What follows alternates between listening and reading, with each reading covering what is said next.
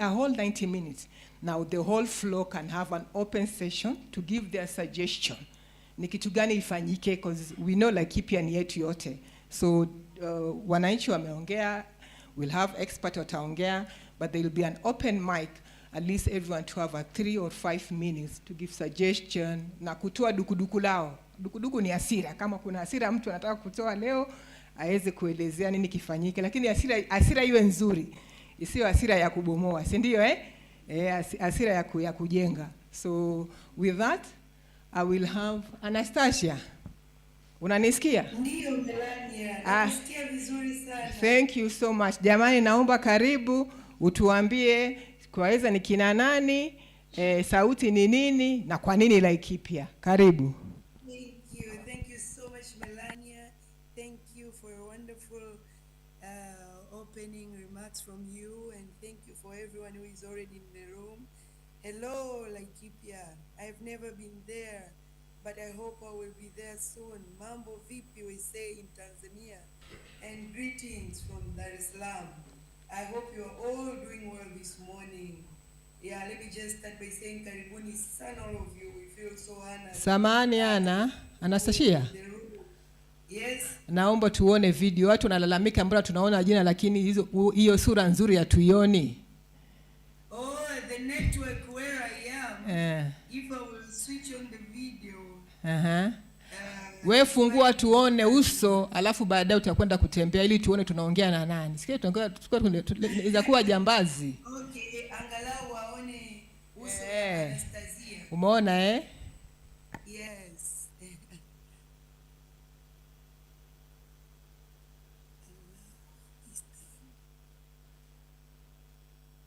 Yeah, so that is Anastasia. Kidogo. Sikuone hivi.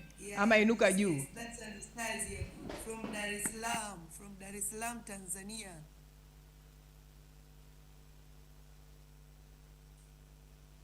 All right. Now let me proceed without the video on.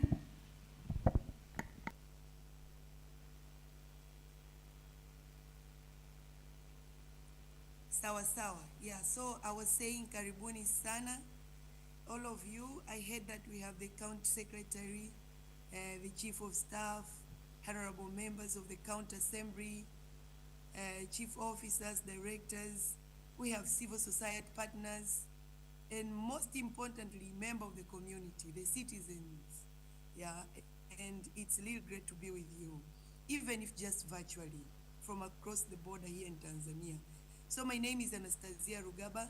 I am the Advocacy and Engagement Director for Twaweza East Africa, but I'm here also to represent our Executive Director, Ms. Anna Bwana, who is away on leave. And some of you might already know about Twaweza, Yeah, but for those who don't, yeah, Twaweza in Swahili word, it means we can make it happen. Yani tunaweza. Ni mimi, ni sisi, tunaweza. Twaweza ni sisi. So we believe that as citizens we can make it happen. That's a short form of our name. And that's really the heart of what we believe. We have always believed that ordinary citizens, when they are informed and organized, they can make extraordinary things happen. And that the governments, when they are open and responsive, can be powerful allies in making change real. Yeah, so a bit of systems change in there. And we are working in Kenya, Tanzania, and Uganda. I call it the original East Africa. I understand now East Africa has 8 countries, but we are working in the OG East Africa. Yeah, and we try our level best to make that connection between the citizen and the government stronger. Yeah, and we want to see that everyday voice helps in shaping the decisions about the people. Yeah, so our big tools, we have so many tools that we are working with, but one of our big tools is Sauti za Wananchi, yeah, which means voice of the citizens. Sauti za Wananchi. Yeah, and this is an Africa's first national mobile phone survey, and through it, we have been talking directly to people across the country, including here in Laikipia, to ask how things are going in their lives, the economy, services, governance, you name it, generally their experiences, day-to-day experiences. And why does Sauti za Wananchi matter? Because it gives leaders real data, not just rumors or political chatter, but actually citizen feedback to guide decisions. And always these insights have already helped in shaping the country plans. They've influenced the COVID messaging and even pushed for changes in national tax policies. And this has been happening all across Tanzania, Kenya, and Uganda. We have amazing stories of Sauti za Wananchi. Time is not enough for me to share all the stories in Tanzania and Uganda and Kenya as well. Yeah. But we also support community-led actions. In some counties, we've helped train local facilitators who are working with residents to identify problems, come with solutions together with officials, and actually follow through. And there is that more people have been showing up to meetings, services get fixed faster, and trust in government has grown. So it is a simple, practical, and powerful tool, yeah?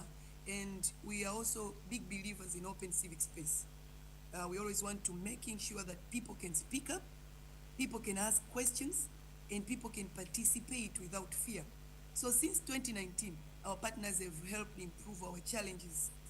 Yeah, 11 laws, and sparked over 50 stories in the media about civil rights and freedoms. We will share some of the stories for those who are interested there in our website. And why are we here today? As Melania said, yeah, we are really excited about what is happening here today. And over the past year, the county has taken meaningful steps to strengthen public participation. We commend you for that. From the Mashinani development committees to ward public participation committees, the efforts are clearly about more than checking boxes, yeah? You are aiming for real dialogue, real inclusion, and we value that a lot. In fact, back in December, yeah, we were proud to partner with Laikipia to deliver training for MBC and WPPC members in Iguamiti. These are the people on the ground, the eyes, the ears, and the voice. How I wish I had drawn that face of a small, big eyes and big ears, yeah, and a small mouth, yeah, of the community. And we were thrilled to see just how seriously the county leadership takes their role. I even heard the governor, Governor Ilungu, called them ministers at the Mashinani. How I wish people are being called, Mheshimiwa Minister, Mheshimiwa Waziri at the Mashinani level. I love that. Yeah, and it shows that the real push here is to bring governance all the way down to the village level, and you are doing well. Actually, we are learning from you in Tanzania, because in a way we are still struggling with our decentralization policy. Yeah, so what's the plan for today? Today's forum is about 3 big gears working together.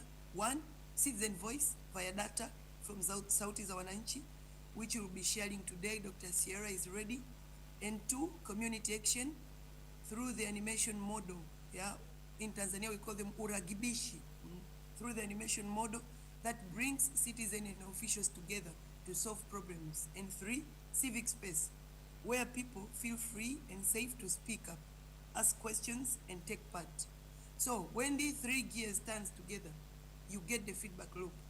Communities speak up, leaders listen and act, and everyone moves forwards together.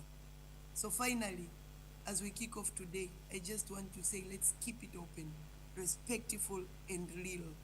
Speak from your experience, ask questions, share ideas.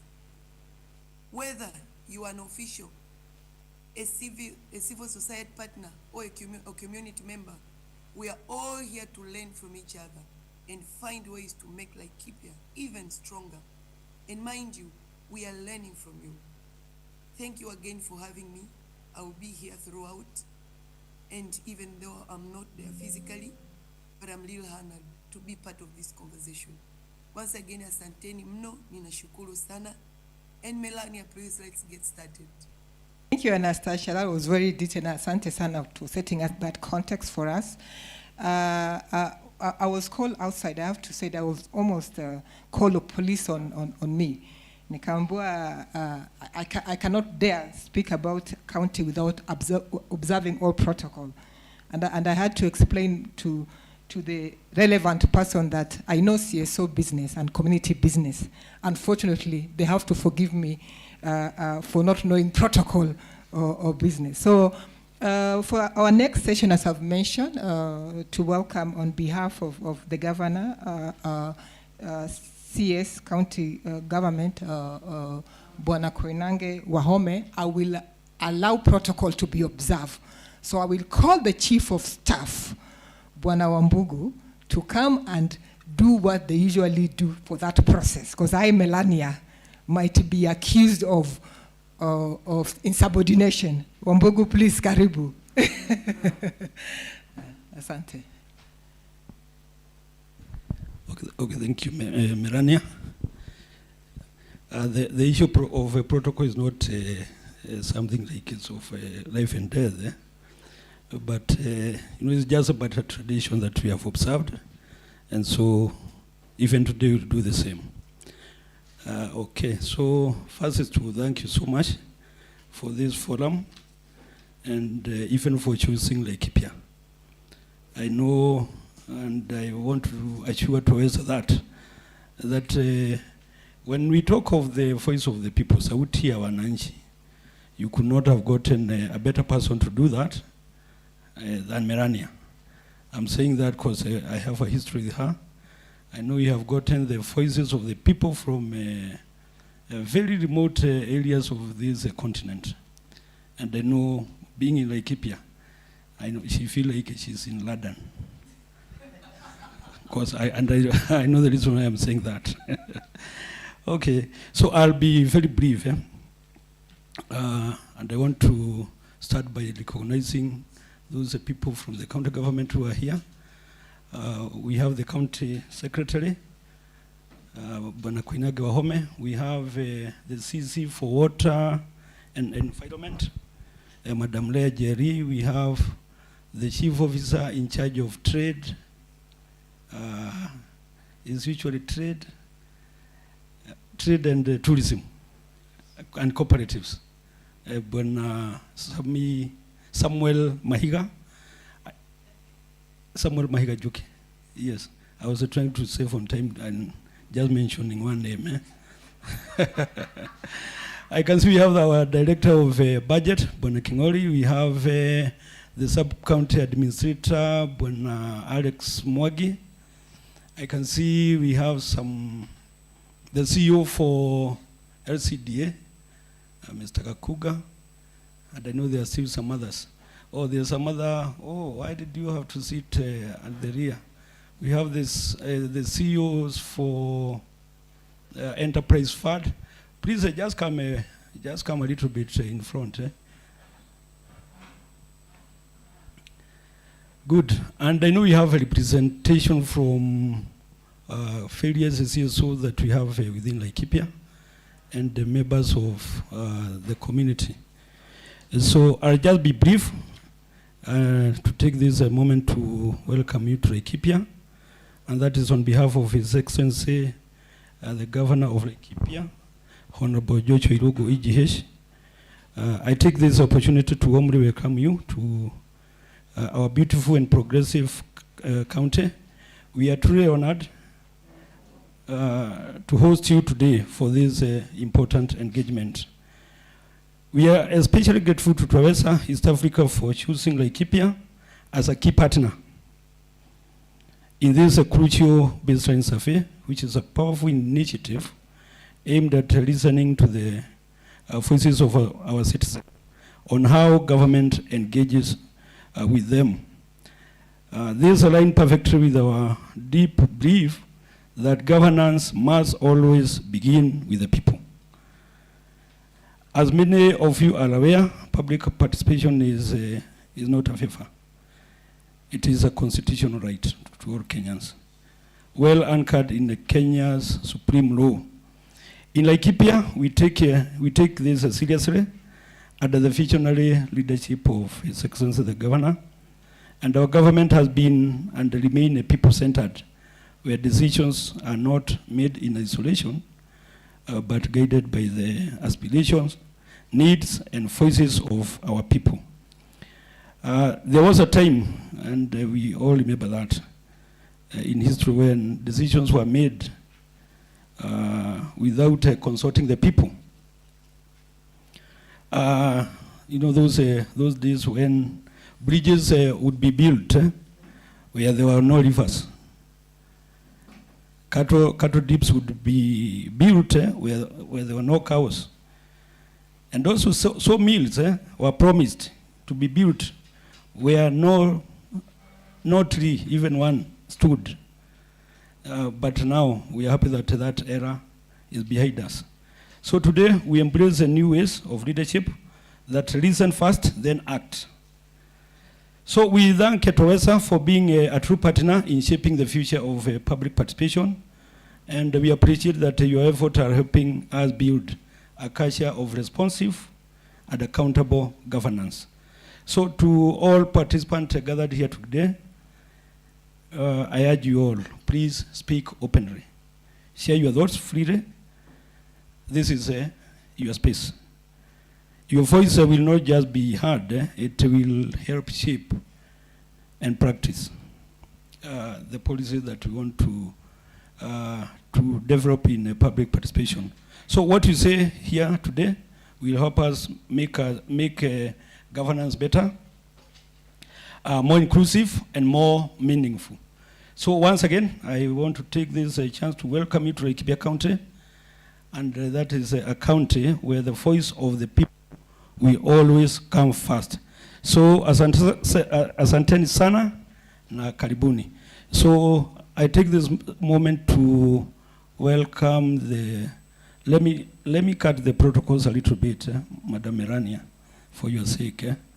So I'll just invite the Chief Officer of Trade and Cooperatives, Mr. Joke, and also this is the time I take to recognize the arrival of our CC in charge of administration, where public participation is, Madam Purity Kedi.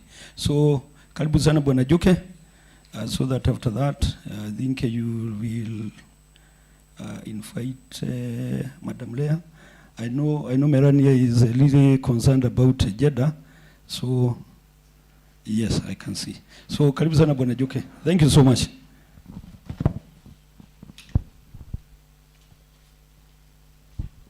Thank you, Mr. Wambogo, and all protocols observed. As mentioned, my name is Njoki Mahiga. I'm the Chief Officer Trade, Tourism, and Economic Planning for Laikipia County. This is a great day for us when you present the results of the research that we conducted in Laikipia. Today, you cannot do anything without data. Today's world, you have to make decisions that are derived from science. And this will go a long way advising how we operate, how we manage as Laikipia County. And especially today where we come, as a country, we come from when decisions were made from above and were forced down. But today, as Kenyans, we have a constitution that supports public participation. And Sauti ya Wananchi ndio inayoongoza katika serikali na mpangilio. So I don't want to speak much because I'm eager to see what you have. Allow me to welcome our waziri, water. Karibu sana. And then you'll be able to follow from there because I also see waziri administration is here. Asante sana. Thank you.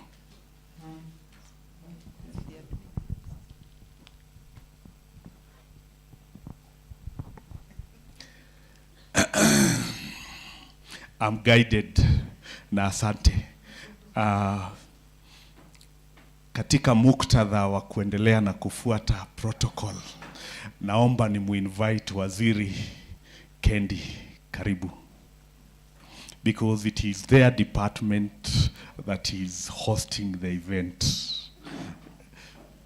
Asante waziri.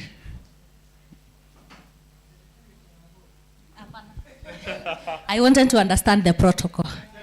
Thank you so much, Melania and the entire Toeza team, our County Secretary, Koinange, Mheshimiwa Koinange Wahome, my colleague, Waziri mwenzangu Lea, we have the Chief Officers, Niseme viongozi wote, wananchi hamjambo. Niseme mimi kwa majina naitwa Purity Kendi Gitonga, waziri wa utawala. Na niseme kwangu siku ya leo ni siku muhimu sana, kwa sababu pia ningetaka kusikia sauti ya mwananchi. Ni mzuri sana kwa sababu wanaongea yale ambayo yanaendelea. Na pia upande wa serikali ni vizuri kujua, ndio ijulikane ni wapi hasa kunafaa kuwa na marekebisho. Vile vile ni siku muhimu ambayo wananchi wanafaa kuelezea, both even the county and national government, how is their feeling. Wanahudumiwa vile inafaa ama bado kuna mahali ambapo wanasikia wanafinyiliwa. Kwa hivyo mimi nimekuja ndio niweze kuwa part and parcel of the program, na pia tuweze kusikia ni wapi hasa kunahitaji marekebisho na ni wapi hasa serikali imelegea, ndio kuweze kuwa na marekebisho na wananchi wa feel that they are part and parcel of whatever that is going on. Otherwise, thank you so much. Sitaongea mengi kwa sababu pia nimekuja ndio niweze kusikiza. Asanteni sana na may God bless you.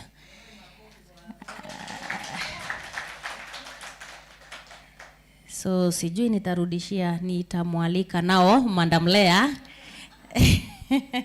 ndio aweze kuendelea kutoka pale. Asante. You can tell many of us came from elsewhere. So we are always learning. Thank you very much, our County Secretary, Honorable Koinange Wahome, and my colleague Waziri Kendi, Waziri of Administration. I see our Chief Officer and the Chief of Staff and Millennia and all other staff of County Government of Laikipia and the stakeholders in Laikipia County and our online viewers, good morning. My name is Lea Njeri. I am the CECM, or the Waziri for Water, Environment, Natural Resources and Climate Change in Laikipia County. This is a great day that we are here sitting, not discussing about water, not discussing environment, not even discussing about agriculture or other sectors, but discussing about our engagement with people. For indeed, democracy is simply defined as a government of the people, by the people, for the people. The government of the people, by the people, for the people. And this is where we are. And indeed, as a country, I think we are now forced by circumstances to reflect on how we are engaging with the citizens, because we can do all projects, but if we do not consider the people for who these projects are being done and how they are also involved so that the projects benefit them, then it becomes a participation in vain. So this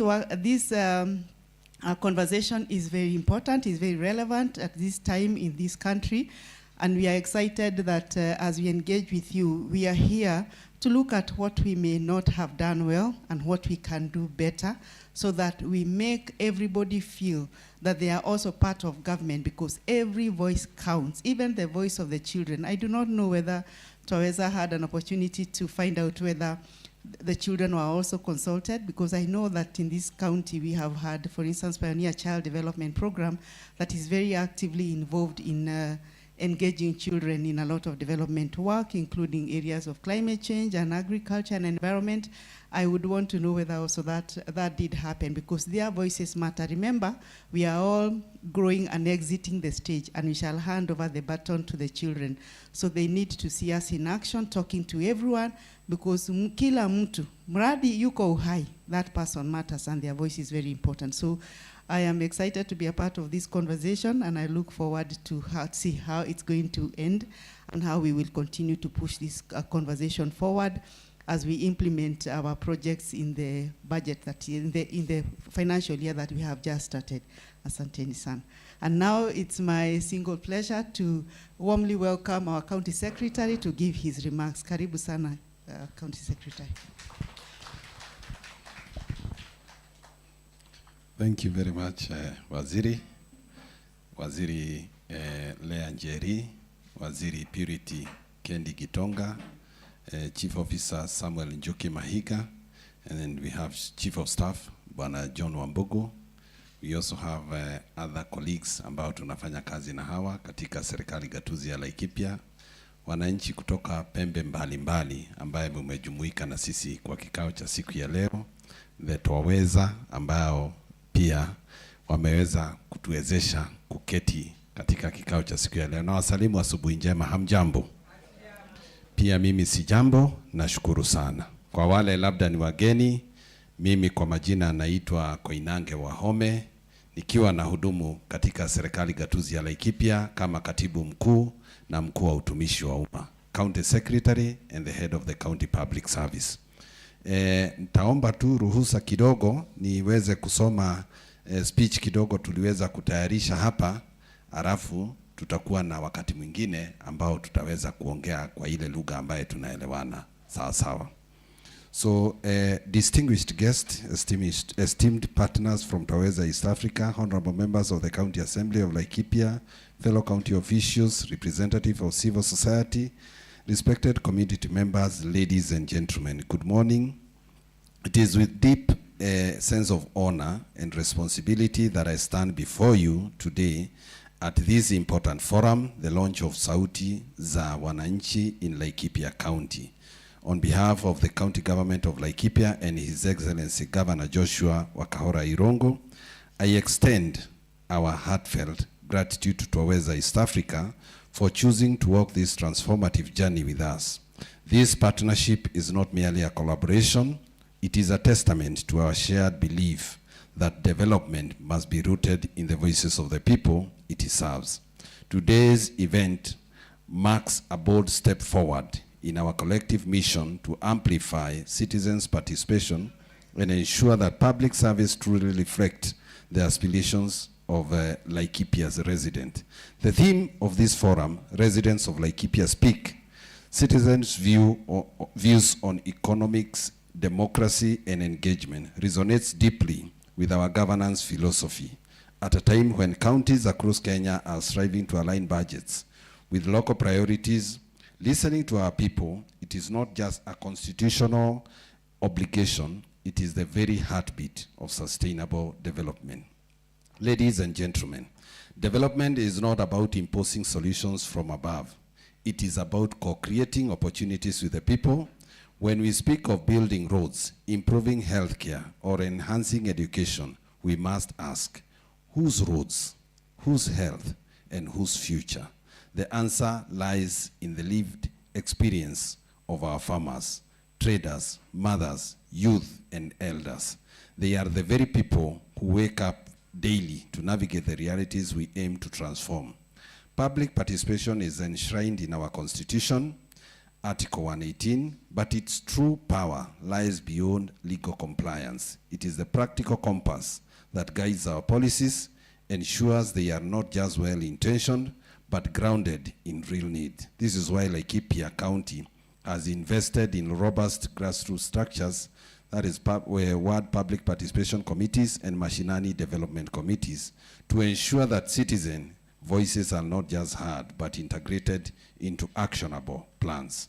Today's forum is an example of the inclusive governance we champion by bringing together county leaders, civil society, and ordinary citizens.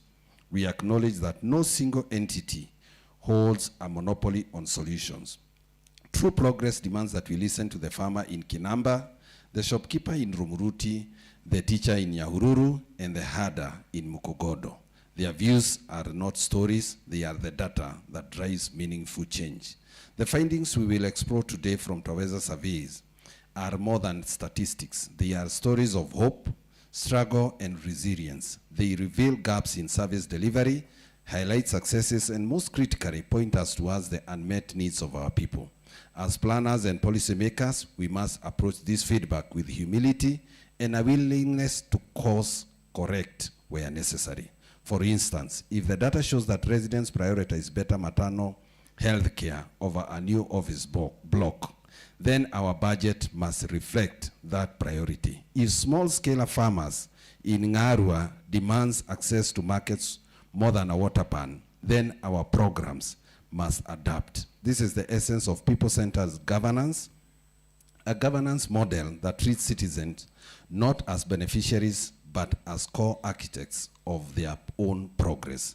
As the head of public service, I reaffirm Laikipia's county's unwavering commitment to transparency, inclusion, and responsiveness. My office will work tirelessly to ensure that today's discussion and every citizen's inputs are translated into tangible incomes. We will strengthen the feedback loops between residents and county departments to ensure no voice is lost in bureaucracy. Additionally, we will enhance capacity for public servants by equipping them with necessary skills to engage communities meaningfully. Furthermore, we will rigorously monitor implementation to track how public participation translates into improved services. To my fellow public servants, let us treat today not as a one-off event, but as the beginning of an ongoing dialogue. Engagement must not be confined to budget hearings. It must be woven into the fabrics of our daily operation. Let us embrace tools like town halls, digital platforms, and community scorecards to keep the conversations alive. To our honorable members, draft laws that enforce measurable participation quotas, fund civic education, and penalize departments and public servants sidelining community voices and input. The current piecemeal approach, public hearings held only when convenient, fuels distrust and policy failures. If devolution is to truly empower citizens, move beyond token public participation checkboxes, legislate continuous dialogue, transparent feedback loops, and participatory budgeting as mandatory governance standards. The people's voices must translate into binding influence, not just performative consultations. To our partners at Waweza East Africa, your work in bringing evidence-based advocacy to the forefront is helpful. By grounding policy debates in data, you help us replace assumptions with accountability. And to the people of Laikipia, your voice is your power. Speak loudly, demand answers, hold us to account, whether through forums like this, community meetings, or even social media. Your perspectives shape the county we are building together. Finally, I'm reminded of the Swahili proverb, kidole kimoja hakivuji chawa. One finger cannot crush a laws. That is to say, true development demands collective effort, and let us live here today with renewed pledge to listen more, act decisively, and serve with integrity. Together, we can make Laikipia a beacon of participatory governance, a county where every citizen, from the streets of Nanyuki to the slopes of Mwenje, to the grazing fields of Laikipia North, to the rolling falls of Nyahururu, to the conservancies and farms of Laikipia East, and to the quiet villages of Ormolan, can proudly say, my voice matter. Asanteni sana na Mwenyezi Mungu awabariki. Nitarudisha hiki kipaza sauti kwa mwelekezi. Tukiitwa tutaitika, na tuko hapa kuweza kushirikiana na nyinyi na tuweze kutafuta njia mwafaka ya kuendeleza kaunti yetu. Thank you. Nimeshukuru sana Bwana CS. Bwana CS ameongea mpaka nimesikia kama machozi yanataka kunitiririka. Nimevumilia sana. But I think what came out, and I really want to appreciate the CS and the team from the county, the emphasis which you have put on evidence-based advocacy, collective effort, and citizen-centered development. I think this is so core to not only Laikipia, I think overall, in trying to move that wheel of change. I think during breakfast, Waziri Njeri was telling me that we also should be very empathetic, that the wheel of government tends to go slow, and we really acknowledge that.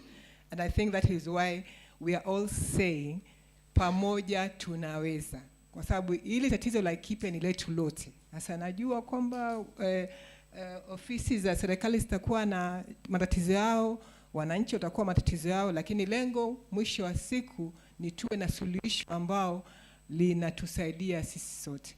Kwa hayo mafupi, naomba nimuite daktari wetu one and only Dr. James Shearer, who is not only our country lead in Kenya, but is also a statistician. Anapenda data sana ubwana. James, please karibu.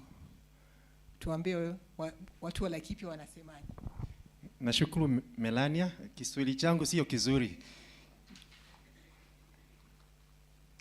I think you being in Tanzania helped you a lot and exposed, and you've been to all places in Africa. Nashukuru sana Bwana CS, as you represent our Ibu Governor, Irongo. We are so grateful. We have Madam Lea, Madam Purity. We have Bwana Wambugo. We also have Bwana Kingori, Mr. Mwangi, and others. We are so grateful for giving us an opportunity to work in Laikipia. Paul, I had forgotten our colleagues, CS, represented here. At the same time, our honorable citizens who have made it possible for us to work in this place. So we are so grateful being part of Laikipia community.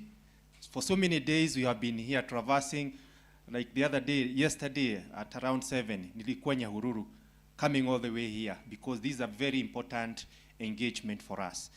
So I wouldn't want to waste a lot of time. We want to hear what citizens are. So as I've heard before, what Aweza does is to link or to reduce the bridge between the government and Wananchi, to make the voice of Wananchi be heard, not at just that low level, even at the national level. We have had so many engagement, not just here, in other places. We have been to Makueni, Elgeyo Marakwet, Laikipia, Kakamega, and all these counties. But one thing that I need to mention, Laikipia is a special county for us. It's like our home, and that's why we decided to have some engagement. This is just the beginning. We did a national survey, of which we tried, we normally have launches in Nairobi. But as we did previously, when we were conducted a survey on water, we decided to grace this occasion, being part of the Laikipia community, na tukasema our national launch will happen in Laikipia. So this indicates how Laikipia is special to Toweza community. So today we are going to hear about views from Wananchi and the experiences on economics, democracy, and participation. Because as we conduct this service, tunajua kwamba when citizens feel alienated, wanajisikia hawako comfortable. They want to be part and parcel of making things happen. Yes, they have issues that we need to understand na tujue ni nini. But before we move on, I need just to give an understanding of how was this data collected. We have a program called Sauti za Wananchi. It started in 2011. Since then, mpaka 2025, we have been having this, not only in Kenya, we have been doing this in Tanzania, Uganda, and at the same time, Kenya. So what's the essence? So what you normally do, we collect experiences, realities, from all the parts, starting from Karamoja huko, mpaka Musoma, Tanzania, mpaka all the way mpaka Wajia. So we bring this information together, we call policy makers such that Wananchi can be heard. So policy makers are quite important because after giving them this feedback, we are able to engage them, for them to listen, to have engagement, to dialogue with the Wananchi. And it's because of this platform called Sauti za Wananchi that we are able to get this timely information, which is representative and at the same time is accessible both to the public and to policy makers. So by the engagement, we make the loop connected because we have citizens here, we have Toweza here, and you have the government. So when these three entities or these two major entities meet, they're able to exchange issues and ways in which they can be able to solve their problems. So at this particular juncture, we found it necessary to extract data for Laikipia, at least to understand and compare Laikipia and other regions. So that is the wider Rift Valley and Kenya at large, to get to see our citizens' views in Laikipia reflects what's happening at the national level. So the survey was conducted on 3rd and 30th March of this year across the country. So this was a telephonic survey that consisted of 3,658. And within this number, we had 400 representatives from Laikipia. Bwana Wambugo can help us explain all this in details, maybe in another forum, how the figure 400 was obtained, sample size and all that. So this is something that is standard, is scientific and all that. So what we did is to call these people, and then we were able to collect information. We have this other methodology. I won't go into details. And we interviewed citizens aged 18 and above who live in all these places and who have access to mobile phone and all that. So it was computer-assisted telephonic survey as I indicated before, and the margin of error, sampling error, was plus or minus 2%. So Toeza is the one that funded the survey. So what's the key question, or what drove us, or what pushed us so that we can be able to conduct or spend such an amount of money to collect this information? One, we know that the most pressing issue is where do we prioritize our money? Because sababu we have money here and we have our priorities. So we want to know, citizens have their priority and the government has its priority, but do they converge? So that's the biggest question. And that's why we had to go to Wananchi independently to hear from them and get to see if there is any point these two views will converge. So these are personal experiences at household level. Nyumbani kwako, vile unasikia, how do you relate with the government? So those are some of the issues that we collected. Are we satisfied with the way we were engaged? Yes, we have this 2010 constitution. How engaged are we? What benefits do we have compared to how things were before? And are we allowed to participate? I'm only required when we have to vote for this and this person. So am I required during that particular process, or during that period, the 5 years period? How active I am in terms of participation? What do I want to do, the government to provide space, whatever, money and all that. So those are some of the things that really motivated us to conduct this kind of survey.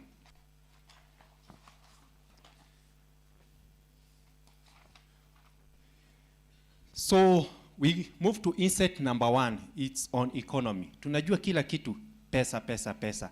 When you go even to the rural area, to the urban area, you find people working day and night. They are to make sure that they have put food on the table. So the first insight from whatever, I think you already have a report there. And insight number 1, we wanted to hear what's the most serious problem Kenya is facing. As I've told you that this is just an extract from a national survey of which we are comparing Laikipia, another region, to get to understand, do they have the same views? So wakati tulipouliza nini shida ile kubwa sana inawasumbua? Yes, they have a host of problems. Water being one of them. But we wanted to hear from them, nini wanafikiri ni ile kitu mbaya. Of which Laikipia is not in isolation, because we have other pressing issues. Some of the decisions are made at the top there. How do they receive them? The first question or issue that was raised is inflation. Half of Kenyans said kwamba inflation, high cost of living is their major problem. So at national level, if this problem can be handled, we shall have been able to solve 50% of Wananchi's problem. The second, of which you can see when you compare Laikipia at 49, Rift Valley at 50, and all Kenya is at 51. So inflation is a significant problem. And then, as Bwana Wambugo has been telling us about this error, so it's plus or minus, so it's within the range. So 49 and 51, when you look at it statistically, it's almost the same value. So ile shida ingine, unemployment, and these two things connect kwa sababu inflation and employment go hand in hand.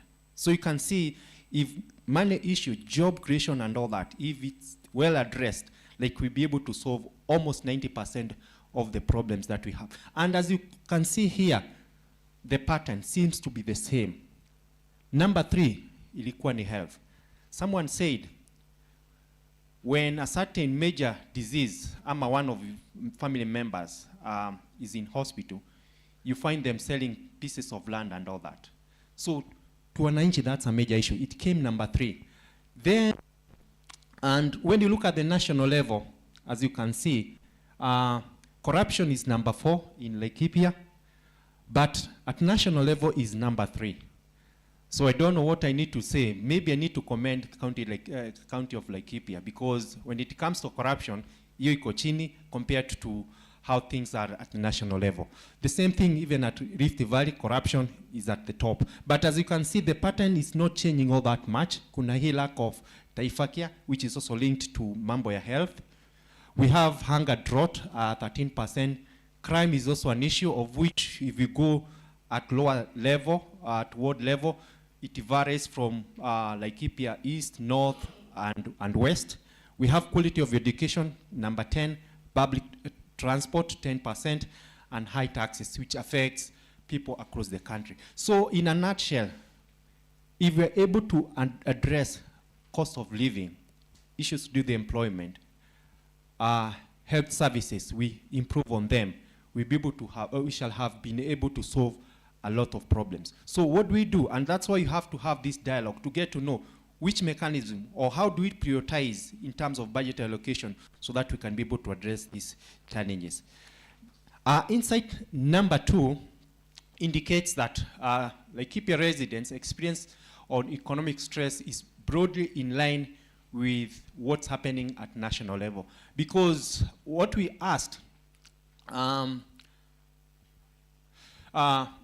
shida yenyu kubwa ni nini? As you can see, when it comes to kuwa na pesa kwa mfuko, it was one of the major reason or issue that was raised by the citizen, of which you find that 80% at national level, and Laikipia is at 85%. So there's a big margin. The other issue that was mentioned was medicine issues to do with hospitality, came number 2 in Laikipia, followed by electricity, tunaona hapo, food to eat, issues to do with clean water, and fluid to cook. So Laikipia residents' experience on economic stress is broadly in line with the national averages, but there are considerable differences within the county. And that's why after conducting the national survey, or even at the county level, we had to go deeper at the sub-county level to understand the dynamics, because some of these issues are not shared homogeneously across the county. But as you can see, when you look at issues when it comes to men, women, na mambo kama hayo, there are differences, and the major differences comes when we look at age distribution. We have these Gen Z issues, rioting and all that. As you can see, there are big gaps, of which these are some of the issues that need to be addressed, not at even the county level, even at the national level. The same thing with education level. So when you look at all these issues, mambo ya pesa tukiweka kwa mkono, employment, mambo ya hospitali and all that, we shall be able to have addressed most of the challenges that we are facing. Insight number 3 indicates that Laikipia residents suggest an increase in public spending should be prioritized in healthcare and education service. I had a conversation with Waziri and Madam Lea on what the county is doing. Tumeweka maji sana, of which that's what we're expecting. Even when we went to the ground, those are some of the issues tulikuwa tunasema kwamba they are priorities. But when we went to the ground, I think the case was a bit different. Because from what we have seen, their priority first ni kuwa na chakula. Pengine it's true, because siwezi tisha maji kabla sijakula. Ni kweli ama si kweli? Probably that's based on my understanding. But from what we have here, that if the county can have some money somewhere, the area that they would want to prioritize is health. And the same thing, it mirrors across Rift Valley and even at the national level. So issues to do with health, if there is additional budget allocation, health was prioritized by Wananchi. It was followed by education, of which we need to do a deep dive. Kwa sababu even when it comes to health, there are major areas that we need to have understanding, and that's why we have to come back and dig deeper. The same thing with education. We have at ECD level, at primary level, and at tertiary level. So we do a deep dive to get to know in which area, because even when it comes to issues to do with education, we know the mandate of the county government is addressing ECD issues and TVET issues and all that. So it's upon us now to dig deeper together to understand these challenges, where they're coming from, their priorities. Agriculture came number 3, and as you can see, the pattern is the same across the country. In issues to do with infrastructure, security is also an issue, as you can see at 27. You have issues to do job creation and all that. But if we have some increase in spending, the priority area is health. Next slide. Insight number 4 indicates that residents are less satisfied with citizen participation. Yes, these are the issues ambazo wamesema, of which we need not just to put them in isolation, kwa sababu wakisema kwamba wametengwa, do they put any effort for them to be engaged? Those are the questions. So we should not entirely blame the government because they don't provide opportunities. But we need also, as an active participant in developing our country, we also need to know, mimi na mimi nimefanya nini? From what we have here, in terms of satisfaction level, the level is quite low. As you can see, only that 1% say that they are satisfied with where the country is heading. Mambo inaendelea vibaya. I think this is a national narrative. We have had demonstrations and all that. And it clearly reflects the findings here. Although when it comes to Laikipia, the numbers are a little bit low, 3 out of 10 compared to what's happening at county, 4 out of 10. But when you look at it generally, things are not all that different. And another issue that also wanted to understand, addressing the high cost of living, is it a priority to the government? And find that satisfaction level there is extremely low at 13% compared to whatever is happening at the national level at 22%. So the question that we need to ask ourselves as leaders and Wananchi, how can we engage, or how can the engagement be something positive so that we can be able to address issues with a raising cost of living? We understand it's not entirely from the county government, even the national government has to do something. But if that issue is addressed, probably at the national level, it shall solve so many problems, even at the county level.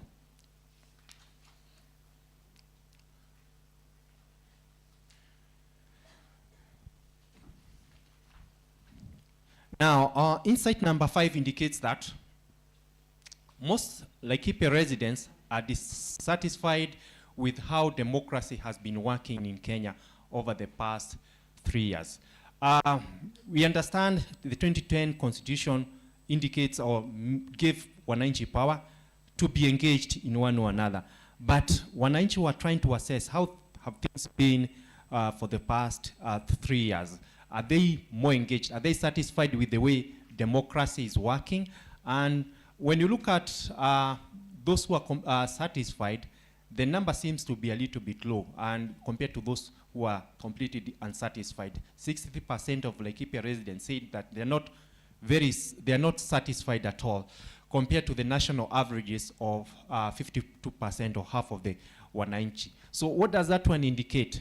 Because this is a very huge problem. If half of the Wananchi in the country feel that we are not heading towards the right direction in terms of exercising our democratic right, so what do we need to do? And that's why we are here. We have a program called Participatory Action Research, which are going to roll out in a few months from now, whereby we'll be able to have the government on board, and we try to come up with models which maybe in one or another can be rolled out even in other counties. So Laikipia will be used as a guinea pig to assess some of these models. Are they working? In terms of participation, how can we make citizens feel engaged and all that? So because as you can see, it's quite worrying to find almost 70% or 7 out of 10 feeling that they don't find democracy being exercised in the right way. So we are going to roll it out. We have done it in Uganda and Tanzania. And based on the experience you have had in other countries, and even from research all over, and even feedback from the county government, from the national government, and from Wananchi, we'll be able to come up with a model that we can be able to sell not only for Laikipia, it can also be rolled out. Probably in maybe 5 years' time, Laikipia County will be a model country.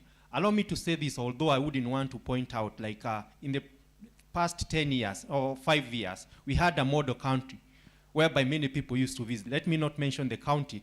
Everyone wanted to go and learn how public participation is conducted and all that. So we want Laikipia to be a model country. So based on this, Laikipia seems to be not doing good, but it's the same thing, not only in Laikipia, but in the entire country. So this is something that we want to solve, so that we can be able to have more meaningful engagement between the government and Wananchi.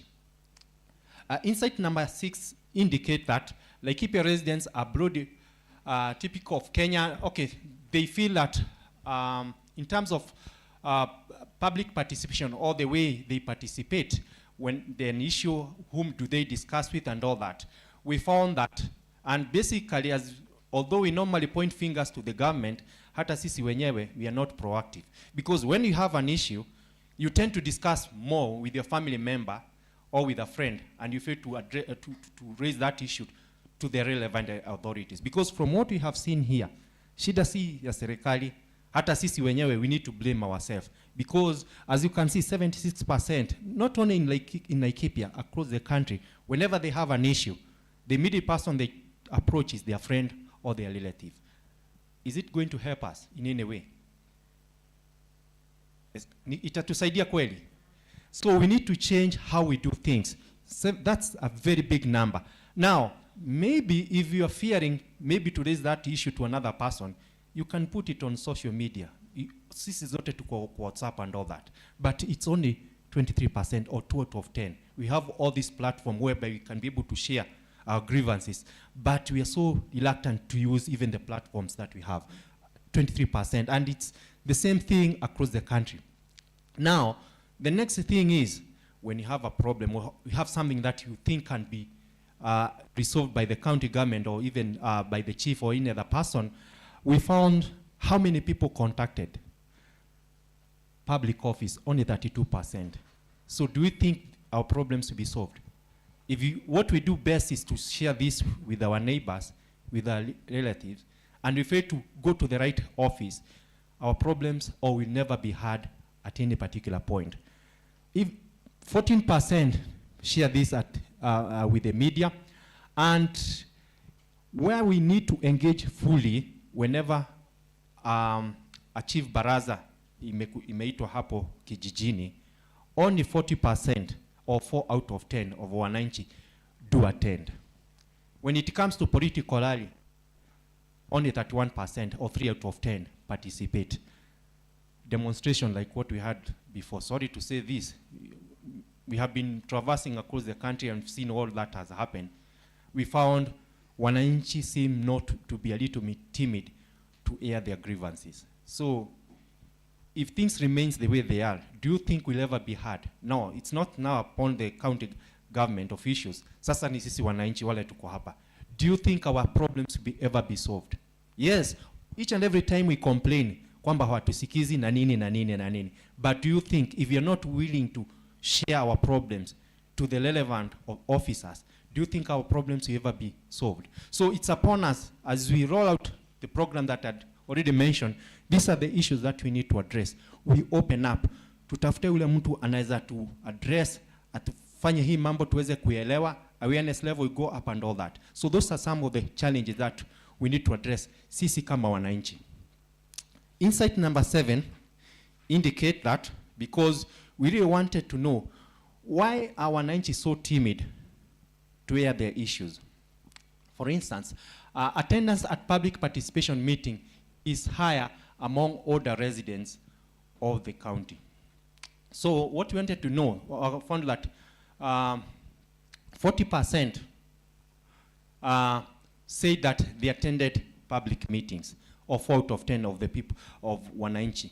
But we also wanted, hata ukienda huko kwa meeting, how many people raise issues?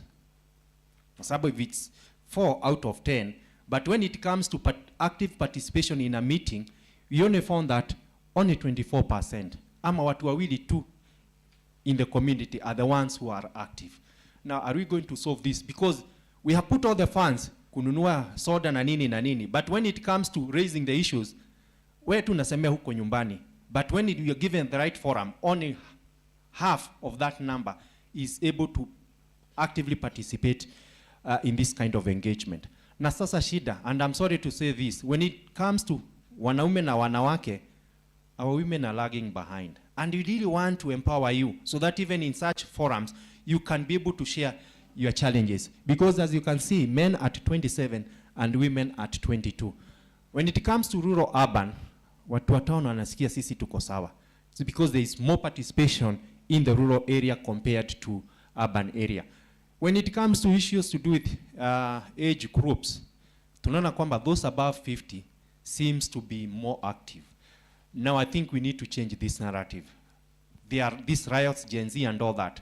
But even when it comes, whenever they have a forum to air their challenges, we found their participation level is quite low. So how can you be able to change this narrative? Issues to do with education level, pia iko chini. It seems to be a little bit constant. Kama umesoma ama hujasoma in terms of active participation. So the issue is not education.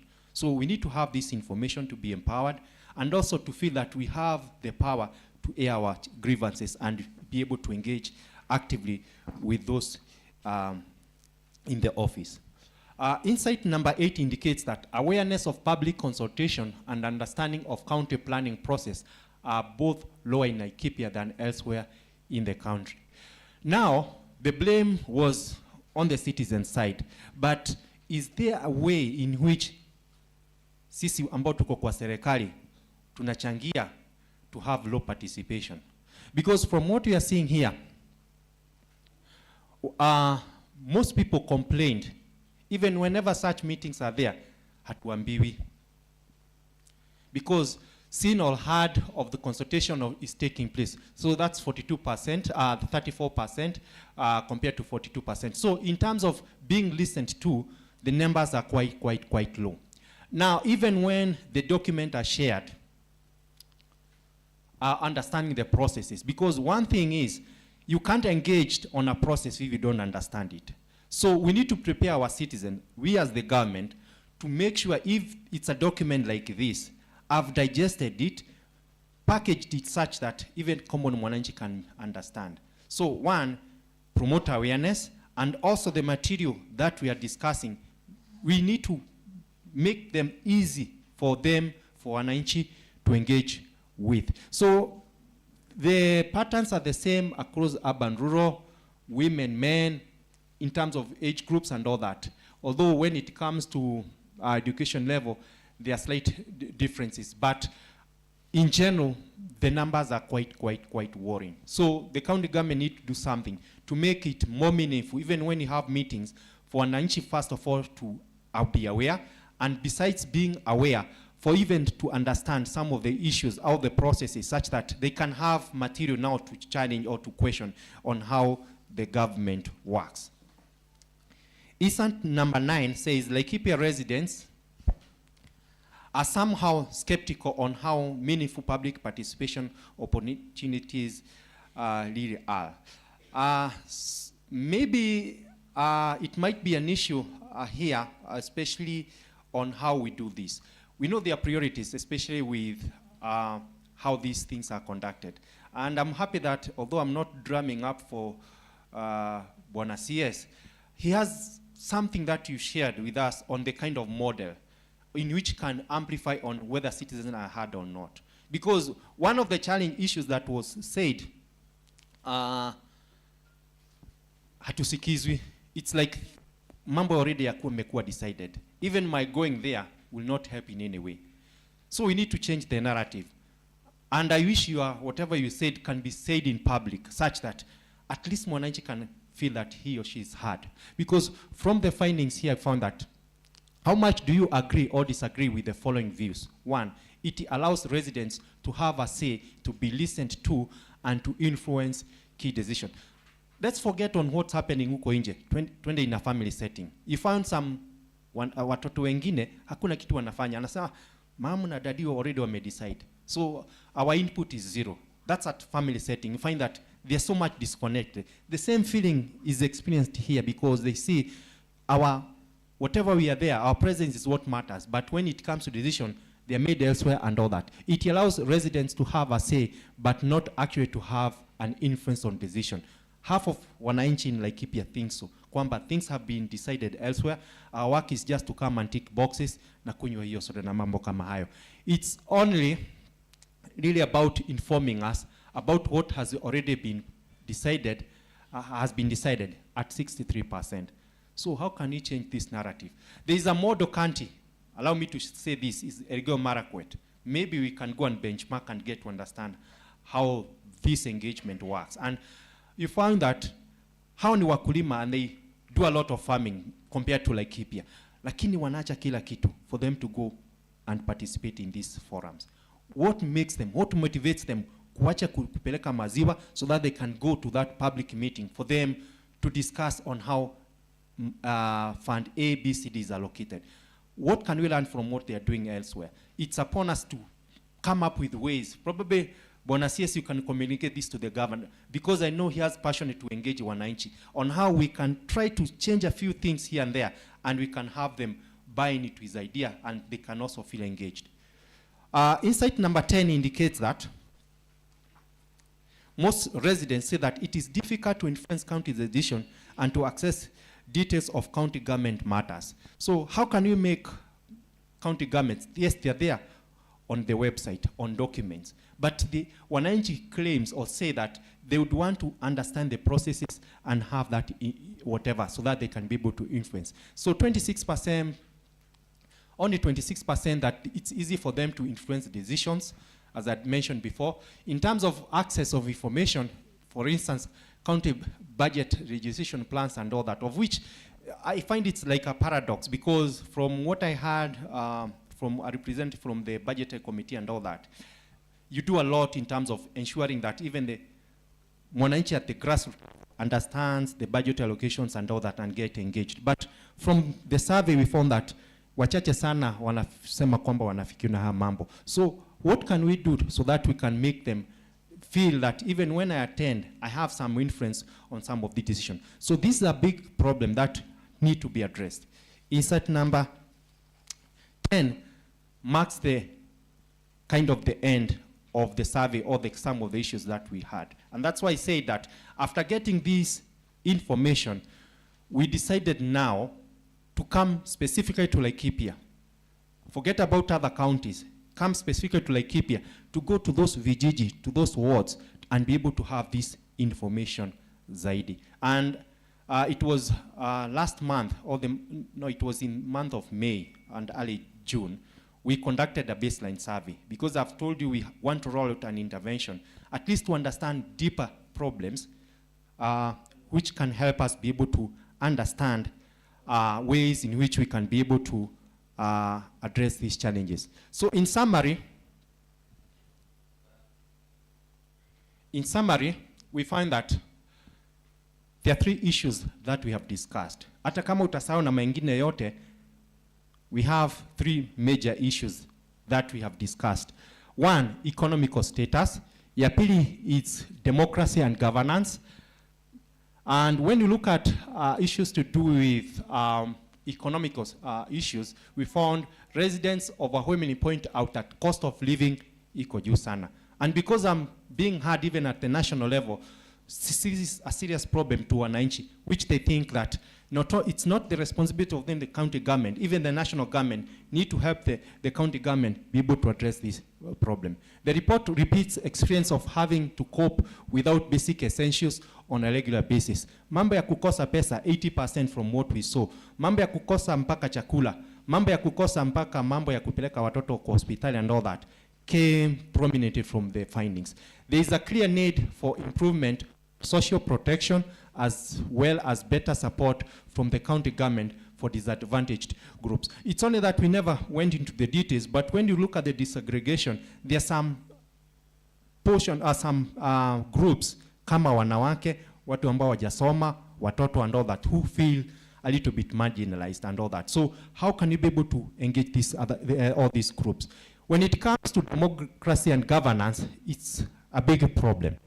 There remains a considerable gap between ideas and realities. They have ideas on how things need to be done, but are they communicating? So the challenge is not only with the county government officials, the citizens also have a problem of which we need to address these challenges. There is skepticism on whether public participation opportunities offer meaningful possibilities on influencing decision. So if Wananchi feel that they don't have the capacity to influence decision, they feel alienated. So what can you do so that they can feel part and parcel of their development process? Awareness level seems to be low. Yes, there is a public gathering to discuss this and this. Unfortunately, allow me to say this, we have politicians who are very good in crafting on how to do these things. And from other surveys that we have conducted, wanasema hivi, kama ni mtu a politician appoints a few people ambao watakuja hapa because they are going to endorse whatever they will say.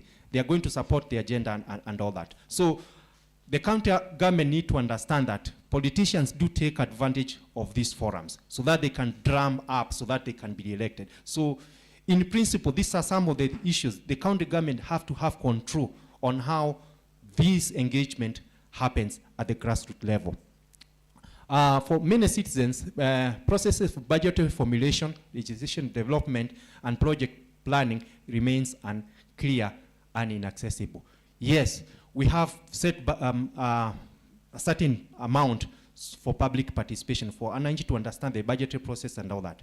But unfortunately, and these are feedbacks from Wananchi, that hatujamfikia huyu mtu wa chini kabisa. So we need to sit down to understand what is the right model that we can use, of which Elgeyo Marakwet offers a solution in one. We can also do other research to get to know which other counties have better ways in which Wananchi feels part and parcel of the budgetary process. But so far, the way things are from Wananchi's side, it's like they feel that they are not part and parcel of the process. So what do we need to do? What we need to consider?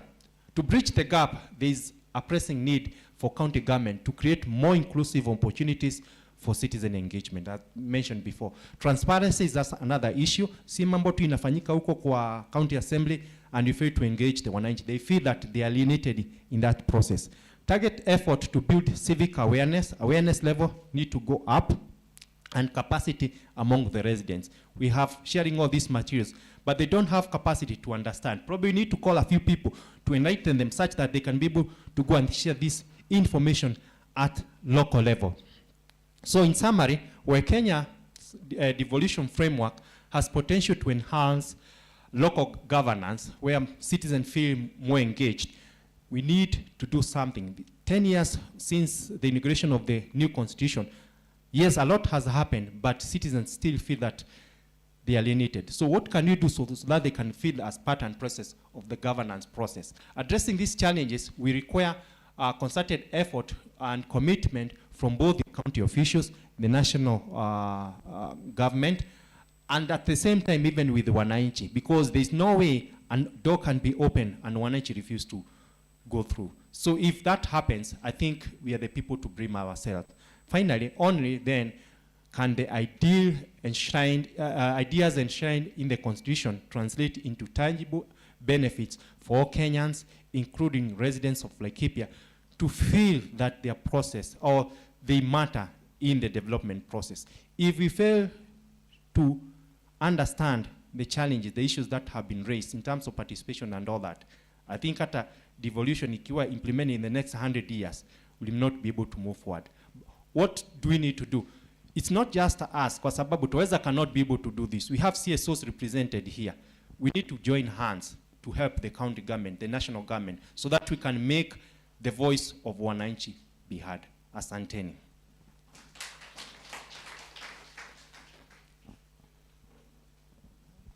Thank you, Daktari, for those nuances and trying to link how participation, citizen-centered, and how it can actually jump from only engaging to literally changing livelihood and reducing the economical distress at national level, but especially more important at the county level and Laikipia itself. I think it echoes with what Bwana CS did say and all the member of the county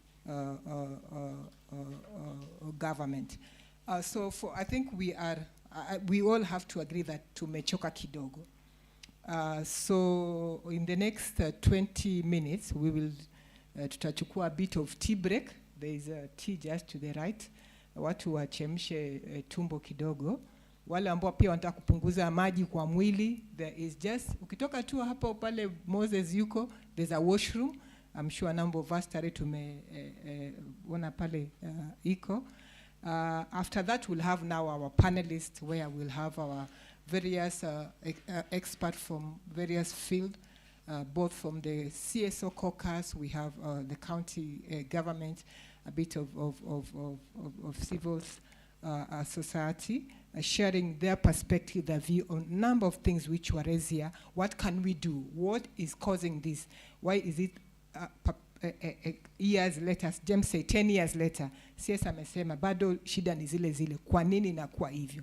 And how can we make Laikipia being that blue blonde eye boy? You know, we want to be the one to watu waseme, wewe umeenda huko Laikipia, ushaona vile wanafanya.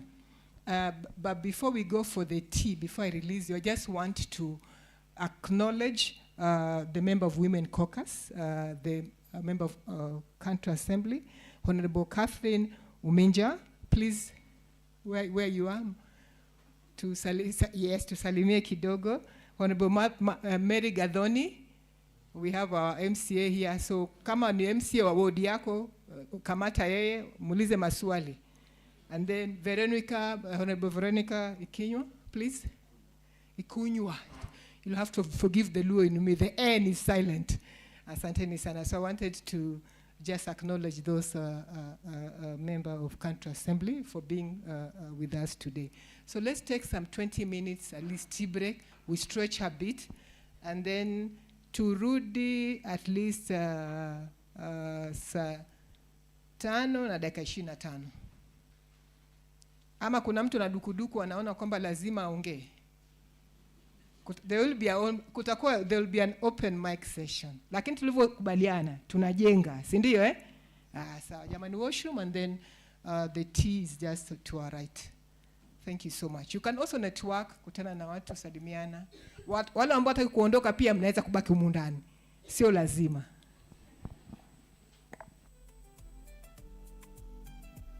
Oh, online you can go for your tea break. We'll send pictures. Sorry.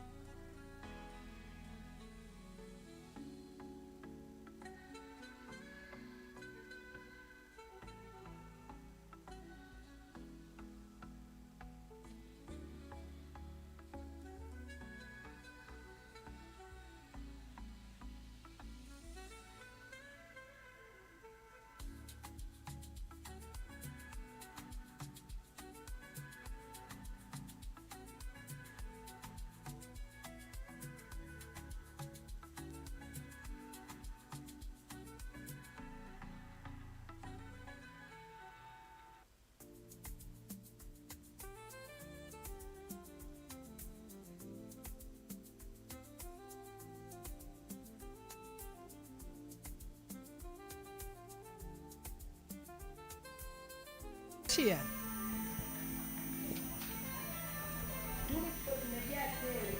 We resume in 3 minutes. Counting down.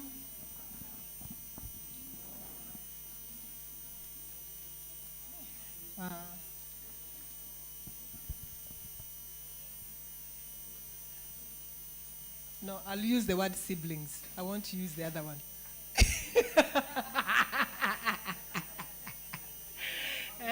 It's only the Kenya who understand the joke. We'll have our own internal joke.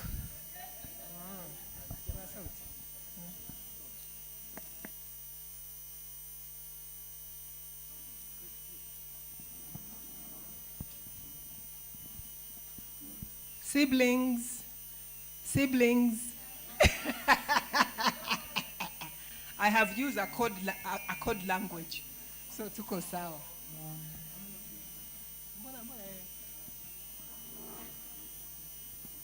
Nasa share 1 second, online team, and there's just a bit of background noise. Dakika moja tunajaribu kuisort huko. Samahani sana. Anasashia tuache. Unataka tukamatwe kama mama huko kwenyu eh? Nini?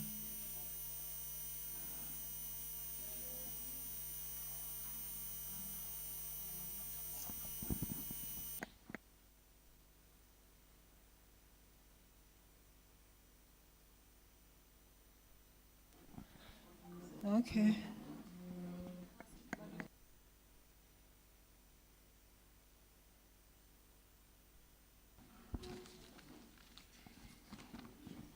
Thank you everyone. Karibuni tena. I hope the tea imetusaidia kidogo, imeshikilia tumbo. Si ndio eh? Msijali, lakini kuna ninio chakula cha mchana. Wanasema yani hapo ndo mambo yote. Yani hiyo inafunga kazi. So msiogope. So before I call my panelists, I want to request at least one of the ladies from the Women Caucus to just say a few things. Ni vizuri watu wa member of county assembly waje waongee kidogo. Mheshimiwa Veronica, nimeambiwa wewe ndio unajua kuongea kuliko kila mtu katika assembly nzima na kina mama. Tamani karibu. Naomba tumpige makofi Mheshimiwa Veronica.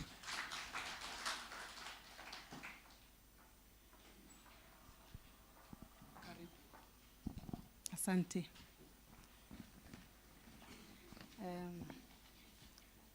Is it good morning or afternoon? Good morning. My name is Veronica Ikunywa. First elected MCA in Nanyuki town since Nanyuki was created. My name is Veronica Mudhoni Ikunywa. First elected MCA since Nanyuki was created. Do you get that? A clap for me. And first Women Caucus Chair. I am here to welcome all of you. Also to our forum. And to say that Laikipia County Assembly, as women, we are trying our side. But I want to remind everyone that we are all the government. So everybody, you take charge where you are. Sawa. When we are called upon for public participation, usiseme ununuliwe chai ndio ufike hapo. Usiseme ununuliwe sijui upewe fare ndio ufike hapo. Because this is our government that we are building. These are the projects that we want them to be done in our wards, and therefore, it is our responsibility to all of us. Kazi yetu, it's when we get 6.9 billion tujaribu kuigawa, because that is what we have in our budget at this moment, year 2025, 2026. That is what we have. That is now what we are budgeting for. Actually, we have budgeted. And that is, ndio ifike hapo, kasi yetu na sisi wote, ni kushikana, ndio tuweze kujua wewe unashikiria wapi. let's not point fingers, because all of us, we are the government. Nyinyi mnatoa kodi, mimi natumia na kuwatengenezea barabara, si ndio? Naweka maji. Nafanya hiyo kazi ingine, si mimi naweka, lakini kama ukiwa umeshauriwa kama kiongozi. So tuwaweza, we want to appreciate you for organizing this forum, because we'll be able to give our views and we'll be able to help our government, to all of us together. Asanteni sana. I will not talk much because my chair is here. She will be in the panelists, and any question you would like to ask, she will be very much ready to answer. Thank you very much. Thank you so much, Mheshimiwa Veronica. I'm very glad for that reassurance that tuko pamoja. Laikipia business is our business, and our business is, yes. Mbona sisikii Mheshimiwa ndo ameongea peke yake? Tuko pamoja. Hao wengine sijawaelewa. Laikipia business is our business, and our business is very good. Laikipia business is our business, and our business is Laikipia. So I'm going to call the next session is our panelists, as Madam Veronica mentioned, that they have expertise in their various area of work, and they will, based on the finding, they'll tell us the various experience. What can we prioritize? Why is the situation like this? What can be done way forward? I mean, what should be done to make this this apathy of non-commitment from citizen, and to reduce this gap, which we have seen from what Daktari has presented. So I'm going to call our first panelist, Bwana Peter Angure. He's a co-founder and a vice chairman for Pathway Policy Institute. Peter, Mr. Peter, Bwana Peter, karibu. Please some coffee for Bwana Peter. The next panelist member will be Bwana Anthony Maina.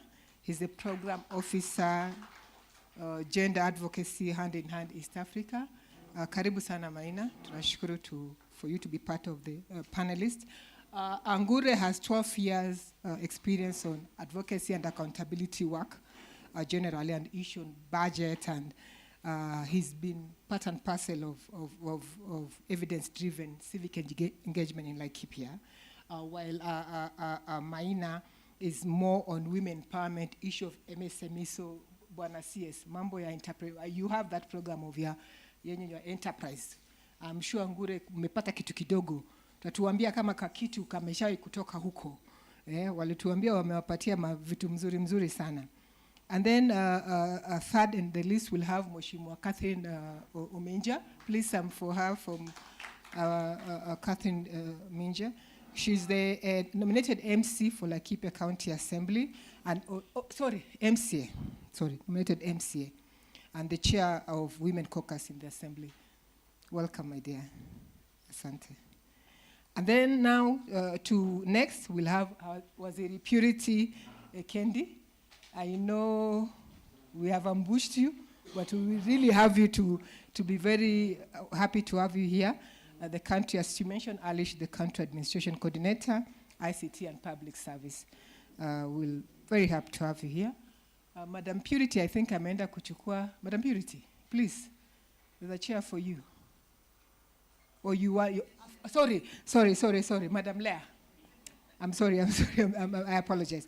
Madam Lea Njeri, she's mentioned early, County Water, Environment and Natural Resources. Please. Tumewabana sana. Tuongeze viti. Ama tupanue wigo wa meza. Mko sawa. Wamesema wanapenda kuna baridi, sasa wanasaidiana. Angalau joto. So, yes, there's that. No problem. Don't worry. Kina mama, mnataka kubanana hapo kina mama? Mko sawa? Kaa pale. Tukuone vizuri. And then last but not least, the CS, Honorable Koinange Wahome. Please karibu. Some coffee for the Honorable.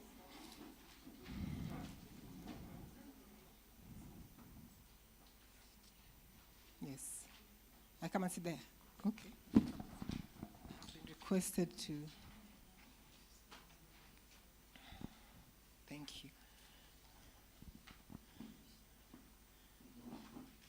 So nianze na nani? Naomba wacha naulize audience. Watu wa online mko mnatuona? Mnatusikia? Semeni kama mnatusikia.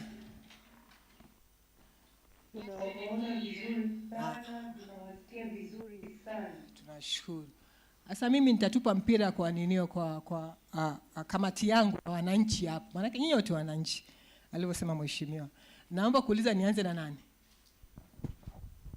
Nyinyi si wananchi. Nyinyi tumeweka kazi katika kitengo cha wanataaluma. Wacha mimi niende kwa wananchi wangu wa kawaida.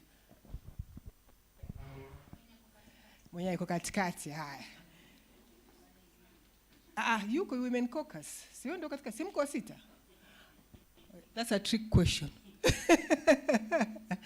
So I'm going to be biased and start with the women caucus. Mheshimiwa, you've seen the data, and one of the things which was coming out is that both women and men tend to attend public participation. But it's very interesting that when you look now, wakati ya kuuliza maswali to engage to participate, kina mama hawaonekani. So probably, can you, based on your experience, being at the county assembly, what could be some of the factors, some of you could share, and what can be done to ensure we create that space and that need for women to be more involved, more query, and to take part in this process? Oh, thank you very much. Let me just introduce myself. My name is Catherine Omija. I sit in the County Assembly as a nominated MCA. I also chair the Women Caucus Forum within the County Assembly. And I also sit in various committees. And just as you've said within your question, women attend less or participate less in these public forums. Usually, County Assembly also does public participations once the executive have done the county public participation. And in some of these forums, I think one of the factors I will say is when this, that first of all is timing. Most women are engaged in various household activities. And sometimes when you call these meetings, usually these meetings are at around 10 a.m. Up to midday. And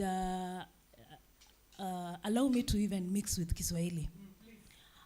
Wamama wakati mwingi, ikifika saa 4, hiyo ndio ile wakati tunafanya kazi mingi. Kama tuko shambani. Kama tunakamua.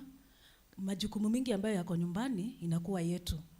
Na most of the public participation is done within the weekdays. Hiyo wakati wa mama wengi, tukifanya kazi wakati huo between saa 4 hadi saa 7, unajua ikifika saa 5 unaanza kufikiria lunch ya watoto, uende upike. So hata ukikuja pale kwa public participation kama mama, I think the women will attest. Kichwa yako haikuangi hapo 100%. Si ni ukweli? Utaketi hapo, utakuwa unafikiria ugali haijaiva, mtoto anatoka shule. Hizo ndio vitu ambazo zinatusumbua kama wamama.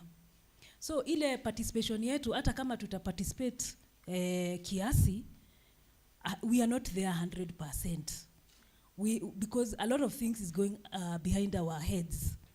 So utakuja ukuta hata wamama wakiparticipate, itakuwa kidogo, tutachangia kidogo, tuharakishe tuende. Ni kwa sababu hata ile kazi ambayo na majukumu ambayo tunafanya, ambayo hata hatulipwi, tukiwa tunafanya huko nyumbani. Si ndio? Tunalipwa ama tunafanya for free? Si tunafanya for free? Ama mimi nadanganya? Unajua saa zingine inaweza kuwa ni mimi ndio nafanya na wengine hawafanyi. Hapana. Unpaid care work. And tuna participate kwa hizo vitu as unpaid care work, na ndio inatusumbua at the back of our minds. So most of the time, hamtatuona tukiparticipate sana. We try as much as possible to encourage the women because we are 52%. Si ndio? Tuko wengi kulingana na statistics kuliko wanaume. Lakini mjue I try to encourage women to come to these forums, because if you don't come for this, kama utaketi kwa meza, kuna mtu ambaye atakuamulia. Wamama, ni wakati mzuri kwetu sisi tuweze kufanya nini? To participate on these things. Those are some of the issues. The unpaid care work that women do is usually affecting public participation in these forums. So they cannot participate fully, they cannot be part of these conversations. So a lot of the conversations will be done with our male counterparts. Not that we don't, si ati ya kwamba tunapuuza uongozi wa wanaume, lakini pia tunataka sauti ya wanawake isikike. Unajua za zingine sisi ndio tunajua ile uchungu yenye iko. Mi wacha nipatiane example. Mwanaume akiona this is ukizaa, unajua yeye ataona unazaa, lakini hata sikia hiyo uchungu ni ya nani? Si ni ya mama. Lakini mimi nitaweza kudescribe vizuri ile uchungu ambaye nasikia. Mwanaume atasema anasikia uchungu, lakini mwanamke ndio anajua hiyo uchungu ni kiasi gani. The degree ya uchungu ni mwanamke anaweza kuelewa. So I will encourage the women, even the youth. Hata youth siku hizi hawakuji, kazi imekuwa mingi, mbogi ni mingi, unajua. So they don't come to participate in these forums. And I think because also of the structure of our laws that requires public participation to be done within the weekdays. If you ask a lot of women, the ones that I've interacted with, they will tell you most probably Sundays is usually the best time, because they tend to be a bit free. But our laws do not allow us to do public participation on weekends. It's usually nullified. So it is hard for us to do that. I don't know whether I have answered the question. I hope it is satisfactory. Open mic, watu wako watakuambia kama umewafurahisha or not. Asante. Mimi niko kuuliza maswali. Thank you so much, Mheshimiwa. And I think the next question now, I'm going to be very sorry, the gentleman here, I'm going to make it a women affair. I'm going to be biased, since already we know women are less represented than they talk law. So you'll forgive me if you see me picking another amazing lady. I think this Madam Leah probably might need to leave, so I'm going to throw something to her. Madam Leah, being Waziri of Water, Environment and Resources, one of the things which came out is the issue of water. That is really, really still an issue of concern for many citizens. Looking at our physical wallet, pesa yetu kama ni 100 inabaki 100, haijawahi kuongezeka.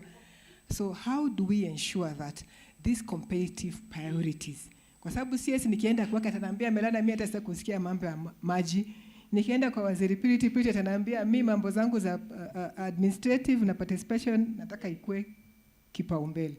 And also citizens, they have their own issues. So umesikia when Veronica was here alisema nataka barabara. Sasa now we have health. So how do we share this competitive priority and resources to ensure that we meet them without compromising the physical discipline which the county is supposed to adhere to? Thank you. Thank you very much.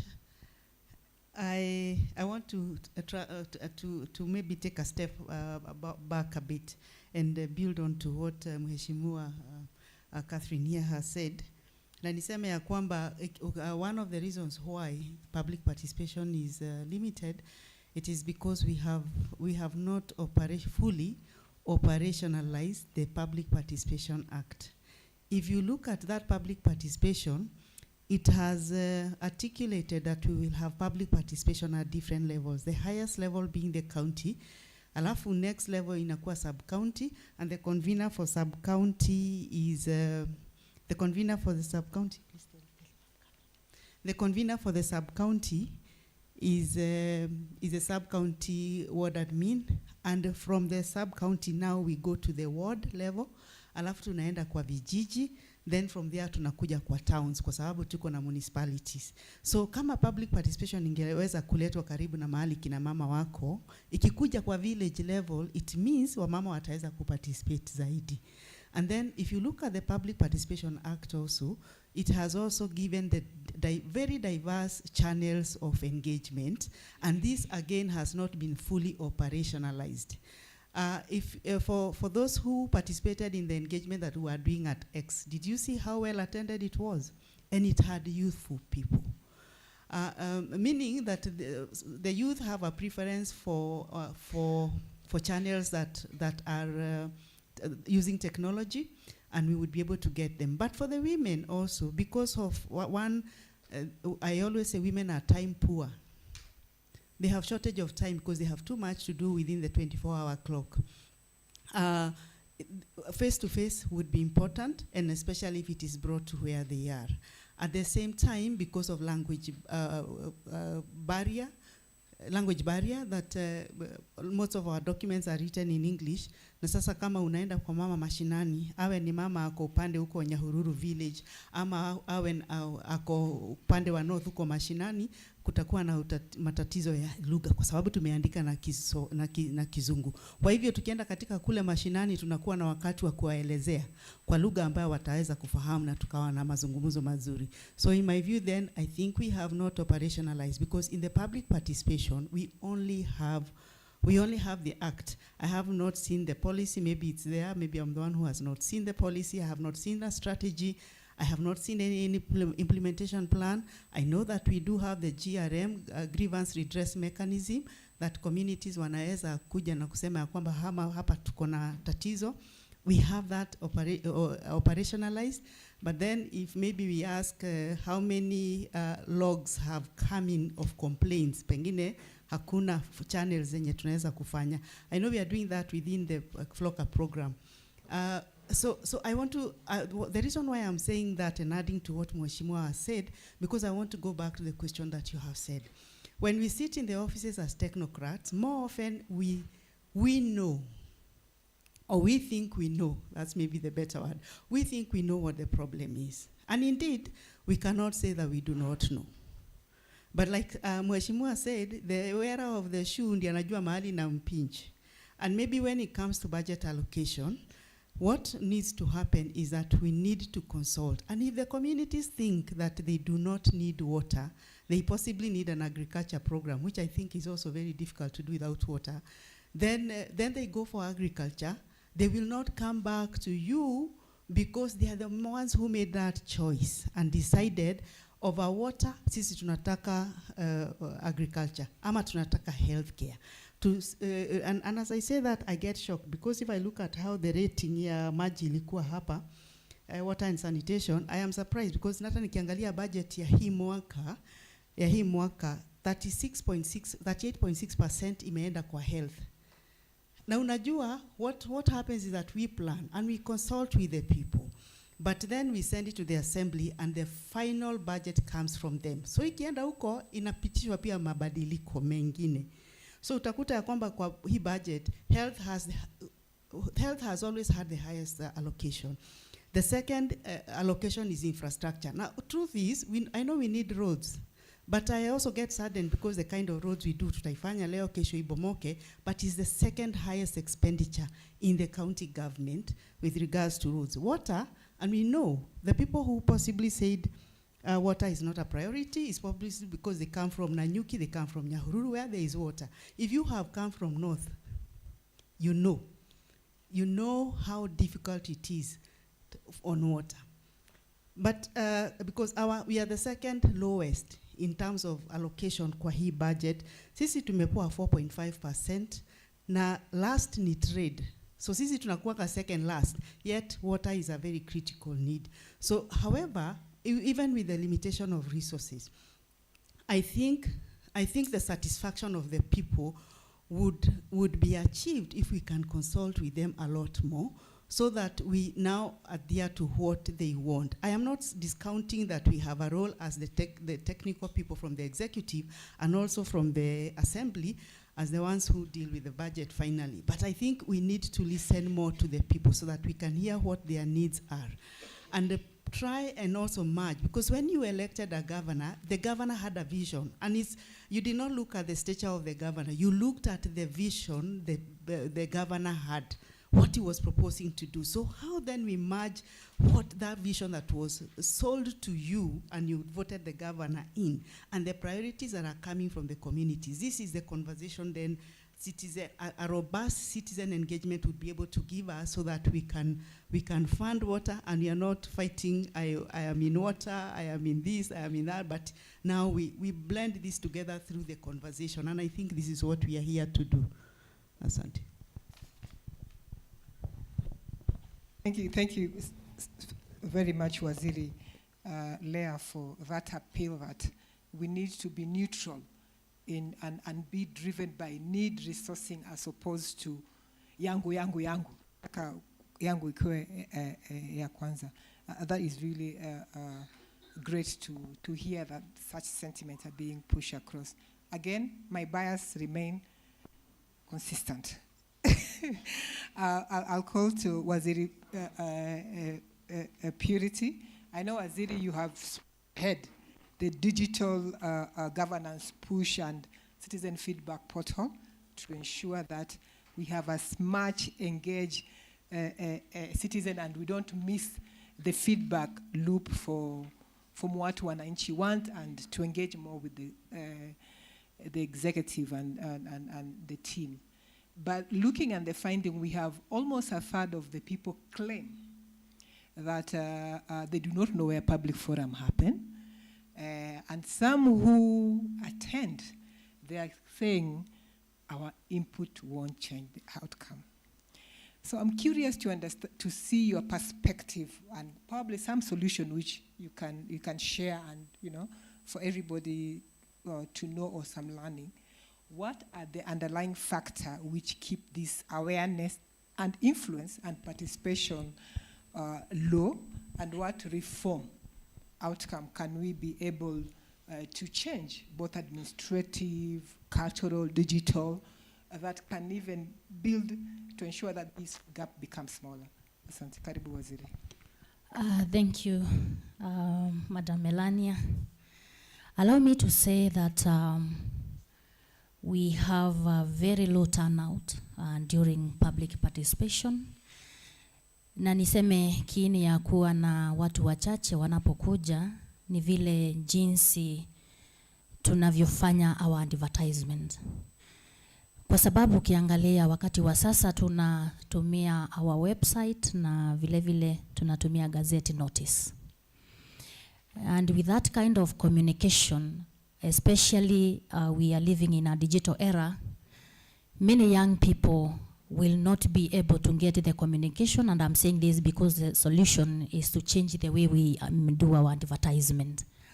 Kwa sababu vijana wa sasa kile wanaangalia ni mambo ya X space, the YouTube, the Instagram, hizo ndio wanataka kuona communication ikifanywa pale so that they can come. Again, when we use the gazette notice, pale mashinani kina mama na pia wazee wanaweza shindwa kuelewa, kwa sababu hata hiyo gazette notice pia tumetumia lugha ya Kimombo. Kwa hivyo it is very important also, and we realized that ya kwamba the way we do our communication ndio inafanya kuwe na low turnout. But again, to add on that, hata wale wanakuja kwa public participation, the few that come, as you have said, ni ukweli wengi wanafeel yale mambo wamepeana hajaeza kufanyika. Why? Because now the Wananchi pale, they have a lot of expectation. The county government deals with budgeting and what have you, but Wananchi pale atasema everything yenye wako nayo pale mashinani.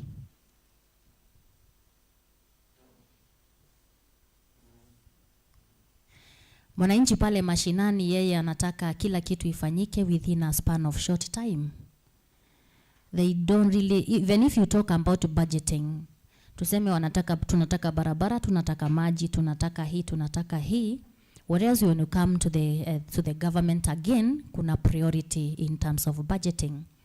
Hivyo basi wengi wana feel during public participation, ya kwamba sisi yale tumesema last public participation hakuna kitu imetimizwa.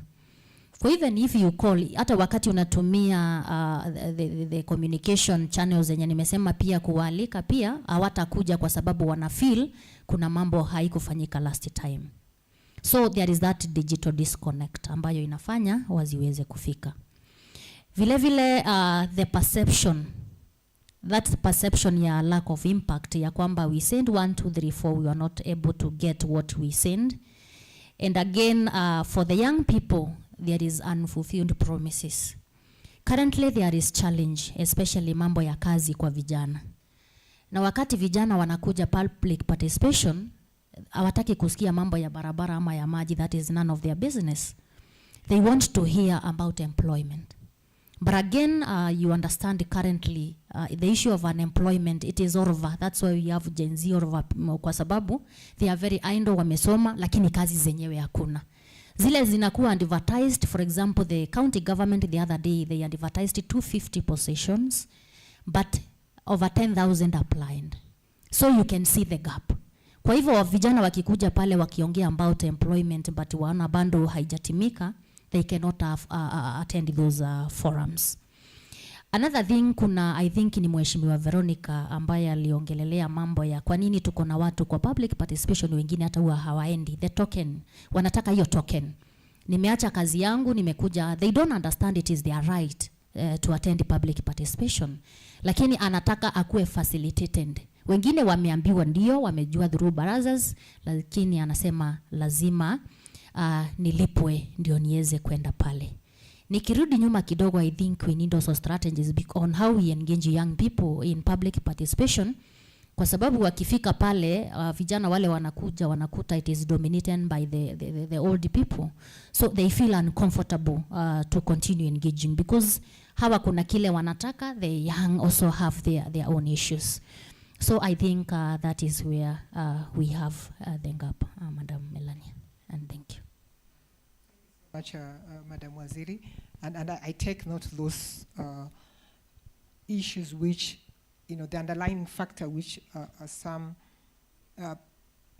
most, whether women, youth, they're not engaging, and I think we will, when we revisit the second round, probably will go into now try to come up with what can be done. Which spaces probably tunaweza kuwa nazo to ensure that we increase this, we expand this space of ensuring that everyone is included, there's more transparency, and to encourage this engagement more solid.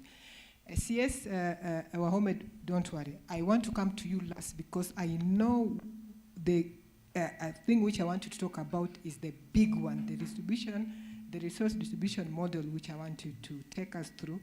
So now I am going to start the lineup of the gentlemen, and allow me to have you last. So next I'll go to Anthony. Anthony, you do a lot of MSME, you know, or you've been championing women economical empowerment across rural Kenya, and also Laikipia, trying to unpack the financial limitation and constraint, especially for youth and women. You've seen the survey showing livelihood, and I think Waziri Purity has mentioned that I have no business going in those public participation if you're not going to address my issue.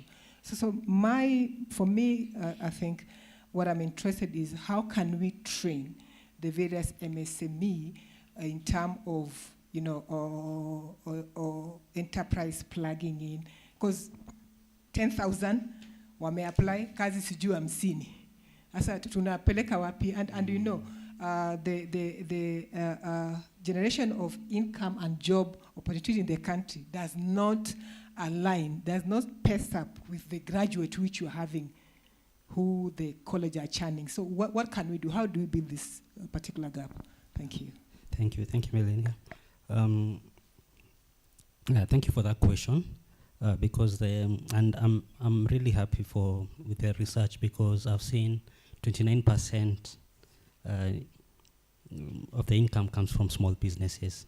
So that can only tell me that the stakeholders under MSME, the county government, the national government, there's something that they are doing, but it means we can do much more.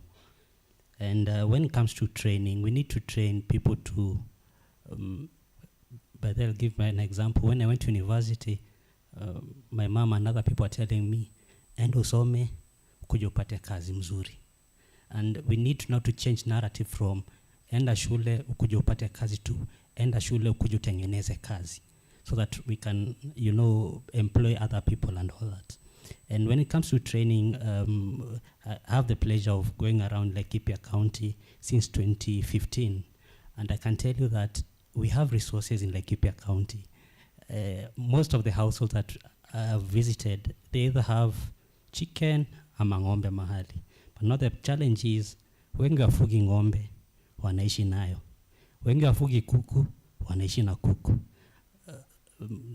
Wengine hata tuko hapa, ulitoka asubuhi ukachana na kuku zako, alafu jioni mtapatana nazo. Hiyo ni kuishi na kuku. But the moment we start training on agribusiness, yeah, so kama unaishi na kuku, you'll never even know the cost. Inakugharimu pesa ngapi kuku moja kukuza up to maturity? How much will it cost?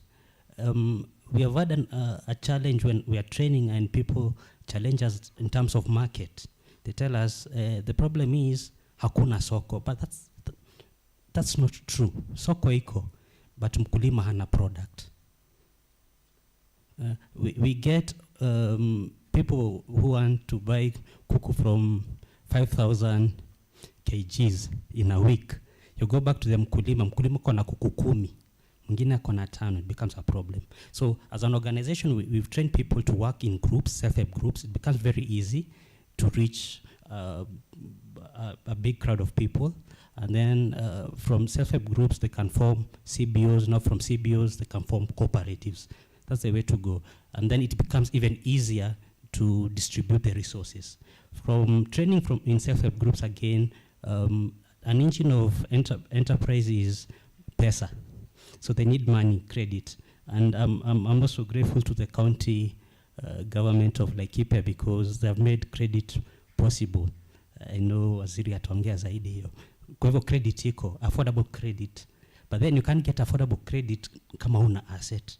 And that is why we're training people mke kwa kikundi, so that you can co-guarantee each other. It becomes easier. And now the challenge now with the youth again is the youth don't have these registered self-help groups. You form them today, you train them today. Nasikia waziri akisema wakiitwa participation atakwambia kakitu. So I'm coming to train you people how to make business, how to start your small businesses. But then at the end of the day, I'm told, maina imefika lunch, unatupatia nini? So they don't form these self-help groups. And now ikikuja kwa credit leakage, hawatapata credit. The other thing now from credit, we go to value addition. We need to train people now.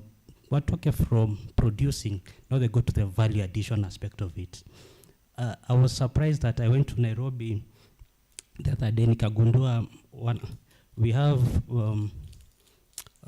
a business person in Nairobi, anakujia gum, acacia gum in Laikipia North. The guy an export into the Arab nation and China. The wakulima wenye, not even wakulima, the pastoralists and the youth that wanaendea gum, they're given pennies and all that. So this, hiyo ni opportunity yenye hatuna, because as a county, when you take advantage of that and we value add that, I mean we get more income.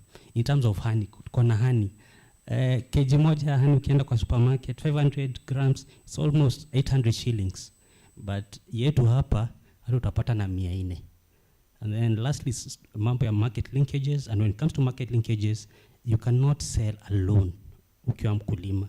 Kama unafanya biashara ya kuku, always uza peke yako. Market ni kubwa. So you need to come up with inside the cooperatives, and then it becomes even easier for you to negotiate the prices, to negotiate inputs, to negotiate even in terms of credit. It becomes easier that way. And then lastly, before I just put the mark down, I also want to talk something which my able MCA ameongea kuhusu mambo ya why women are not participating in the barazas and in public participation. We have a problem as a society, to need a tokenism, where I'm just called to rubber stamp. itikiwe youth alikuwa, tulikuwa na people with disability, na tulikuwa na wamama. So we also need to see their voices being heard. And the only way they can know that their voices are being heard is when they get feedback. So before even you start the agenda of the day, it's courteous enough just to say, in the last baraza, we said 1, 2, 3. We have been able to do, you suggested 10 things, but from the 10 things, we were able to do 2 things. So that way they'll appreciate that their insights are being considered. The other thing why women are not participating in public barazas, it's things to do with gender sensitivity, things to do with also power dynamics, and also things to do with facilitators who lack being inclusive, even in terms of questioning, even in terms of when they are welcoming money youth, money ya wamama, there's a way that they ridicule them. So for example, tuko kwa kikao hapa, but instead of just calling youth, tutasema, Gen Z sasa kwa hapa, tusikie sauti ya Gen Z wasiende maandamano. Already you have framed them, you have put them in a box, na hawatapeana maoni yao. Then lastly, I also see the issue of man explaining, where umeuliza maoni ya mama. Mama anajaribu kupeana maoni yake, instead uchukue maoni yake unaanza kusema, simama hapo hata usimalizie. So let us give women time, and let us empower their voice and work on that. Thank you. Thank you, Anthony. Nimesikia paka hapo mwisho sauti inatetemeka. Yani umepata jazba. Waswahili wanasema jazba, yani imemgusa sana. So thank you so much, Anthony, for sharing those various model where youth, women through enterprise can come in to plug the gap which the county are facing. Kwa sababu county as a county hawezi kupeana kazi zote. Wajua, yani hatuwezi kusema serikali lazima ipeane kazi zote. It's just not enough. And so now Peter, I'm going to put you in on the spot. Inasemekana kwamba watu wa CSO kazi yenu ni kuwa wachochezi. Wananchi wanasema, especially serikali wanasema, hamna lolote la maana. Kazi yenu ni kubeba mabango, signboard. To just say, hamna suluhisho lolote. Kila kitu kwa serikali kibaya, hamna zuri. Bwana CS amesema, leo waambie how they contribute kwa kusaidia Laikipia. So Peter, you've been in advocacy space, you've been the engagement participation space for the last 12, 15 years. I want you to tell us, all of us here, how can we now, as a CSO, not only you, because you have this experience, how can we now translate this data which we are seeing today, the data which I'm sure you observe from the county, because the county have quite a number of data ambao wako nazo, in constructive insight, rather than being advisory criticism. Yani hapa hamna maadui, tuko pamoja. Tunaomba sasa tunataka utuambie tusaidianaje. And then I also want utuambie tactic moja ambayo mmetumia nyinyi kama nyinyi CSO unaojua wenyewe kuensure kwamba village level insight, they are moving through those various administrative ladders until they are adopted at the county at wide. Saiza tuulize serikali, Purity we pumua sa kunywa maji, we sinzia kama unataka. Majibu atupatie Bwana Ngure. Peter, karibu. Thanks so much. That's putting me on the spot. I am used to bashing. I think that's what the way people see civil society is. But basically, civil society is not. I work for Pathways Policy Institute. We are a research think tank. But we also do a lot of advocacy, evidence-led advocacy. But we also have the mandate, because we are registered as a community-based organization, we have the mandate of our members to actually engage the government. And hata kama ni kupanga maandamano, tuko na mandate. Iko sawa?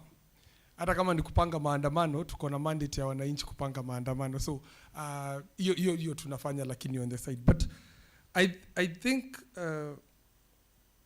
looking at the data that was presented today, I saw a mixed bag of information from today's presentation, because at one point I saw Laikipians complaining about public participation, But Laikipia's rating of budget transparency is at 69%.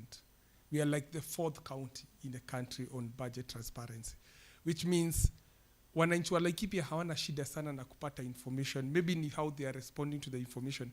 And one of the things that we are working together with the county government ni to ensure that citizens don't just see the public participation spaces as place of informing them. Because shida imekuwa, they feel tunakuja kuelezwa. Of course, documents come out late. That's something we've fought about for a long time. But wanaona wanakuja kuelezwa. They are informed. Their maonis are not really what came to be sought. And I remember when we were doing the CIDP, I know the CS is here, tulifanya a lot of those mashinani, hearings, the village level hearings, and a lot of views were taken. But also, as Mheshimiwa Lea said, the governor had a manifesto. So, bridging between the governor's manifesto and what the citizens say, I think upon the sasa linkage ya CSOs tunakuja, trying to ensure that as much as we are implementing the governor's manifesto, also maoni ya mwananchi is also being taken. The other thing that we've realized as civil society, and it's trying to link even with the work that has been done. And when you started, I'm glad as you were speaking, you are able to reform from saying tumekuja na Nanyuki to saying tumekuja Laikipia. Because 90% of the people who come to Nanyuki and engage in Nanyuki think they have engaged Laikipia. Laikipia is just too diverse. I always tell people we have 3 Laikipias, totally different. And people have to keep planning and realizing we have, when Madam Lea has spoken, I said, North ndio iko na shida sana juu ya maji. I work in Gobit and I have citizens from Gobit who are here. I think they are the most affected about water, even more than what we are North. And they are just close to the Mlima there. So there is a lot of that Laikipia, we try as civil society to bring that evidence that Laikipia is not one. Let's try to plan Laikipia differently. We also try to, as a civil society organization, we do the budget process and we support the citizens to engage with the budget process. But I realized, so that we don't take too much time, we've realized that as I said, the budget transparency documents are available. The public participation docket, Laikipia was the first county to get a public participation act among all the counties in the country. So it's also something we should kujivunia. Sometimes I feel tujivunia kutosha about that. Implementation, as Madam Catherine said, becomes a challenge. But then we are not meaningfully engaging our people. Why do I say this? This year only, and I'll talk about the budget making process for this year. We mobilized the citizens, we developed memos, we submitted our memos to the executive and to the assembly. The executive had 3 public hearings. The executive came to the ward level to do hearings. I'm not bashing the assembly. The assembly did not do public participation. The assembly asked us for memos. Both times, the assembly wrote and said, let citizens send memos to us via email. Let citizens, you can drop it at the clerk. Now that has been the challenge with the assembly, this current assembly. Because as much as citizens really want to talk to people. Mwananchi, ukiambia mwananchi andike memo, by the way, hata andika. How many of you here have ever written a memo to the assembly or to the executive? Na hawa ni elite. Hii room haina mwananchi wa kawaida, kuna wawili. Lakini this is the elite and they have never written memos. But when a public participation is called, they do come. So we need to really improve on that. And finally, I wanted to say one of the things we are doing is to move from presence to inclusion. Presence meaning what do if you look at the statistics, even they're saying 27% men, 22% women, young people, presence equal. I mean, public participation, ukienda hapa social hall, watu hukuja. Ukienda Kanyoni, watu hukuja. Ukienda Nyahururu, lakini hao wananchi hawajakuja public participation. Wamekuja event. It's not really inclusive of people who would really give maoni that matter. So for us, we try to work with the citizens, and we run 2 programs. We run the Laikipia Civil Society Forum program, where we bring together civil society to develop the memos. But we also run the Jasiri Champions, and I'm glad we have a few of the young people in the room.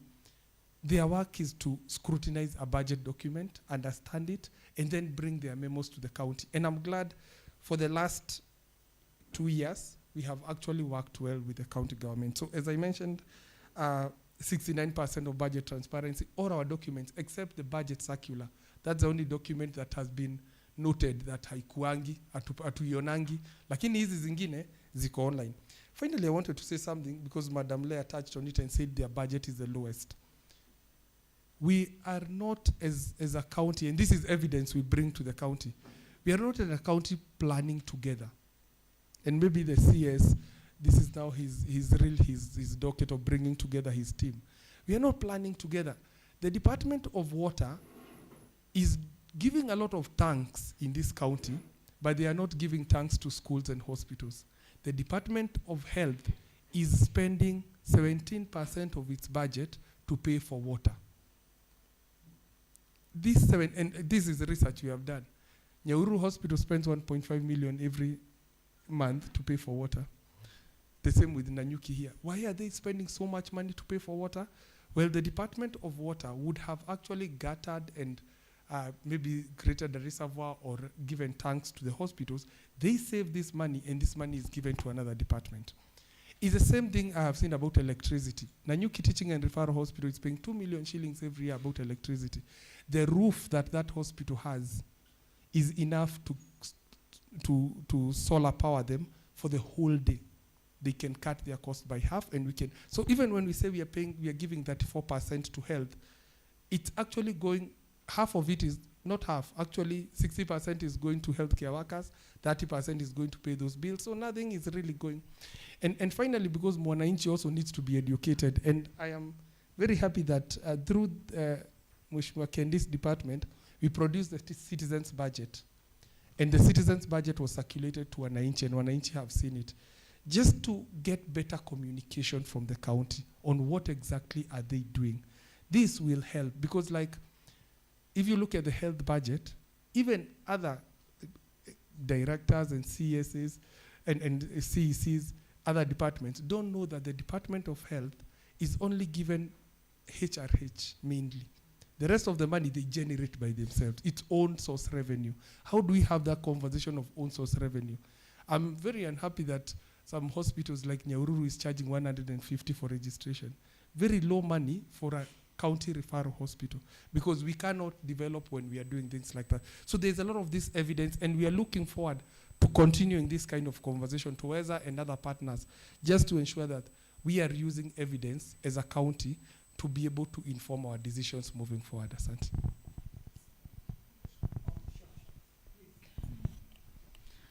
Thank you so much, Mr. P. And I hand concern and thank you, because within a short span of few minutes, you have touched on some issues that need to be addressed, solution, because the civil society, this is the high time we need to focus on solutions, collaborations, and also the evidence-based, as you just said.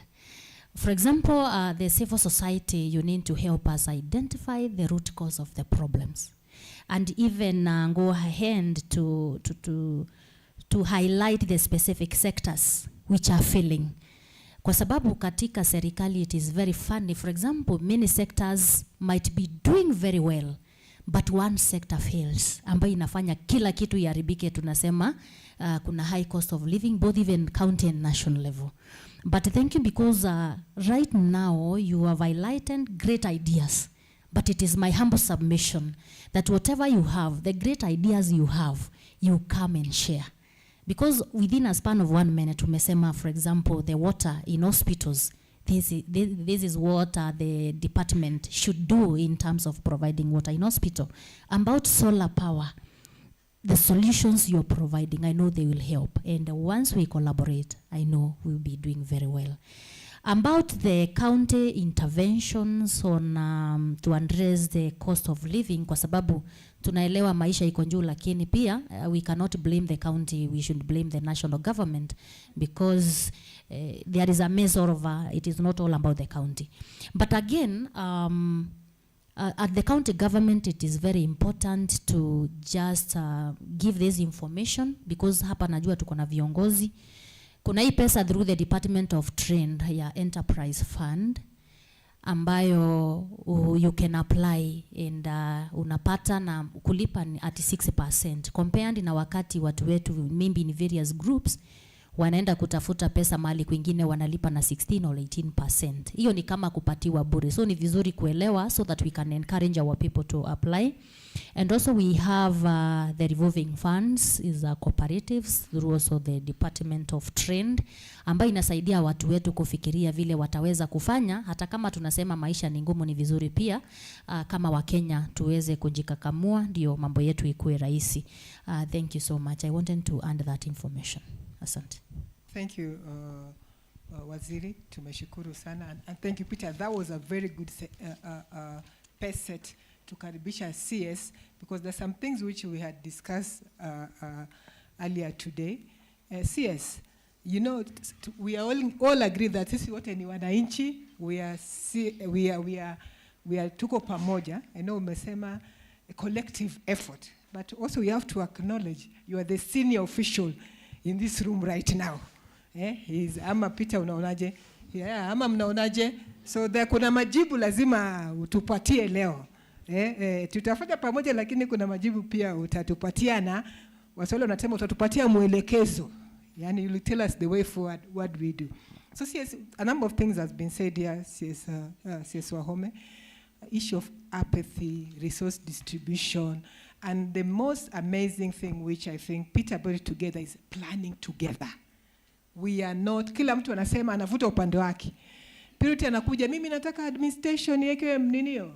Madam Nenio amekuja hapa leo anasema nataka maji. Kitengo cha hospitali wanasema nataka hospitali. Wambugu hapa anasema county, we need to renovate the governor, what is it? Nyumba office, yes. And then the member of assembly, Catherine naye pia kona mambo zake. So how do we plan together?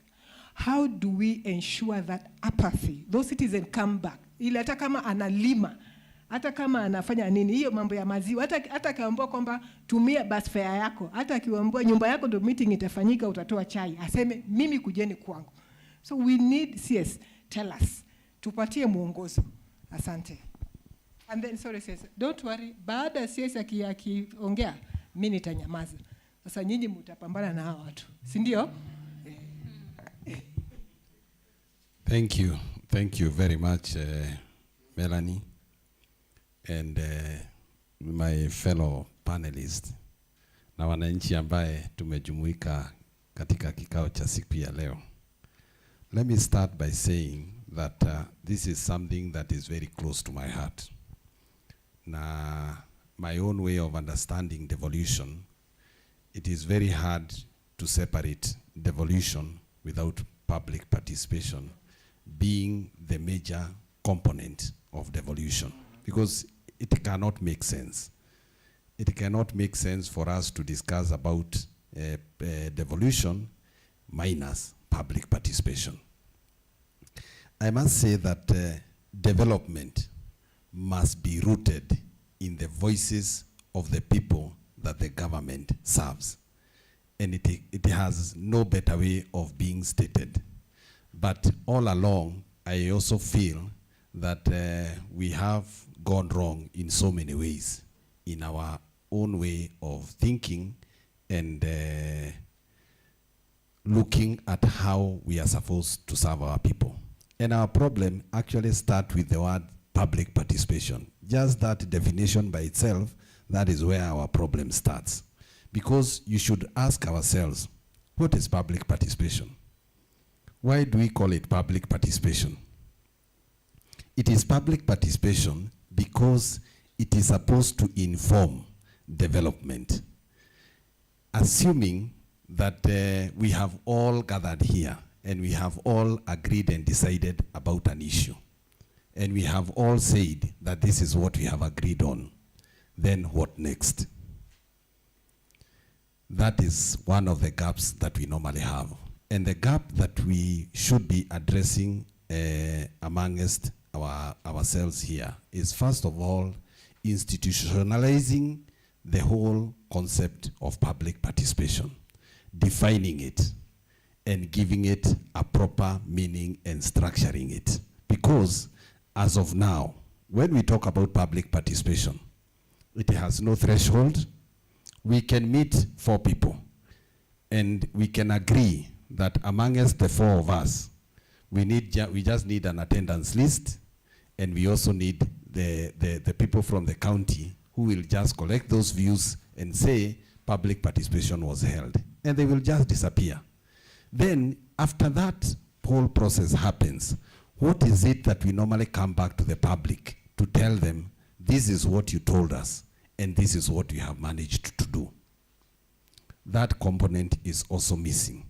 Again, we should also ask another question.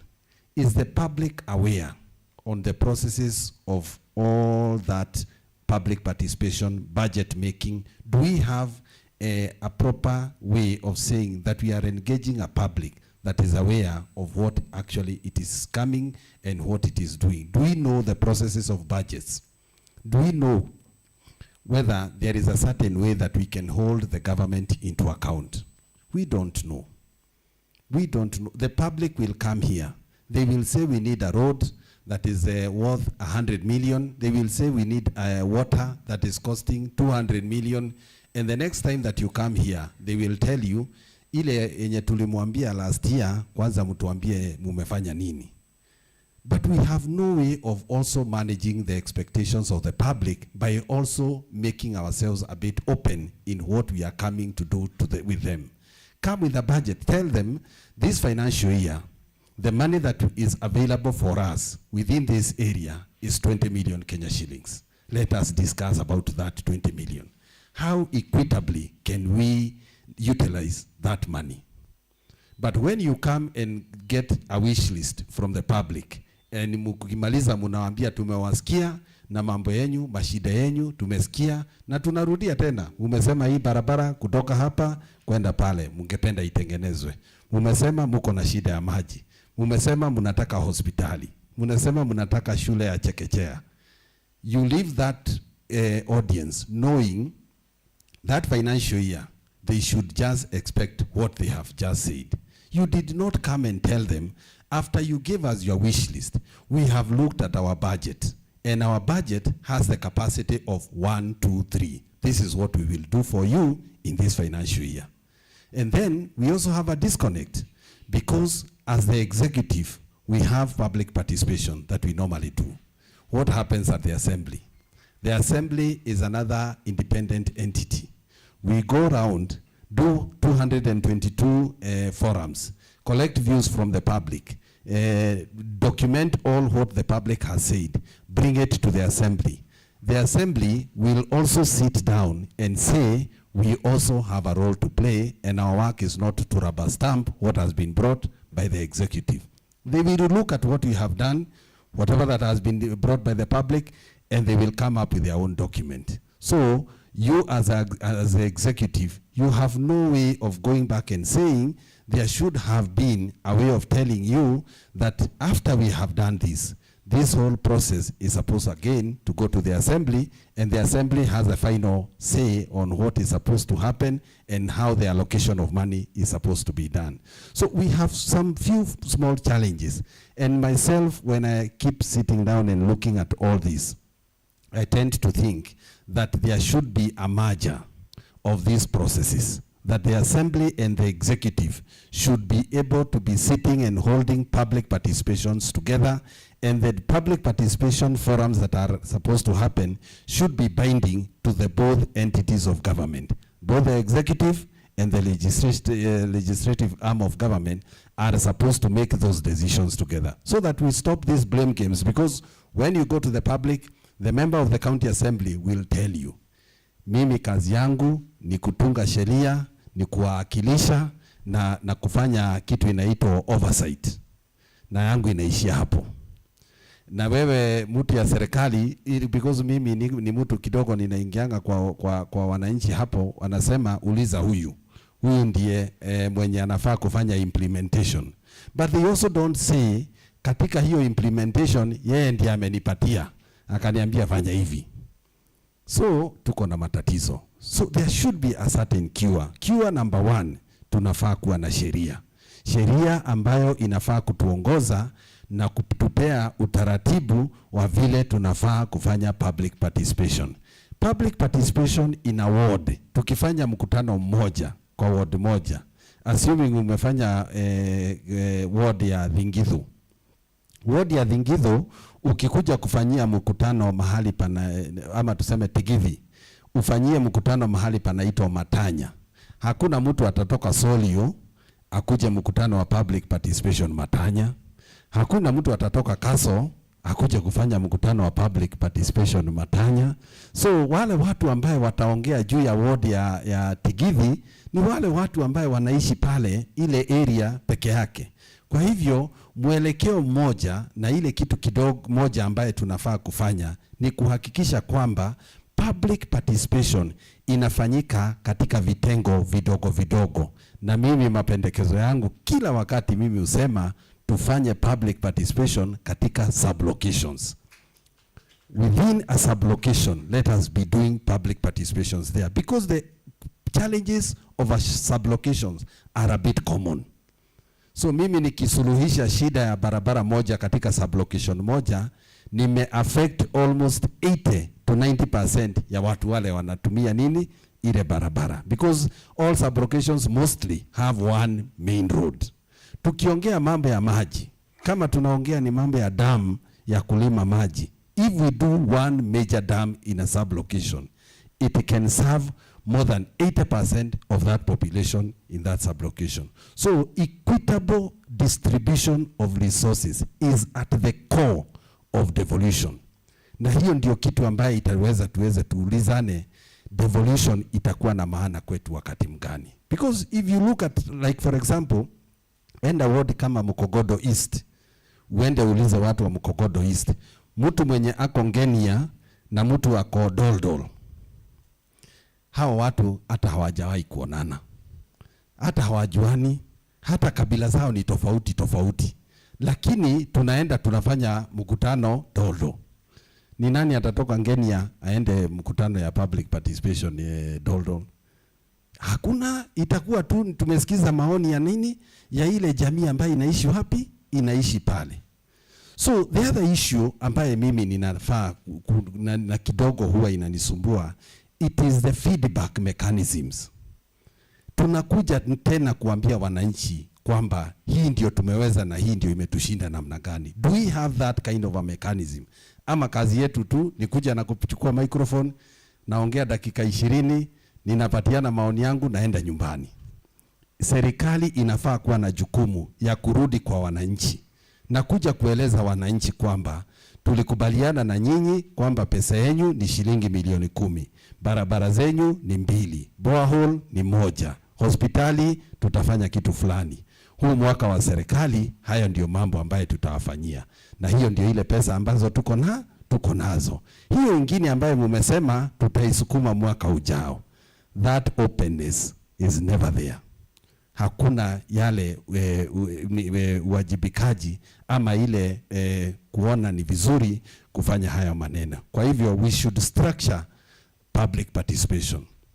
We should make it not as a constitutional obligation to the people, but it should be the heartbeat of sustainable development within our areas.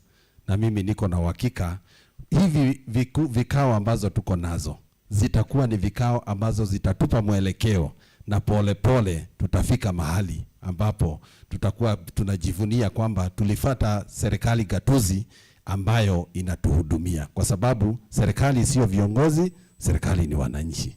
Nashukuru na tutaongea zaidi. Naona mmefurahi kusikia mambo ya sublocation.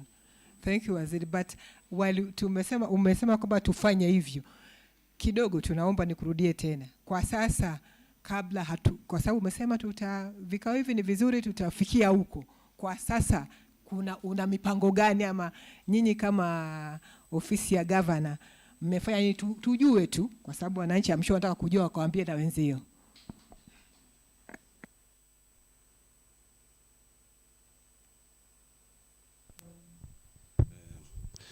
Katika utaratibu wa serikali ya Governor Joshua Irungu, yeye amepiga hatua kubwa sana, ingawa kidogo ile shida kubwa sana huwa kitu inaitwa budget ama vile sustainability ya ile structures ambazo ametengeneza, kwa sababu governor yeye amekuja na utaratibu wa kitu ambacho tunaita mashinani development committees ambazo zinajumuisha hawa wananchi. Hawa wananchi ndio wanachagua wale watu ambao wangependa wawakilishe katika zile committees, na hizo committees zinapatiwa sectors na zinalingana na serikali yake. Serikali yake ikiwa na departments 8. Committees za Mashinani Development Committee zinakuwa ni committees 8.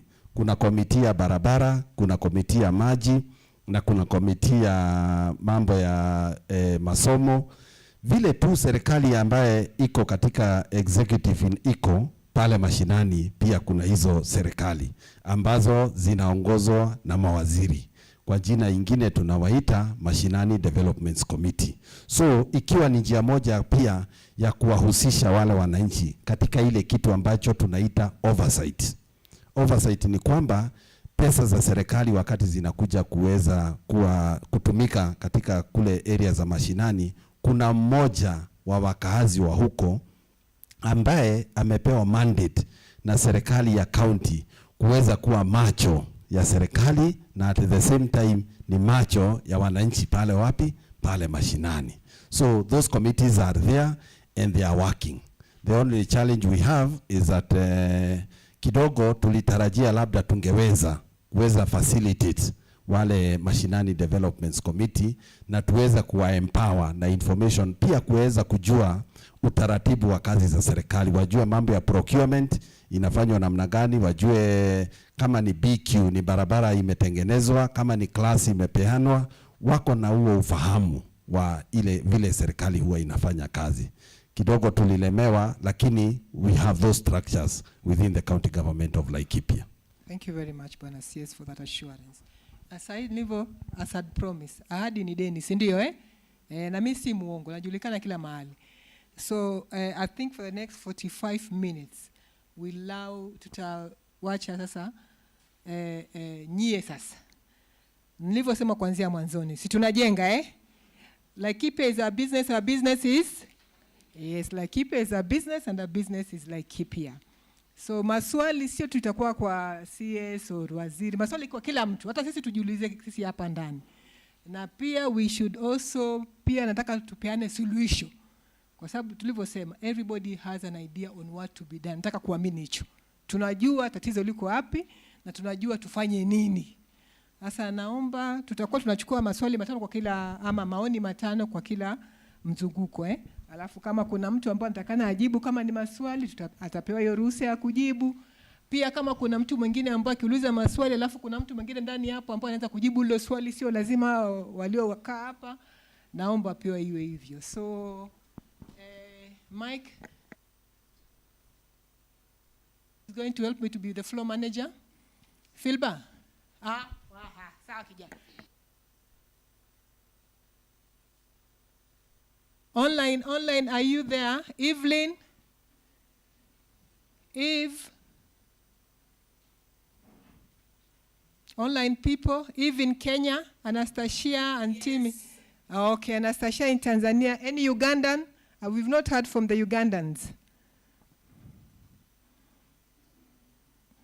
Anything online? Do we have? So we'll have some few here. And then who is managing online? Filba? Is there anything online which they want to comment or address or ask? Okay, fine. Then we'll go to the floor and then while we are checking. Filba, keep checking on online. So, yes.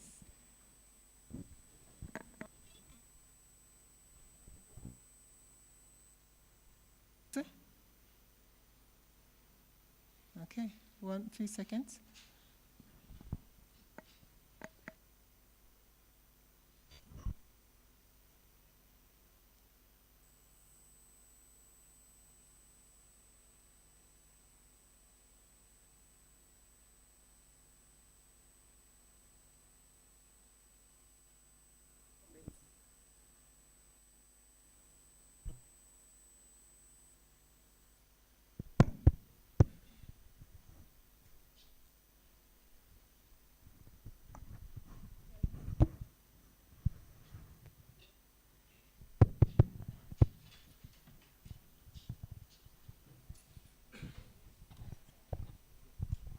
The first question, I probably will go to the, it's not a question, I think it's just a comment.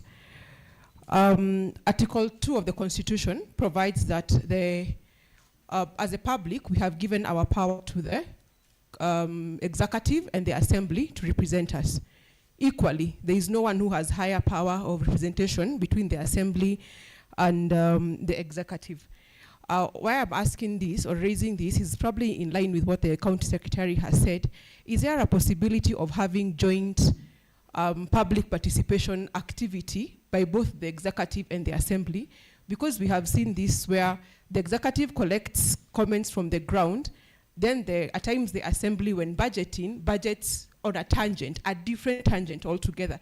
Yet, the assembly and the executive represent the same public, from the same village in Gobit or wherever.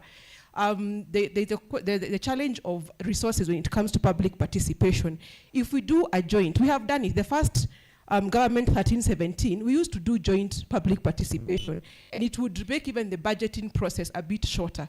Is that something that we want to consider going forward, having joint public participation? Because we represent, the executive and the assembly represent the same people. There is no hierarchy in the representation.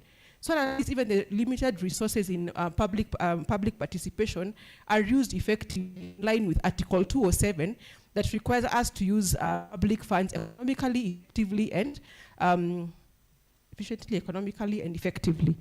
Number 2, public participation. Currently, there is no law, national government, on public participation. Is that something that probably, first of all, probably, to lobby from that level before it comes down to the county? Because I've looked at the law as it is, the proposal has less than 20 sections. 20 sections providing for a key aspect of devolution in the name of public participation.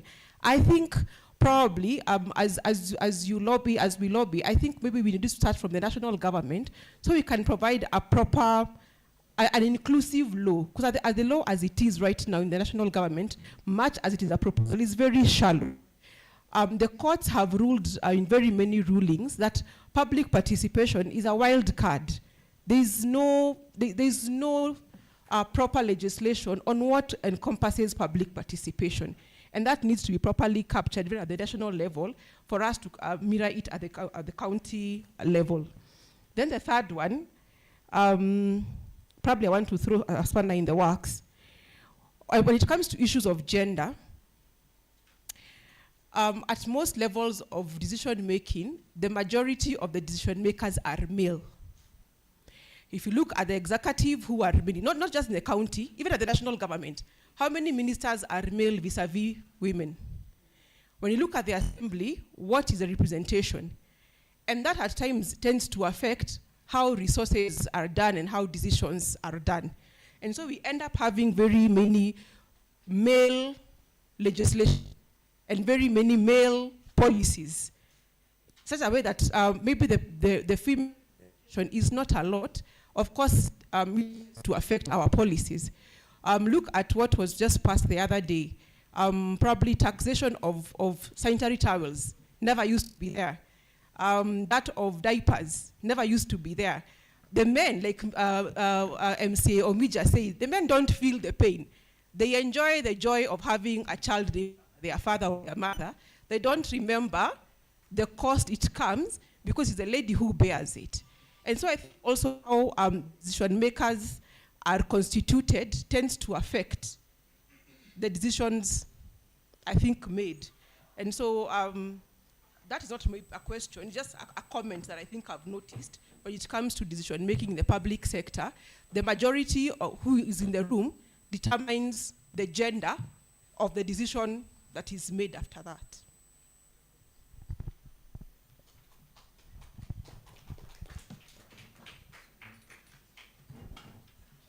Thank you. My name is Julia, and I want to talk about the reports on the budgets, the county budgets, and I would like to appreciate our county government because in the recent past we have seen a very simplified budget, and we're also hoping to see a simplified report about the ADPs because when sometimes we have changes, because as youths tunaendanga pale public participation, yes, we raise our priorities, but again you find that we don't understand very well the processes of budget, how it goes.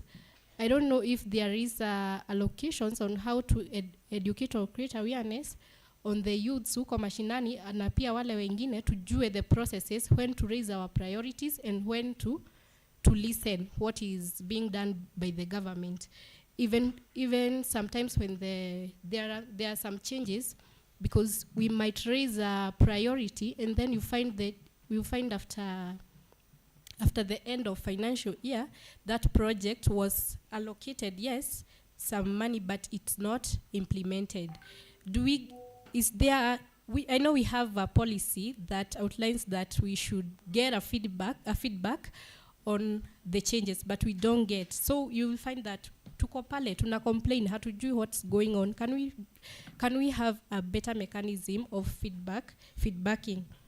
And another thing I want to appreciate again the county government, especially the Directorate of Public Participation. In 2023 kulikuwa na hizo efforts, tuliona public participation ilifanyika at sub-location level in 2023, and from there hazijakuwa zikifanyika tena. Tunaziona zikifanyika like you said in Mkogodo East, tunajua iko the find na pia the find. Unakuta mimi mtu wa Ngenia naambiwa nikuje public participation yangu nikuje Nanyuki, but nikikuja Nanyuki kwa hall kumejaa watu wa Nanyuki wana raise priorities za Nanyuki, unakuta zangu ni kama haziko very considered. Again ingine inafanyika in Doldol priorities za Doldol are not the same for Ngenia. We would like to know if there are some allocations zenye zinaweza kuwa zinasimamia hiyo kufanya hizo forums. Also I see tuko na gap as a county.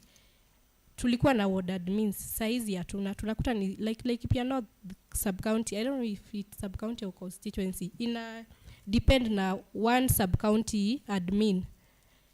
That means that there is a gap in communication, whereas you find that the policy, zile policies zenye tunasema tunafaa kuwa na policy, I guess we have the policies, it's a matter of implementing. Unakuta tunafaa kuwa na the sub-county admins, ward admins, village admins. I don't know if it has ever happened in Laikipia that we had village admins, or maybe it will happen in the future. Thank you.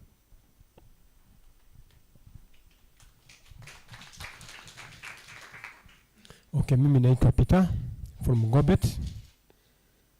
Na I would like to tackle some few issues here. One, mambo na public participation.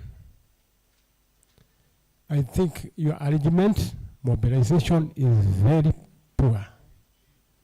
Nasema kwa nini? Sababu wakati ule mnakuja kwa mobiliza, mnakuja kutangaza. Your time is very short.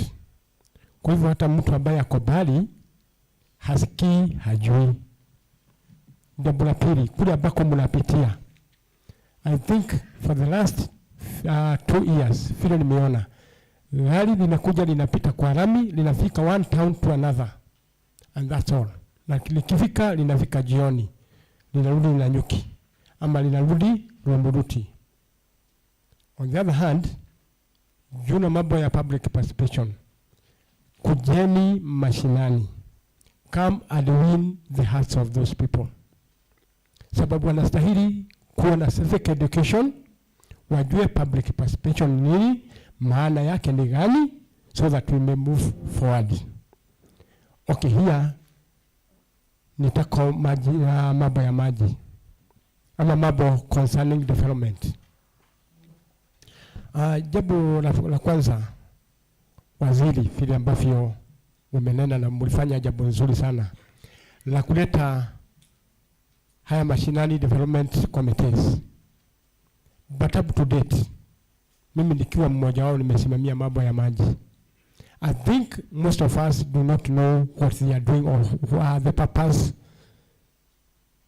ya hizo committees.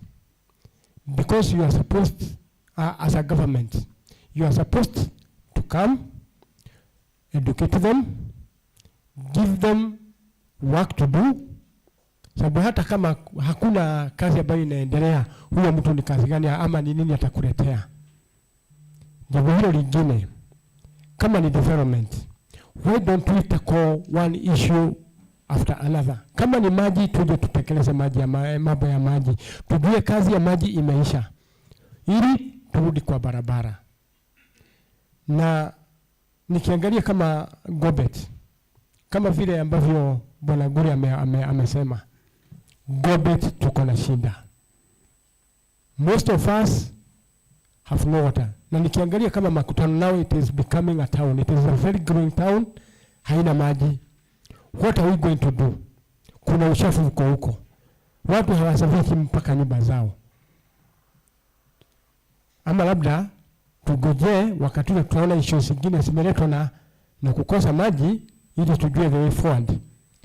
Okay. Tuangalie mambo ya barabara. Kazi ile ambayo inafanywa, hata kama you are disbursing the funds ama hizo pesa ambazo zinakuwa kwa budget, barabara ikija kutengenezwa, the work is always shoddy. Niseme hivyo, the work is very poorly done, shoddy work. Uangalie vile ambavyo wanakuja kule the culverts. Culvert inakuja inawekwa, unakuta babu iko juu ya mlima, ni kama Mount Kenya. Sasa hata kama gari linakuja kupita, na labda hiyo gari ni very low, sitaharibika. Lori pita kwa hiyo culvert. Culvert vile ilivyotengenezwa ni kuvujika, itavujika. Hiyo lori itaenda wapi? Inaanguka kwa hilo shimo, tunakuta watu wamekufa. Na tena hata hizo barabara sijui vile kunaendelea. Barabara zinaendelea zikiwa nyembamba. They are becoming thin by the year.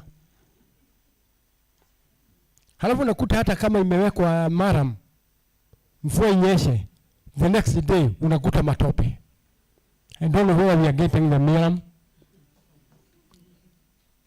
Na yule engineer ambaye anatumwa, kazi yake ni hivyo. Akimaliza ajue pesa amepata, kwenda mtamuona wakati ule ataletwa. Ama wakati ule utasikia sasa barabara inataka pesa zingine. Why can't we just tackle, kama ni barabara moja tujue tumetengeneza barabara moja nzuri, the next year we shall come and tackle another road. Na sana tuletewe maji. Barabara hata kama utakuja uniambia nikaweke mawe nikiwa nimeshiba, sababu wakati when I have water already umenipatia net ya kutega samaki. Nitaenda kwa hiyo barabara na nitashiba na nina jembe. Ama sivyo watu wangu? So that we may know how Laikipia is going to grow. Na huwezi kuilea na kuitengeneza ukiwa serikali bila hawa watu. Yes, let us still sit on our seats in the offices, but still we have people who require you. God, come and win us. Come and see us. Let us talk. Let us tackle the issues together. And we shall move on. Thank you.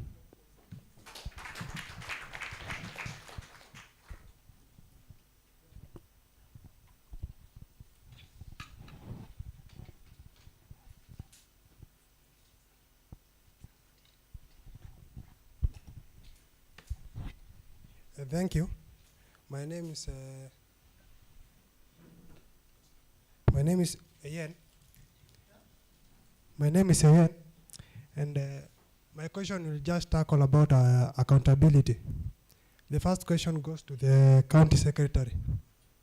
First, we appreciate the work you are doing as the county government, but there's a big gap with the way you are implementing your project. Number one, there are so many classes, the ECD classes you are building across the county. We have no problem with it. You are just building classes, there's no ventilations, we have no problem with it. So my question is, there are so many projects that are not indicated, the financial year. Like the one in Olgege Primary. The class is there, it is not indicated which financial year the class was constructed. So, so my question is, how will you know the financial that that class was built? Question number two: when we are preparing the memo last month, we noticed in the finance bill there were two classrooms. The one that indicated the places that class tatengenezwa and the other one haiko indicated. So my question is, nyinyi mnafanya kazi, mna make sure hizo classes mbili zimetengenezwa? Ni wapi huko? Unaongea kuhusu wapi? Olgirgir. No, which ward? Segera. Segera, okay. Yeah. Another question goes to the MC and the CC for help. Tukitengeneza memo ya finance bill, tuli notice kuna ghost projects. Like kuna dispensary Endana na Male. And if you go to Endana, hakuna dispensary.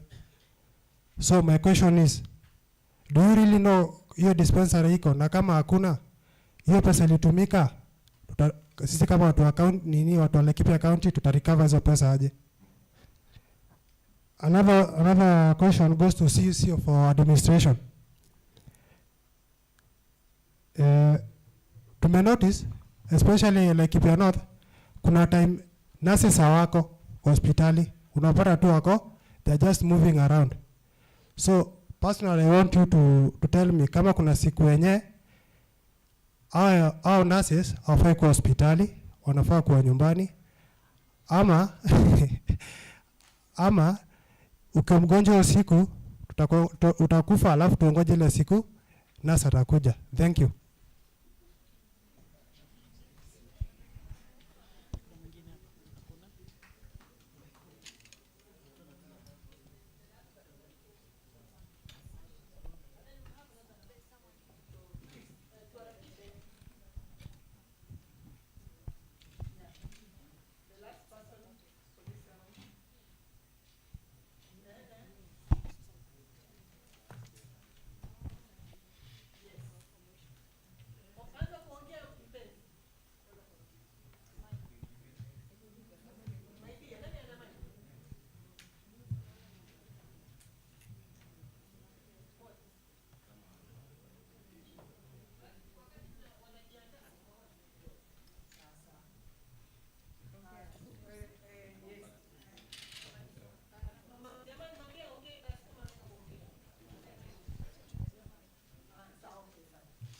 Sir, thank you very much for those very intriguing and exciting feedback. I'll start first and to address to what Ms. Annette mentioned. Annette, indeed, the national law is a concern for us. And that is what we have observed across the various counties. And it's really a complaint that we do not have a mother law or a mother act which can be able now, by principle, or at least when you have a legal, that mandate, so it becomes very clear that these are the principle of public participation, the operationalization of it, because we don't have it. Every county have their own thing which they are doing, and as you said, the Supreme Court did throw some things, because every time there's this discussion, somebody will tell you, oh, the Supreme gave a ruling, but as you mentioned, the Supreme Court just gave some indicative, but there's no still that legal clear mandate where now these are the guidelines, at least these are the minimum standard. So Taweza is something which we've been working with the State Department of Devolution and some other county assembly caucus on public participation to try to push at least to have that something which is the minimum standard. They did the first reading, lakini naona since last year, Philba, was it 2022 or 2023? That there was a first reading. First reading was done? Yes. Kutoka hapo, it has been very quiet. And I don't know, is it by design, but we are following it up very closely. And it is our hope that at least by mid next year, we have a law in place which can guide other county to be, to be the mother act. So far, every county is doing its own thing, and it all depends on the executive goodwill, which is very unfortunate, which shouldn't be the case. So I think for Twaweza, that is something which we are on top, and we're really, Kimbilia, we're running after this, and we're glad that we have Angure and we have Anthony who can be part and parcel of that. But that does not mean that as a county we shouldn't have some standard which we think, or leave it because there's not that mother law. And we take point on the gender dynamic. It's true. Our cultural, our political, even how the setup is, does affect on how people relocate allocate funding, and they made decision. Now that Waweza is out of this picture, wacha nikae kando. Bwana, there's a lot of questions. Bwana CS, Mr. Yan was very specific, calling every single person of us to address some of the things. I think the issue of, back to Annette asking, what happened to the sublocation participation? Why did it stop all of a sudden? Why the backtracking? Because this is interesting. You've said it's a great thing, it's working. What is causing for it not to take place? The issue of simplifying budget, the issue of participation until the lowest level. Why has it stopped? It seemed like it's something which happened and then ikapotea hapo katikati, and any other region. Any other person can answer? Thank you. There are some things that are a bit straightforward, and maybe we can just address them, and then maybe the ones that are a bit technical, we will just look at a way of also giving some clarifications here and there. One is that the Julia is the one who talked about civic education, and I think that is also, it is something that is quite important and very necessary, and is something that we have also noted has created a gap into the way, the effectiveness of public participation. It is something we have taken in, and part of our own way of planning.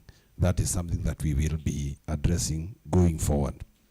The issue of ward administrators, that is something that is ongoing.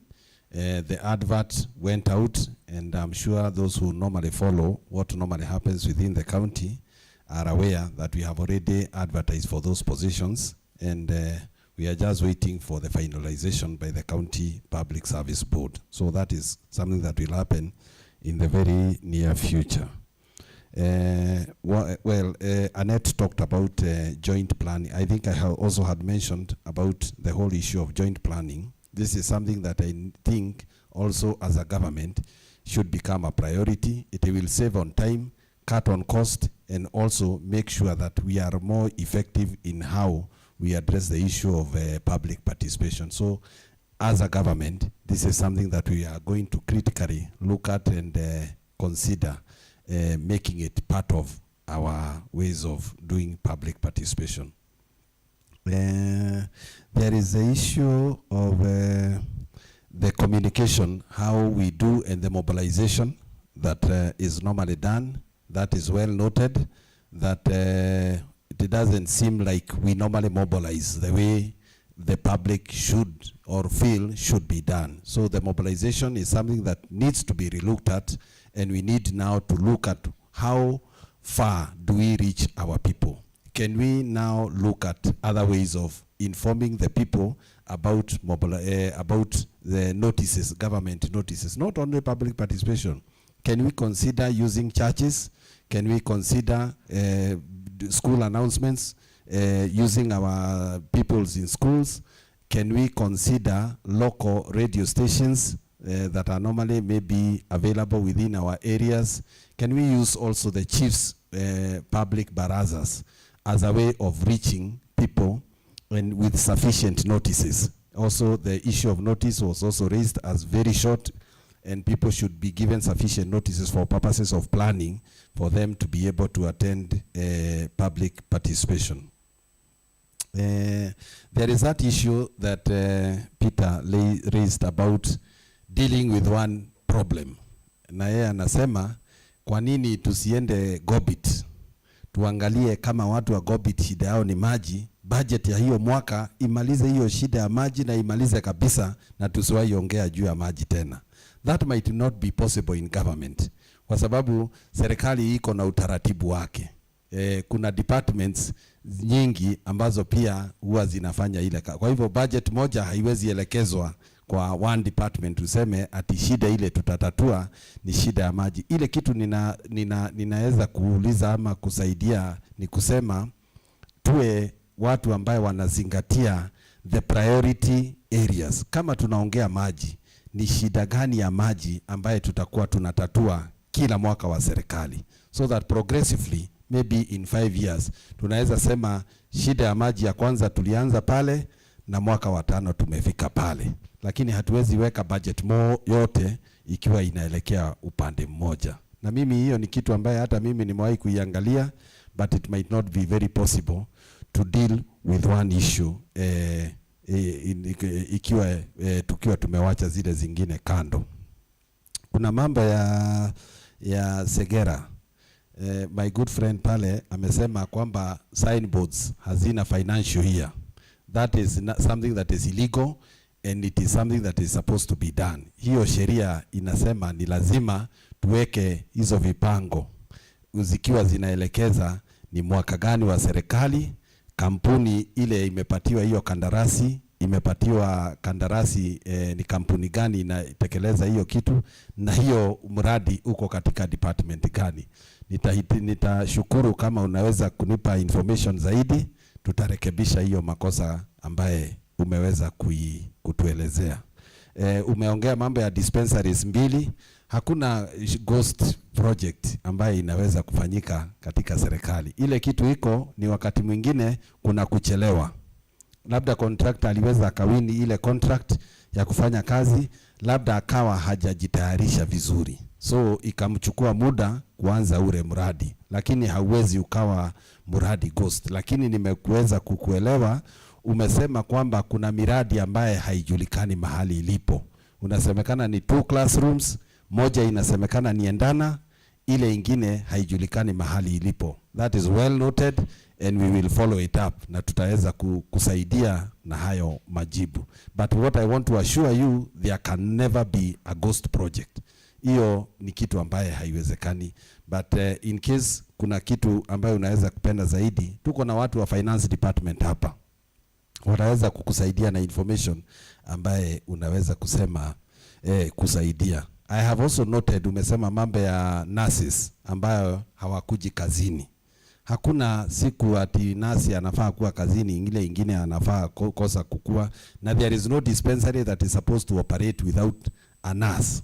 Kwa hivyo kama kuna ile dispensary kwa ile mumeangalia kama wakazi wa pale, mumeona kuna ulegevu wa wafanyikazi pale, hata even without waiting for such a forum, even writing, ukiandika tu even anonymously, useme mimi ningependa kuripoti kwamba dispensary yetu kuna ulegevu wa wafanyikazi, huyu nasa kujangi kazi ama anaregea kwa njia fulani, itatufikia na tutachukua hatua. Na hata nataka nianze na hiyo yako ya leo. You give me that dispensary, give me what is going on and wait for the actions. We will do it very promptly.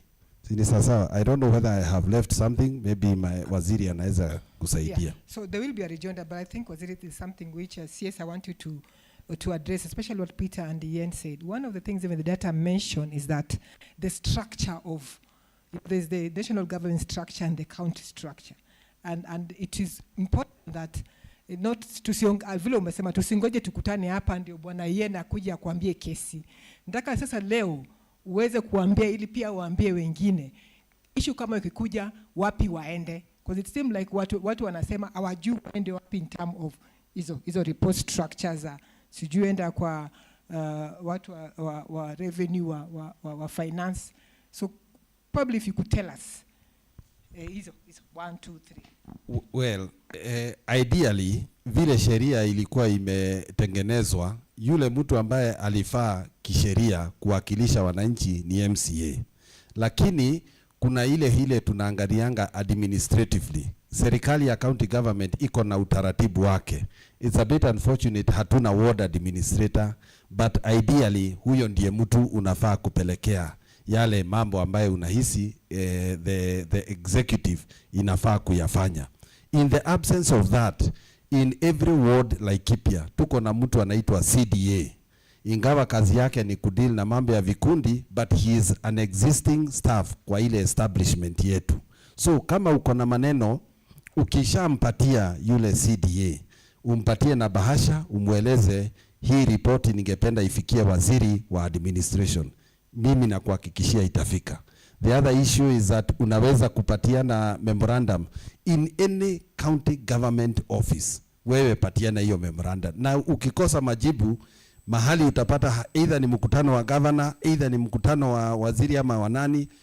Ukifika pale, unainua mkono na unasema una jambo. peana maneno yako hadharani na unashika microphone unaisema pale. Otherwise, sisi ile kitu tunataka kuku-encourage ni kwamba don't withhold information na don't wait for these official forums, kwa sababu inaweza tuchukua muda sana kabla tukutane tena. Whichever method, so long as it is a county government official, give the information that you would wish to pass to whoever you want to pass to. Asante sana. Bwana Yen, Bwana Peter, mmesikia hiyo maneno Hata ukiona gari yake inapita na bendera, piga nduru. Tuliambiwa tukusimamishe. Thank you so much. But be safe. Usiruke mbele ya gari. So I think there's a rejoinder from CS Waziri Lea. Purity, there's something which you want to add, and I think also Catherine, Mheshimiwa Catherine, and I think the cooker. So you feel free. I think anybody can take the mic. Okay. Thank you very much. Pole, nilikuwa nimetoka kidogo lakini ilikuwa tu kazi.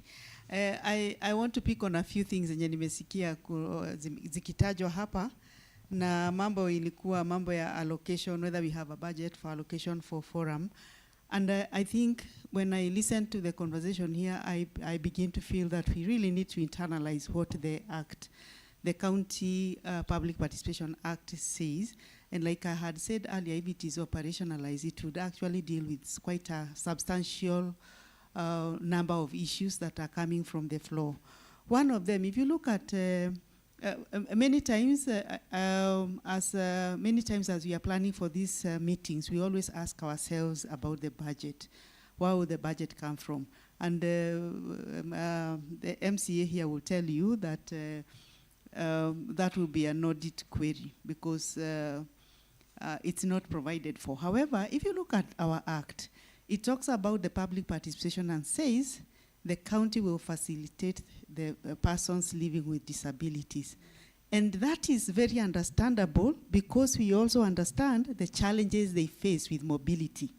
So that if you're coming from, say, from Doldo na umeitwa mkutano hapa, then it will be okay for the county to facilitate you because there are also not many in our midst, isn't it? The rest of the people, where will their value come from? Their value will come from, their value and their interest with public participation will come from ya kwamba ulisema tunataka kufanywa maji, tunataka tutengenezewe borehole, ama tunataka klasi ya ECD tutengenezewe na mkatengenezewa. Kwa hivyo utasema siku ile nyingine nilienda walifanya hivi. Kwa hivyo nitakuja siku nyingine na tutafanya hivi. Na iwapo tutapata changamoto, because hiyo ni maisha, iko hivyo tu. Unapanga lakini unapata changamoto. Sisi tutaweza kuwaambia ya kwamba tumepata changamoto, pengine serikali kuu haijaleta pesa, kwa hivyo hiyo project yenu tutaipeleka wakati mwaka ujao. And so we have to know that maybe the reason why I am looking at it in a very holistic manner. Maybe the reason why sometimes we feel, or sometimes maybe public participation tumeikatakata ni kwa sababu pengine tunaangalia pesa tunaona hakuna. Lakini kama sisi kama serikali basi tuna jukumu ya kuhakikisha ya kwamba nyinyi wenyewe tuwaonyeshe kuna value kwa yale ambao mnasema na yanatekelezwa na serikali. Na iwapo haitatekelezwa, tutakuja basi kuwaambia kwa nini hatukuweza kuchukua mradi wenu.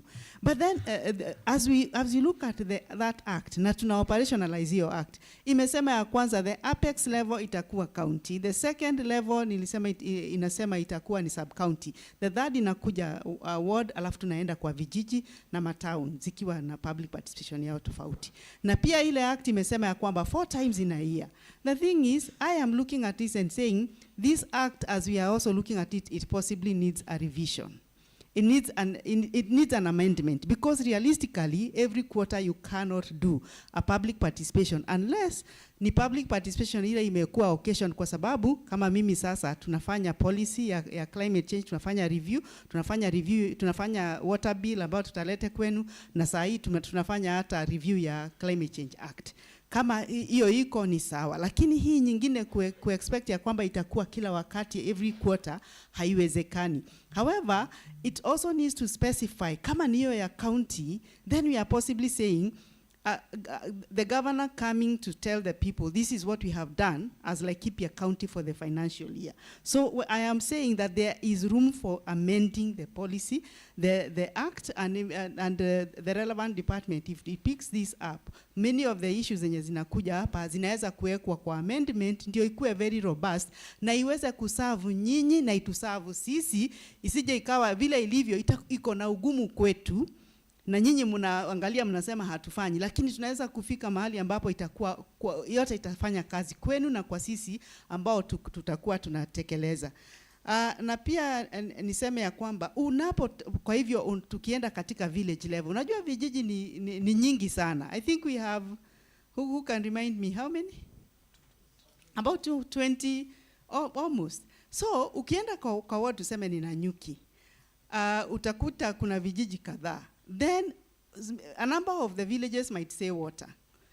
How then do you harmonize all these different thinkings and priorities that are coming from convenings katika village level?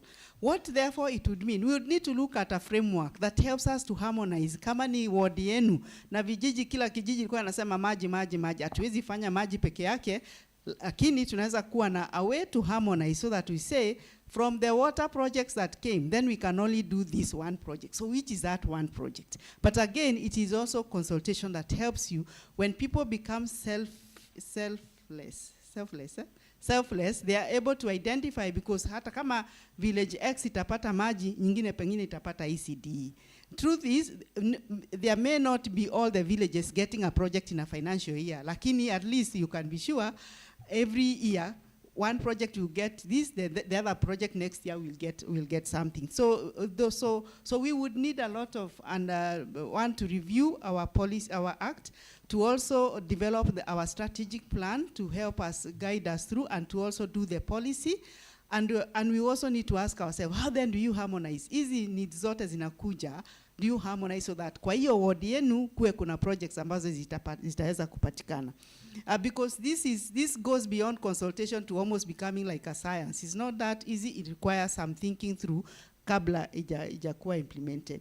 Alafu niseme ya kwamba ukiangalia pia mambo ya mobilization na time frame, I think I am also asking that as the communities ask the government, you're not doing very well, we are not doing very well with public participation. Tumeona ya kwamba sio ni sisi wote, because all of us are in the same boat together. Kwa hivyo hata nyinyi kwa vijiji vyenu pia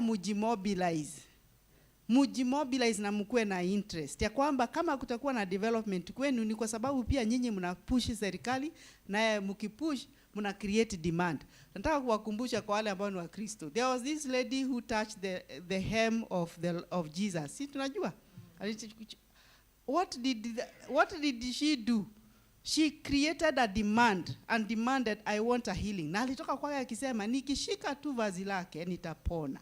Na nyinyi mkisukuma pia kitu kitatendeka. Kwa hivyo pia sisi kule tunapoendelea ku-actualize hii act, pia nyinyi mkubali ya kwamba ni vyema watu wajisanye pamoja, kwa sababu sauti ya watu wengi husikika na inakuwa na umaarufu. So help us so that when we are rolling out the act, pia nyinyi mkuwe willing, mkuwe na hizo committee. Ilikuwa imesema village committees. Kuwe na watu wa village committees na mna hold accountable, ndio tunaweza kufanya kazi pamoja. But there is the will from our end. We may not have done it very well, but we are willing to do whatever we can to start the ball rolling. Ndio wale watakao kuja 2027 at least wakute tulianza kitu ambao wataendeleza, na nyinyi wenyewe mtawa hold to account. Asante sana. Mmemsikia amesema tusiwe wa binafsi, na pia sisi pia tuchangamke, kwamba mkiwatikisa wao wamesema wako tayari. Hasa mpira huko kwenyu jamani. Mmesikia jamani? Bwana Ian, Bwana Peter, Lea, umesikia maneno hayo? Lea yuko wapi binti mwenzangu? Am I Gen Z? Am I the youth? Do I qualify?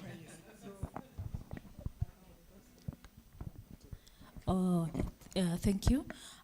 Nilikuwa nataka niongezee kidogo kwa joint public participation that was raised by Madam Annette. And just as she had said earlier, that the law on public participation is not very cleared or anchored in a particular framework, which I think Tuaweza na Sisi has said that they have taken up the role in ensuring that this will happen. On joint public participation, I think the first assembly used to do the joint public participation. Let me say that, let me just shoot the administrative kidogo.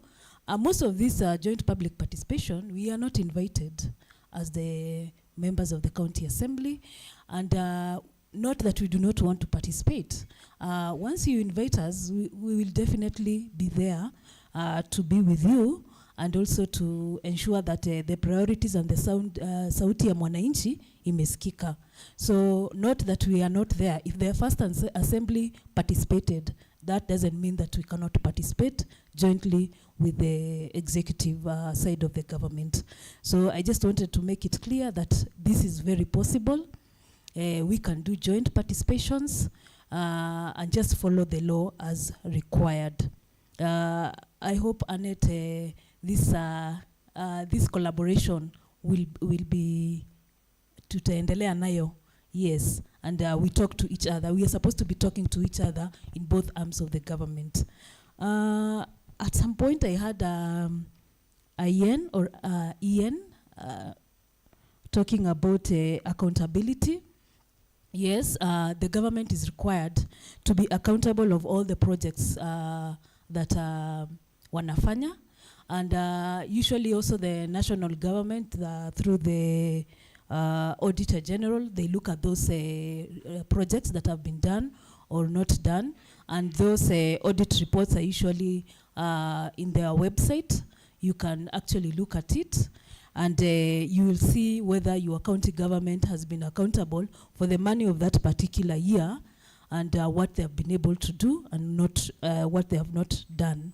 So in terms of ensuring that these buildings that you had talked about, to know the year, I think the CS has already answered that, that he will follow up on making sure that those projects that are deemed to be, let me say, quote unquote, ghosts are actually, I know they are not ghost projects. Some of the projects in the budgets have been pushed forward because of the, let me say, the money, the availability of the money from the national government. So sometimes the time frame that the executive are getting the money vis-a-vis the project's timeline inapitwa na wakati. So it's usually pushed forward. And I know about the nurses. I thank Bwana CS. He's saying that he's going to take upon that issue to ensure that no nurse in the hospital is not working.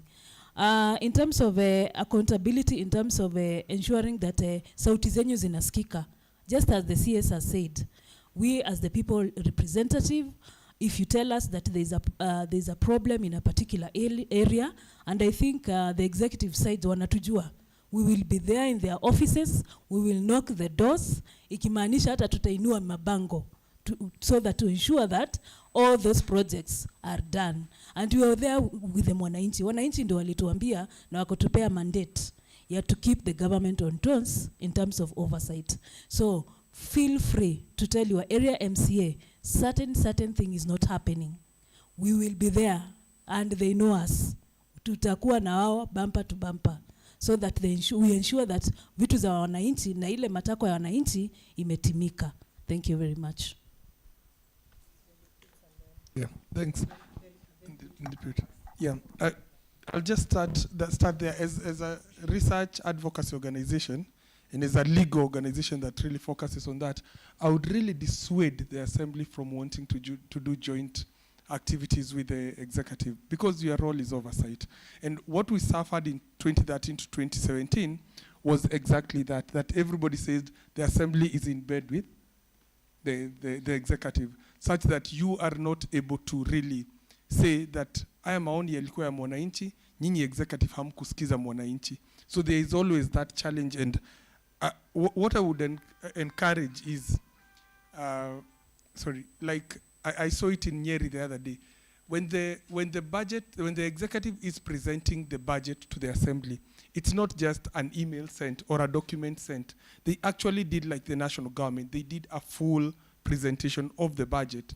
And then there's, of course, the public gallery. The public is available now to start questioning the process. And then the assembly comes back to the people. Please don't ask people for memos to write.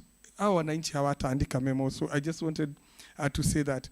And on the other bit, there's something that I think someone asked why the lady at the end hatukumuona juu ya hiyo mlango.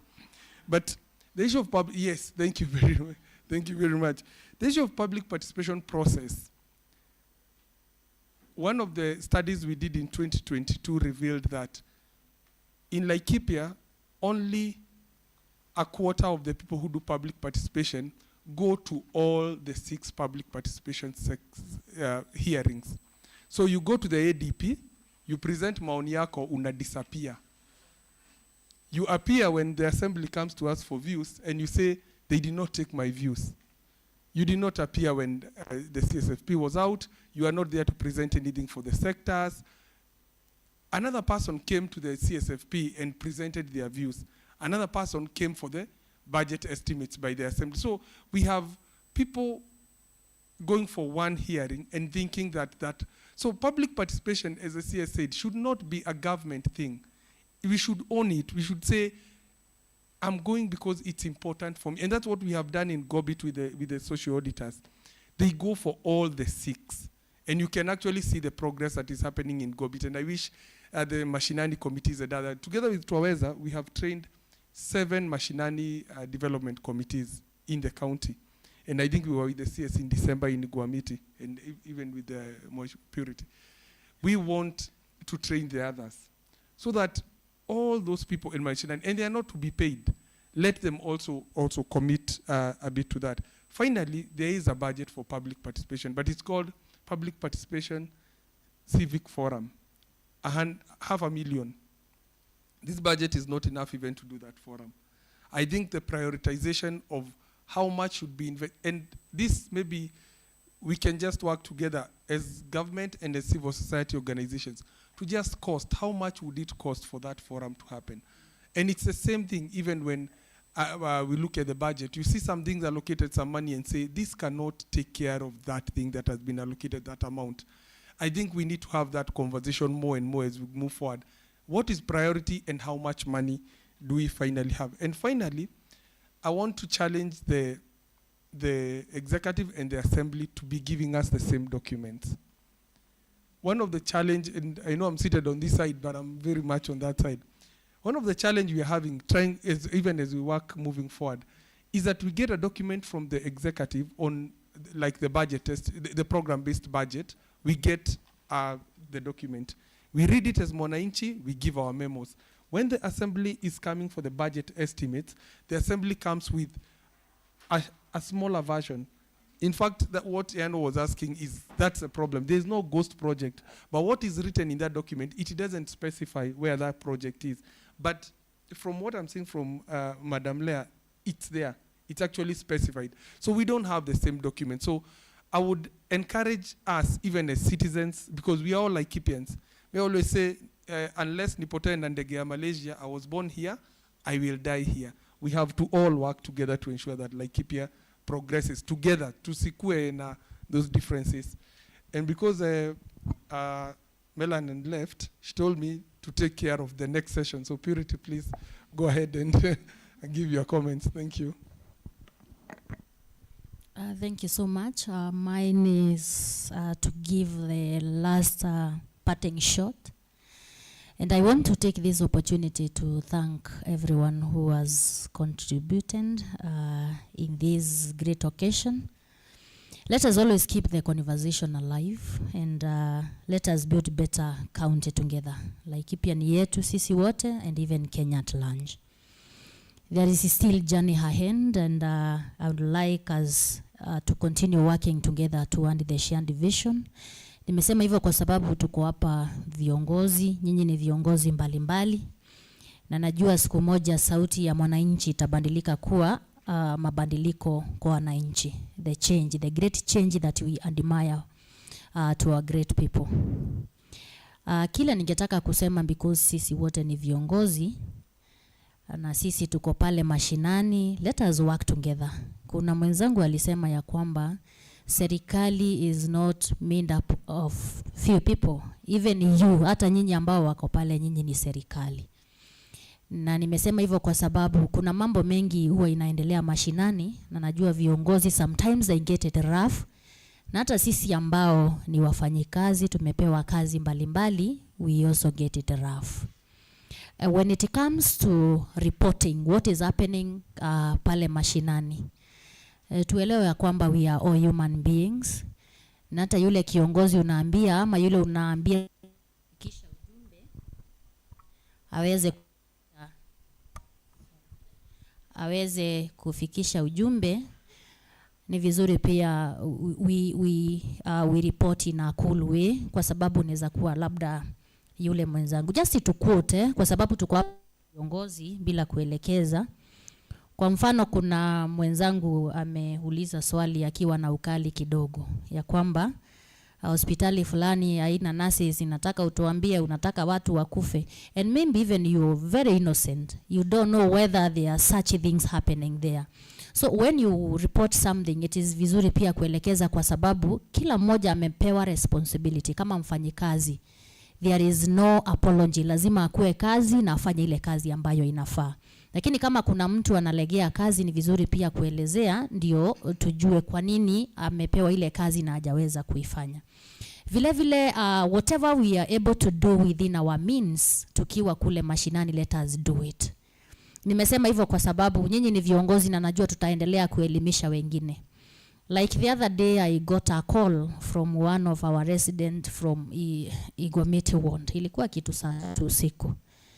Na kile aliniambia nilishangaa, nikasema enyewe wale wako kwa serikali wako na kibarua, lakini Mungu atasaidia. And the call he made was a man. Aliniambia, Purity uko salama? Akaniambia kuna umbwa imekufa kwa ngiti yangu na inanuka sana, tafadhali tuma watu wakuje watoe. On a serious note, kuna some things we should not even nilicheka tu, lakini nikamwambia na kuomba tu usikae na hiyo harufu mpaka asubuhi. Tafuta shimo tu chimbe uzike ile umbwa. But the argument was, na nikizika mwenyewe aseme nimeua, but ufai kukaa na harufu kwa ngeti mpaka asubuhi. Again, let our people know who is to do what. Kwa sababu pale unakuta kuna responsibility ya kiongozi fulani, lakini wewe ukifika pale hata kabla hujajieleza kazi yako ama unafaa kufanya nini, you get it rough before uelezee mwananchi. Kwa mfano, stima inafaa kuwa ya huyu, hii barabara ni ya national government, hii ni ya county government, hii ni kazi ya mama county, hii ni kazi. Ni vizuri pia watu waweze kuelewa kazi za viongozi, ndio waweze kuelekeza, wajue ni nani wanauliza hasa swali fulani, ndio mambo iweze kuwa sawa sawa. Otherwise, I wish you well and thank you, great leaders, great men and women in the house. Na najua tutaweza kusonga mbele. Ni mambo mengi yapo, lakini tukiwa viongozi tutaweza kutatua mpaka tufike mahali tunafaa. Asanteni and have a blessed time as you go back to your homes. Asante. So, thank you.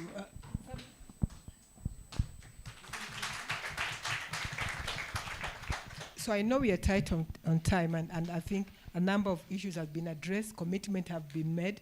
So, but there is, I was told, the online had question, but apparently they've confirmed some of them have been addressed. So that is why hawataongea, sio kwa sababu hawataki.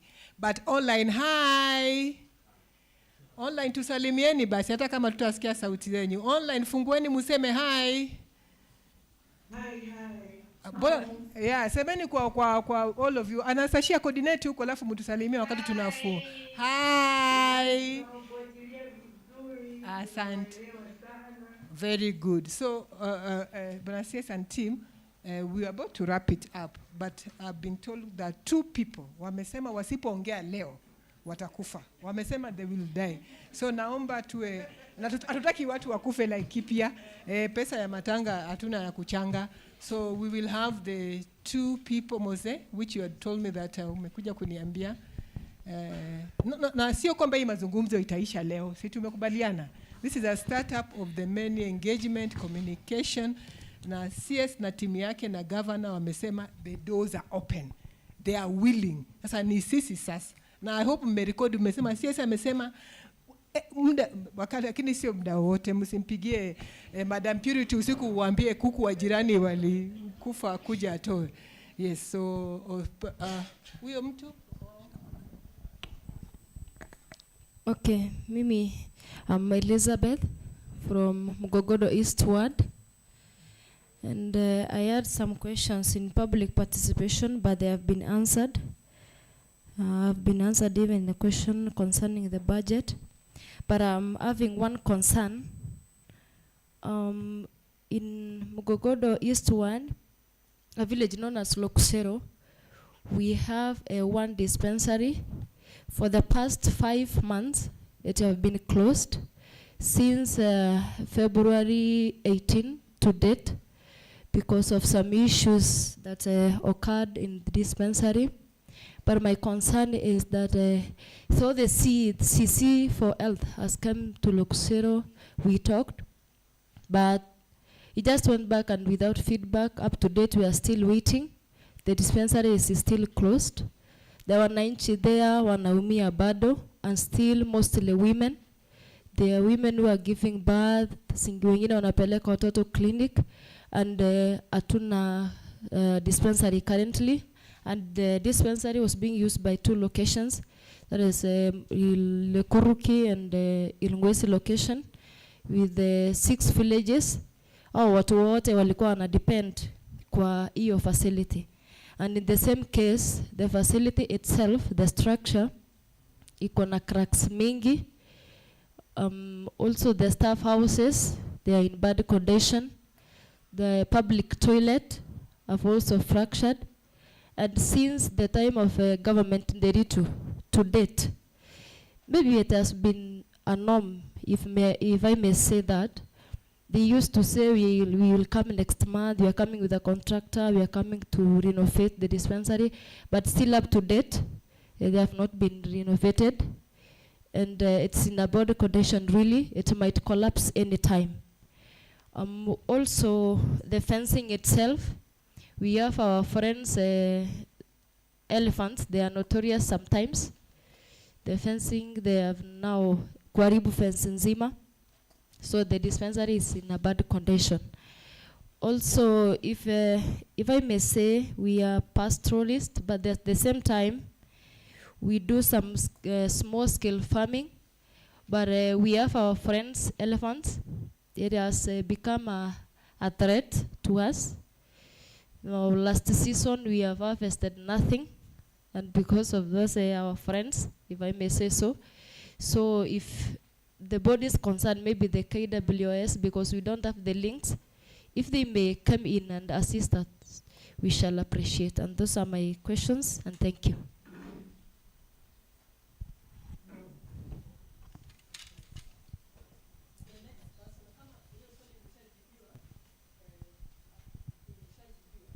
Ni uruke tu, focus tu na ile ambao labda haijakuwa addressed.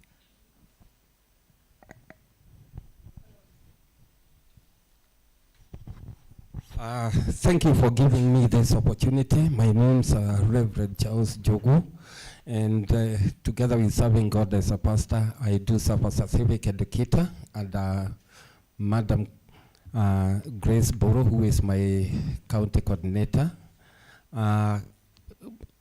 I just wanted one thing to be addressed, or to note one thing, because most of the issues that I had raised have been answered by the plenary.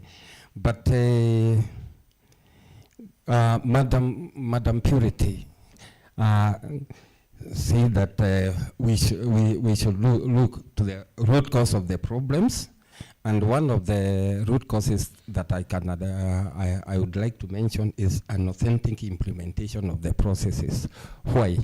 Because you understand within the county budget making cycle and timelines, it starts with the CCM finance giving a circular to sectors to make their sectoral budgets, which constitute the county budget.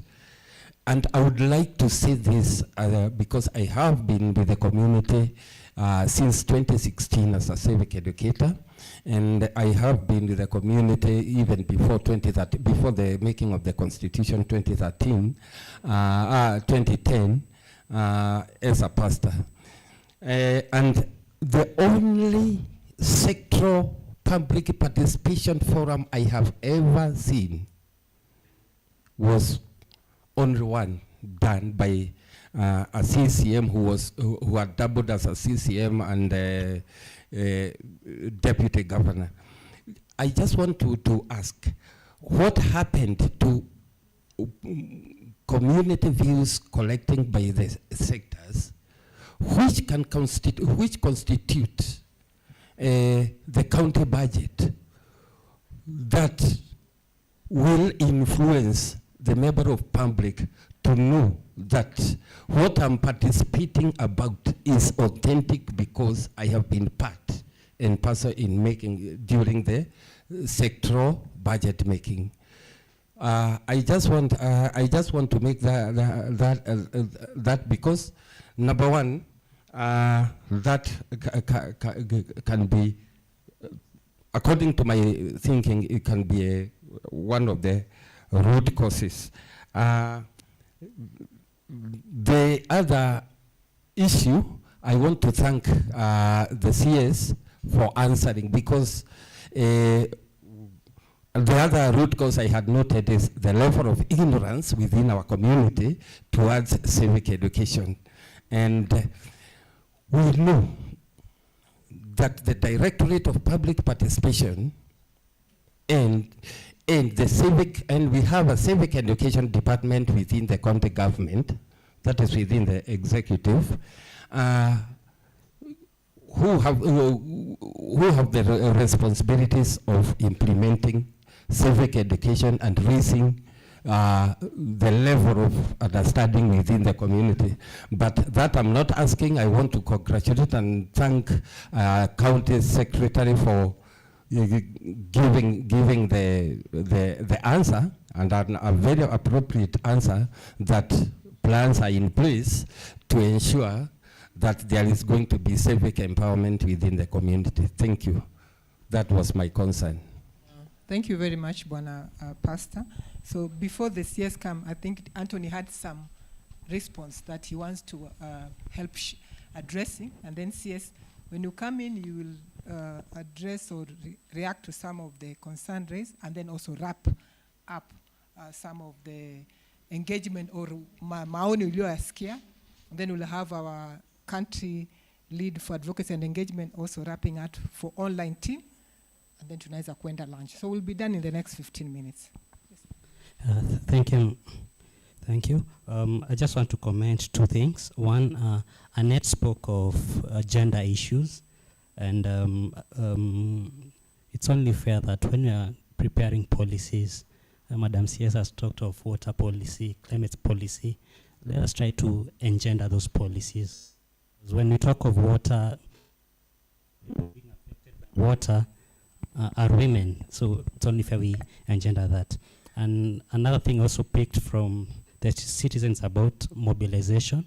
There was an allegation that the county were in mobilization, but I'm also suggesting that we can use innovation. We can use IT. The other day, when the young people of Kenya, responsible youth of Kenya, last year, they used TikTok for civic education when it came to the finance bill. And I think it's high time as a country we appreciate that, because we took these people to school and they're using, the wisdom and the knowledge that they got. So it's only fair that we use that. If we can leverage on technology, then it will become even easier and faster to get more citizens participating. When we see a young person, for example, creating a simple website where you can get views about the budget, and then that young person is jailed. I mean, we're not going. It's like we're going back to early man. Yeah. Thank you. Thank you. So, in case anyone from the preliminary want to say something before Bwana CS wrap this up, this is the opportunity. Thank you. So, I just want to thank the young people who came. I know we have young people from North, Arika and team. Arika team. There he is. He had Wambo left. Thank you very much. These forums, we don't see those faces. I want to thank the Watu wa Mashinani from Gobit. Thank you very much, guys, for showing up. Please take time to be coming to these sessions. Mumeona hazikuangi mbaya sana. Asanteni.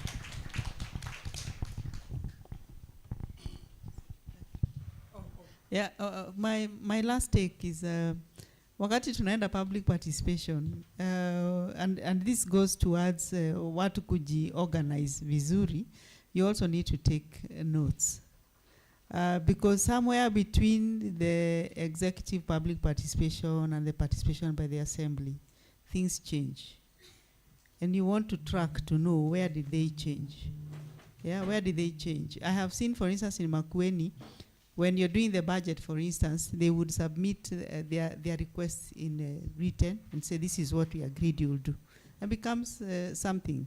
So let's look at, we all have a lot to learn, and I am hoping that one day when we have to go to either Marakwet, Elgeyo Marakwet, or Makueni, even the communities themselves can have their representatives so that they learn how they self-mobilize, how they organize, how they engage, because it is also important for them, and not just for us, but also for them, so that we are also happy. When you get into a room, na unakuta watu mnaongeleshana, you're talking, you're having a conversation, inatusaidia pia, na inakuwa mzuri. Kwa hivyo hata sisi tuna haja na nyinyi muweze kuwa organize vizuri, mahali tutasaidia, tusaidiane, na nyinyi pia muwe na msukumo wenu, kwa sababu maendeleo ni yetu sisi wote, na itakuwa vyema.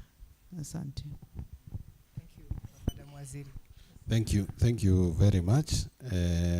Ningependa kujibu ama kusema kidogo kuhusu mambo ya dispensary ya Lukusero.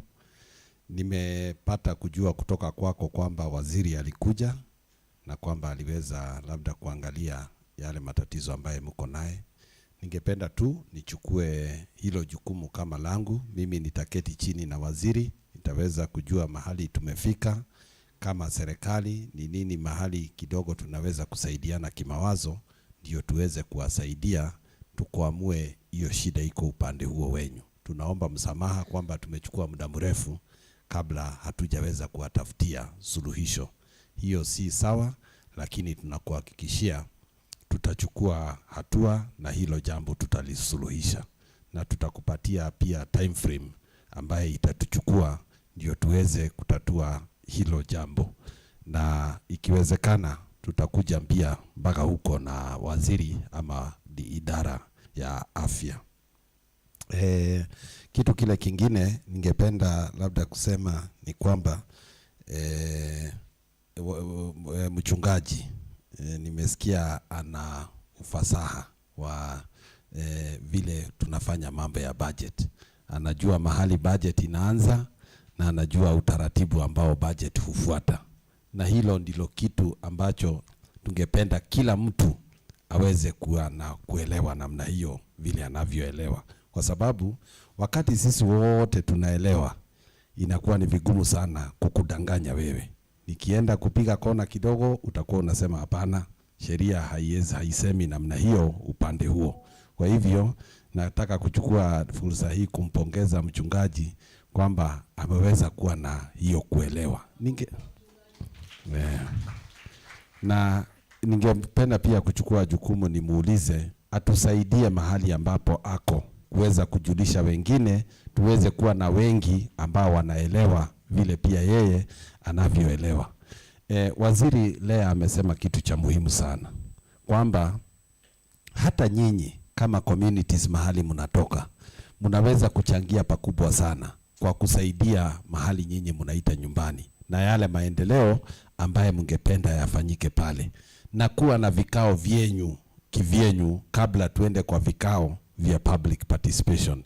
If you are able to build consensus amongst yourselves, it makes the work easier. Kwa sababu tukifika pale kila mtu na wazo lake, inakuwa ni kama argument. sisi tunataka barabara hii, hawa wanasema wanataka barabara hii. So inaachiwa sasa serikali yenyewe iamue ni barabara gani itafanya nini, itatengeneza. Lakini kama mngeketi chini, tukubaliane mwaka huu, tukubali hii barabara ndio itajengwa, mwaka ujao hii yenyu ndio pia itajengwa. Inafanya kazi pia ya serikali inakuwa rahisi wakati maendeleo yanakuja kufanywa katika area zenyu. So building consensus, hata mkiweza kupata hizo structures kule mashinani ambazo zina guide development yenyu, mkikuja pale kunakuwa tu na mtu mmoja ambaye ako na karatasi anasema kwa pande ya maji sisi kama area hii tumepropose 1 2 3, kwa upande wa barabara tumepropose 1 2 3, kwa upande, hata hiyo data inakuwa rahisi kuitrack na mnakuwa mko na kazi rahisi. Wakati mwingine wale wafanyikazi wa serikali watakuja kukuja kule kwenyu. Nikimalizia ninaweza kusema there is no single entity that has a monopoly of ideas on how to solve problems within our areas. Hakuna mtu ambaye amepewa ile werevu wa kufanya mambo yote. Kila mtu ana upungufu wake. Hata sisi tukiwa mahali ambapo tuko, tuna mambo ambaye tunategemea na tunajifunza kutoka kwenyu. Msione kama ni makosa kupatiana mawaidha ama kuchangia kimawazo kuweza kuimprove governance katika hii serikali, kwa sababu hii serikali ni yenyu na nyinyi ndiye wenye hii serikali. Wakati mwingi tunakosea sana tukiwa tunasema hawa tunangoja miaka 5 ishe tupeleke hawa nyumbani, lakini unasahau hii miaka 5 unangoja hautaipata tena, ikishaenda imeenda. Kwa hivyo wakati umechagua serikali, iwe ni nzuri ama iwe ni mbaya, kipindi cha miaka 5, hiyo ndiyo serikali ambaye Mungu ametubarikia. Tuisaidie, tuhakikishe kwamba ile taxes ambazo tunalipa zinatutumikia sisi. Baadaye nyinyi wenyewe tu ndio mtakuja kusema mumekubaliana ama mnakataa vile ambavyo mumehudumiwa. Na hiyo kazi ni yenyu na hiyo nguvu ni yenyu. Kwa hivyo kila mtu achukulie ni kwamba wewe ni serikali. Serikali sio ile mtu ambaye anaitwa waziri ama county secretary. Wewe ni serikali mahali ulipo. Ni ile tu umedonate powers yako. Umesema kwa sababu sisi wote hatuwezi itwa waziri, nimegawa nguvu yangu, kwa niaba yangu tumewapatia nyinyi. Lakini nguvu ni yako. To start with, wewe ndiye mwenye hiyo nguvu.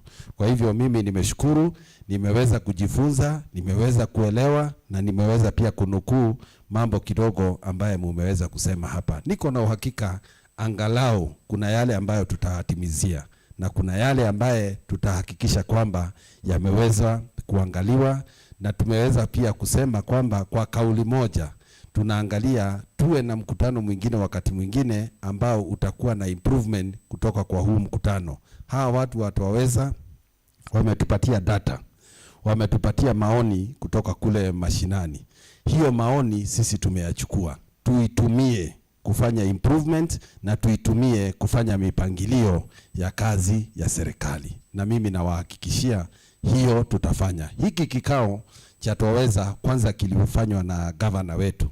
Governor aliweza kuamrisha serikali yote yake iketi chini na hawa Twaweza. Kwa hivyo ile information ambayo wako naye tayari wametupatia sisi kama serikali. Tumeijadili na kila mtu alinukuu area yake. Sasa tulikuja sasa kwa sehemu ya 3 na ilikuwa ni wananchi na ni nyinyi. Na nyinyi pia mmeweza kuielewa na tumeweza kuielewa pamoja na tukajadiliana na nyinyi. Hiyo ni hatua na ni hatua tunaweza kupiga, na tunataka kuchukua fursa hii kuwashukuru sana na kusema ni asanti kwa hiyo juhudi, asanti kwa kuona pia ni vyema kukuja kushare na sisi yale mambo ambayo waliweza kuyapata kutoka kwa wananchi. Tunatarajia kwamba uhusiano huu ambao tuko nao utazidi kupata nguvu na utazidi kuwa manufaa kwetu sisi na kwao na kwa wananchi kwa ujumla.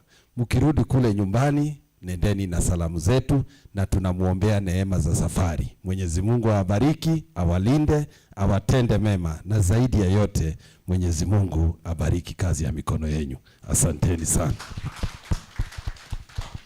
Bwana CS, naona umetugusa kila mtu. Sasa sijui kama ni Bwana CS mwanasiasa ama Bwana CS kweli mwananchi wa Laikipia, lakini tunakwenda na ya mwisho, mwananchi wa Laikipia. Tumeshukuru sana kwa serikali ya awamu hii ya Laikipia kwa ahadi mlizopeana na majibu ambayo mliopatiana kwa waliouliza maswali kadhaa, na pia wale ambao bwana CS amesema muongee naye baada ya hapa, naomba msiondoke kabla mjaonana naye, ili wakati mwingine alivyosema bwana CS, kwa sababu sisi mwenyewe amesema wamechukua mregesho, si ndio? Wamechukua maoni mwenyewe ameongea bila sisi, watafanyia kazi, na amesema kwamba turudi tuje tujadili kwamba labda baada ya mwaka, nataka kuamini at least tupatane mwaka angalau bwana CS, ndio tupeane mwaka, si financial year ya mwaka huu huko, tupeane mwaka. Haimaanishi kwamba hapa katikati hapatakuwa na mijadala, patakuwa na mijadala midogo midogo, lakini baada ya mwaka tuje tuangalie kwamba nini kilifanyika, kile ambacho kikufanyika kwa nini. Sasa lazima tuanze utaratibu wa kurudisha miregesho na kukubali tulivyosema kwamba planning together, lazima tufanye hicho. Sasa kwa kufunga mada, ninaomba Sara Mwangi yuko online atufungie tu mjadala wetu, alafu mtu wa maombi sasa sijui na ataomba tena, tabidi itakuwa sijui Wambugu utaomba. Baraha. Yes. Sawa. Basi Anastasia wacha Sara aongee, alafu wewe utatufungia kama kwa niaba, alafu tufunge na maombi. Alafu nataka kuomba samahani, hatukupiga inaitwa nini ile national anthem. Sasa sijui tupige baada tushamaliza. Hatukuimba ile Mungu Mungu. So Sara please, and then Anastasia, alafu bwana pastor atufungie kikao cha leo. Lakini nilivyosema awali, this is just the beginning. I think CS na timu yake wameeko hiyo, na I think we have some caucus from the CSO. This is just the beginning. We will come to every specific ward kwa county, at least to ensure kwamba angalau 1-2 imefanyika. Si ndio Ama nyinyi mnaonaje? Sio lazima kila kitu, lakini 1-2 angalau imefanyika, ili alivyosema taratibu, si ndio? Moja inajaza sijui kibaba, si ndio? Moja chukua 10 ondoka. Waswahili wanasema chukua hiyo moja ambayo iko kuliko hiyo 10 hamna kitu. So I think this is a startup for that long term relationship. Mwisho wa siku tunataka 10 years later Laikipia hiyo imekuwa imebadilika. Na nashukuru nyote kwa kuja. So Sara Anastasia, alafu bwana askofu. Umeshafika kitengo cha askofu? Kumbe tuna askofu bwana hapa. Sara atatumalizia. Asante sana Melania. After kuongea Kiswahili chochote, I don't think I can keep up. But I really want to thank everybody for making time. It's been the whole morning mpaka saizi saa 9, and we don't take that for granted. We truly appreciate especially our panelists for staying up to this time. It's not often kwamba unapatana na high level government officials kukuja kwa event yako and to stay up to this time. So we truly appreciate you for making time to be with us, kushare na sisi all the things that the county is doing, and to also commit that these things are going to be taken and acted upon. For sure, it's clear there are certain issues that are coming from the data, certain issues are emanating even from the citizens that were seated in the room. But we constantly have to think about the issue of prioritization. Lakini it's really reassuring kwamba the county government of Laikipia has told us really that they are ready to listen.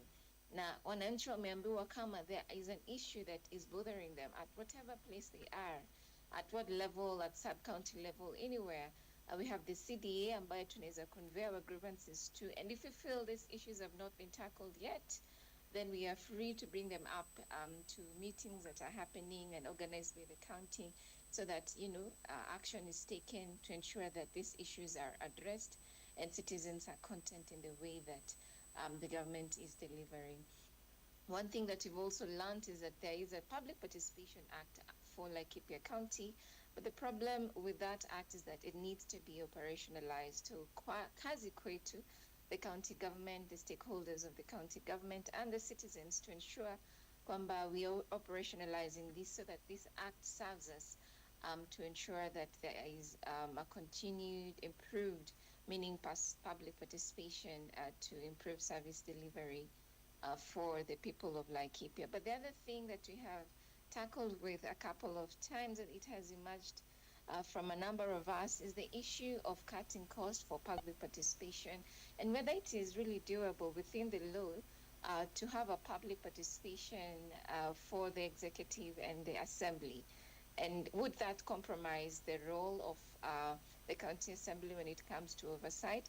Perhaps that's a conversation that we need to keep going, to keep following up to see what we can do to ensure we have meaningful public participation, but that is also affordable and that is very comprehensive, input, taking on the feedback from citizens across board. Something else is the issue of feedback. Fine, we will have this public participation as we are required to, for budget cycle. But Madam Leah has asked us, has reminded us something. She has told us that the incentive for more people to participate in this public participation is if they can see a direct link between the public participation meetings they attend and improved service delivery. So that's something that we need to constantly think about. Otherwise, we will continue complaining that many people not coming to these public participation sessions, and hence, we will keep talking about that as a challenge year in, year out. Now, there's something I want to share with us, what we call the Equitable Distribution Act. It is an act that has been enacted by the Elgeyo-Marakwet County. It helps to unearth citizens' priorities and in relation to county budgeting. I'd like to refer us, especially the county government officials and the county assembly officials, to this Equitable Distribution Act of Elgeyo-Marakwet.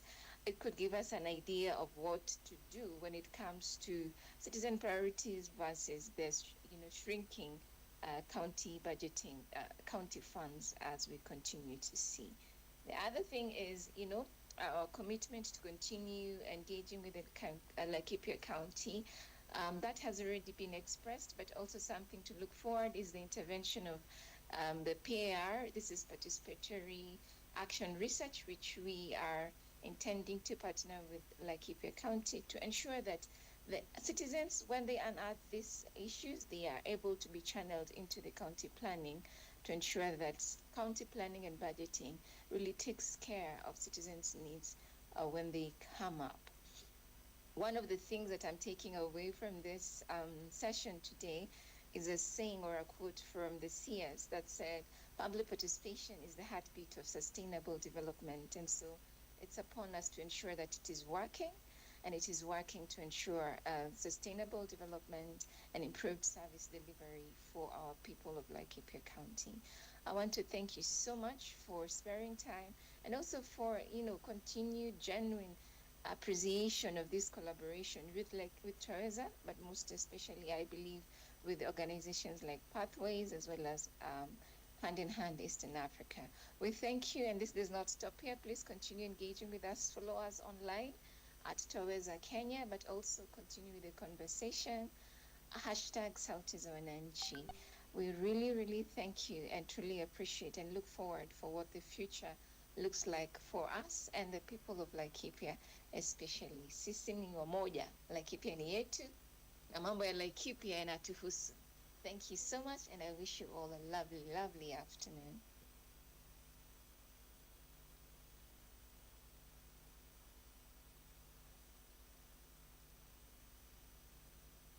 Sarah, asante sana. I have to say, I actually ambushed Sarah. She's a new mother, so that is why she could not be able to join us. But I think she did an amazing work. Sindio? And nashukuru sana.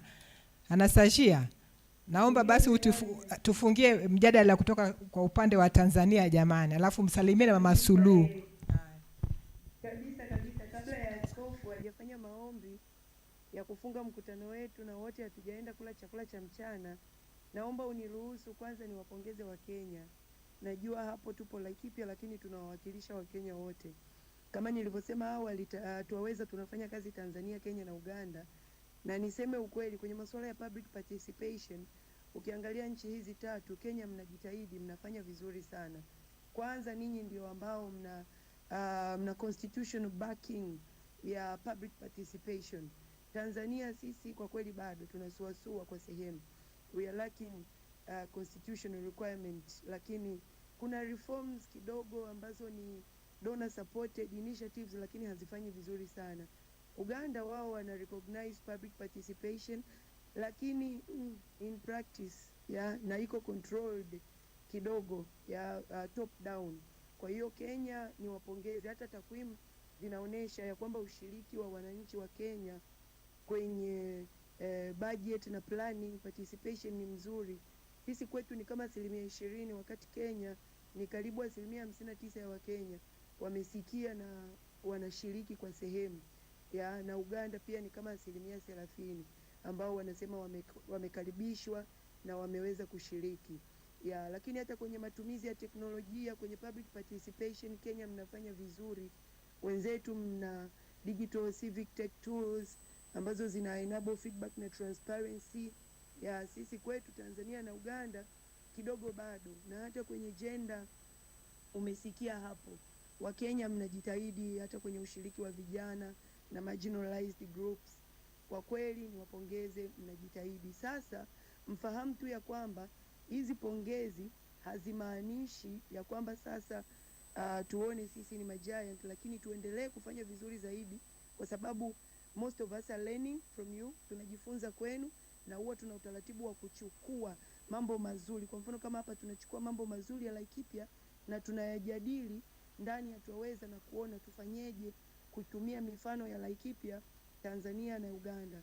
Kwa hiyo endeleeni kufanya mkijua ninyi ni kioo, ninyi ni watanguliza, ni wabeba filimbi na mtaweza kutusaidia kabisa. Na mwisho kabisa naomba nitoe shukrani za dhati kwa niaba ya mkurugenzi wetu. Niwashukuru sana Mheshimiwa Koinange, County Secretary. Asante mno kwa kukaa na sisi 5 hours. Si bure kabisa. Tuwashukuru pia waheshimiwa wengine wote mlioko hapo, tuwashukuru panelists, tuwashukuru wadau wa asasi za kiraia na wanahabari. Tunawashukuru sana. Lakini zaidi wana Laikipia ambao ndio wametoa sauti zao zikaleta huu mjadala.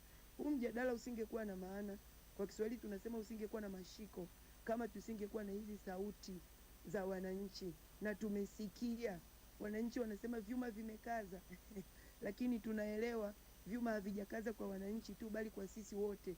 Sisi Tuwaweza tuna imani moja kwamba serikali ina mandate, ina staff, ina rasilimali na ina uwezo wa kuhudumia millions na kuweza kufanya lasting change over time, lakini tunaelewa kwamba huwa kuna changamoto nyingi na vikwazo kwa serikali kuweza kufanikisha hiyo.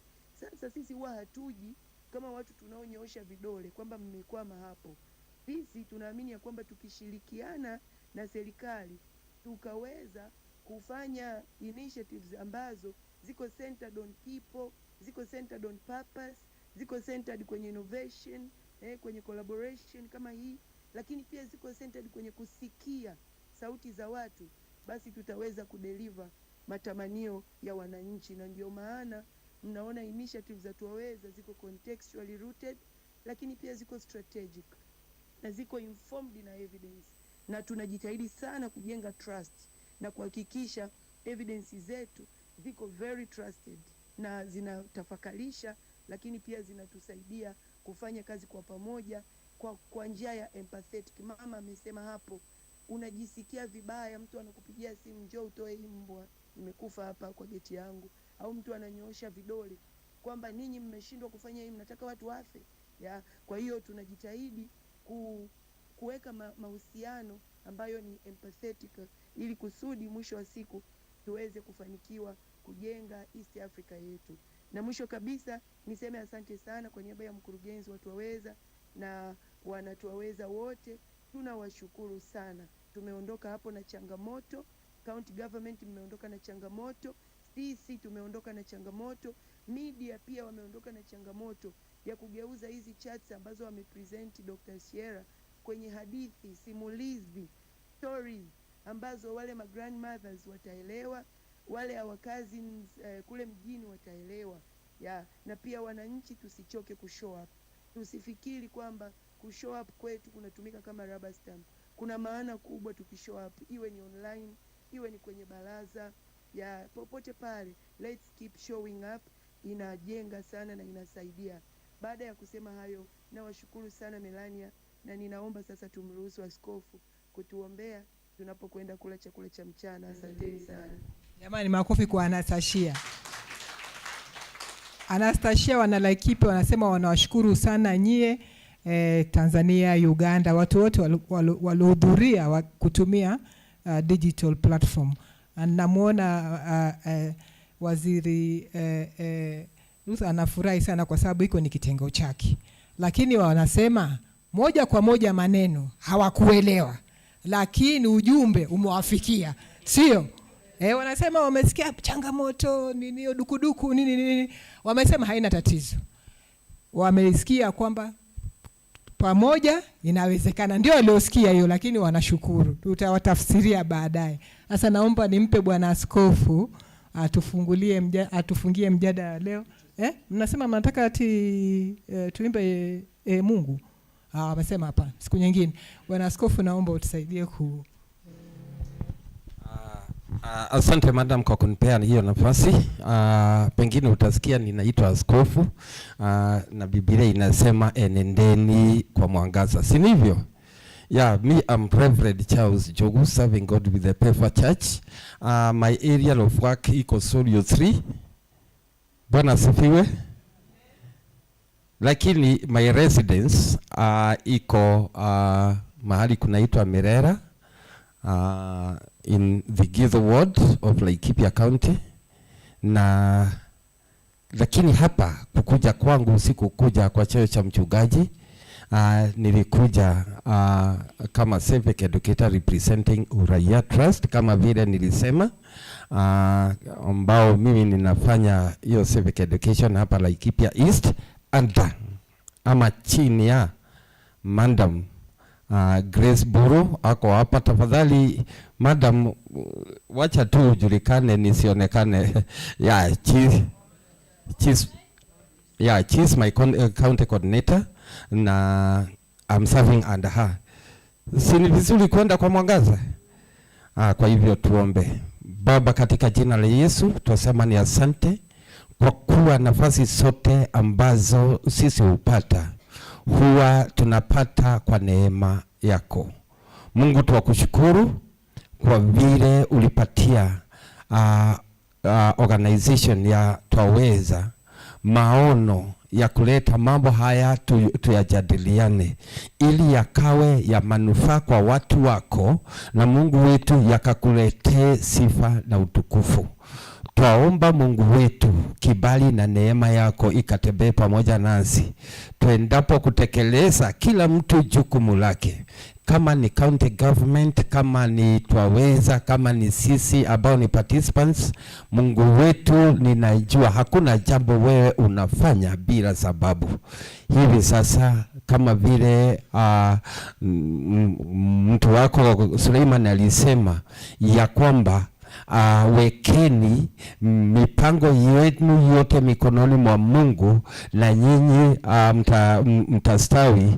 Hivi sasa Mungu wetu, tuachukua nafasi hii kuweka kila jambo ambalo tumejadiliana, mambo ambayo tumeyafikia mikononi mwako, tukiwaombea viongozi wetu wa county, tukiombea Twaweza, na pia tukiomba Mungu wetu ya kwamba neema yako ikatembee pamoja nasi tuendapo kudhibitisha mambo ambayo tumeyanena.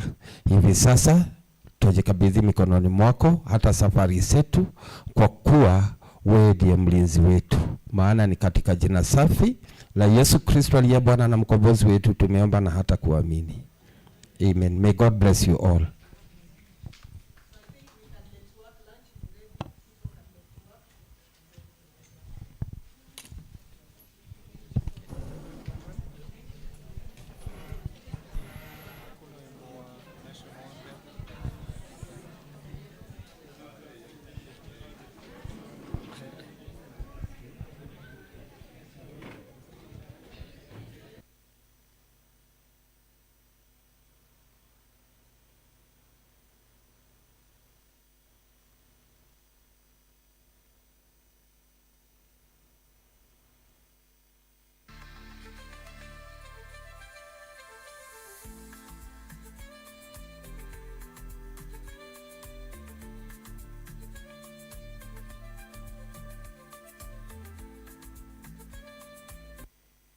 canceled my Midjourney subscription because this AI does everything I need. I can upload my own photos and create perfectly consistent images and characters from them. And it's not limited to just one character. I can maintain consistency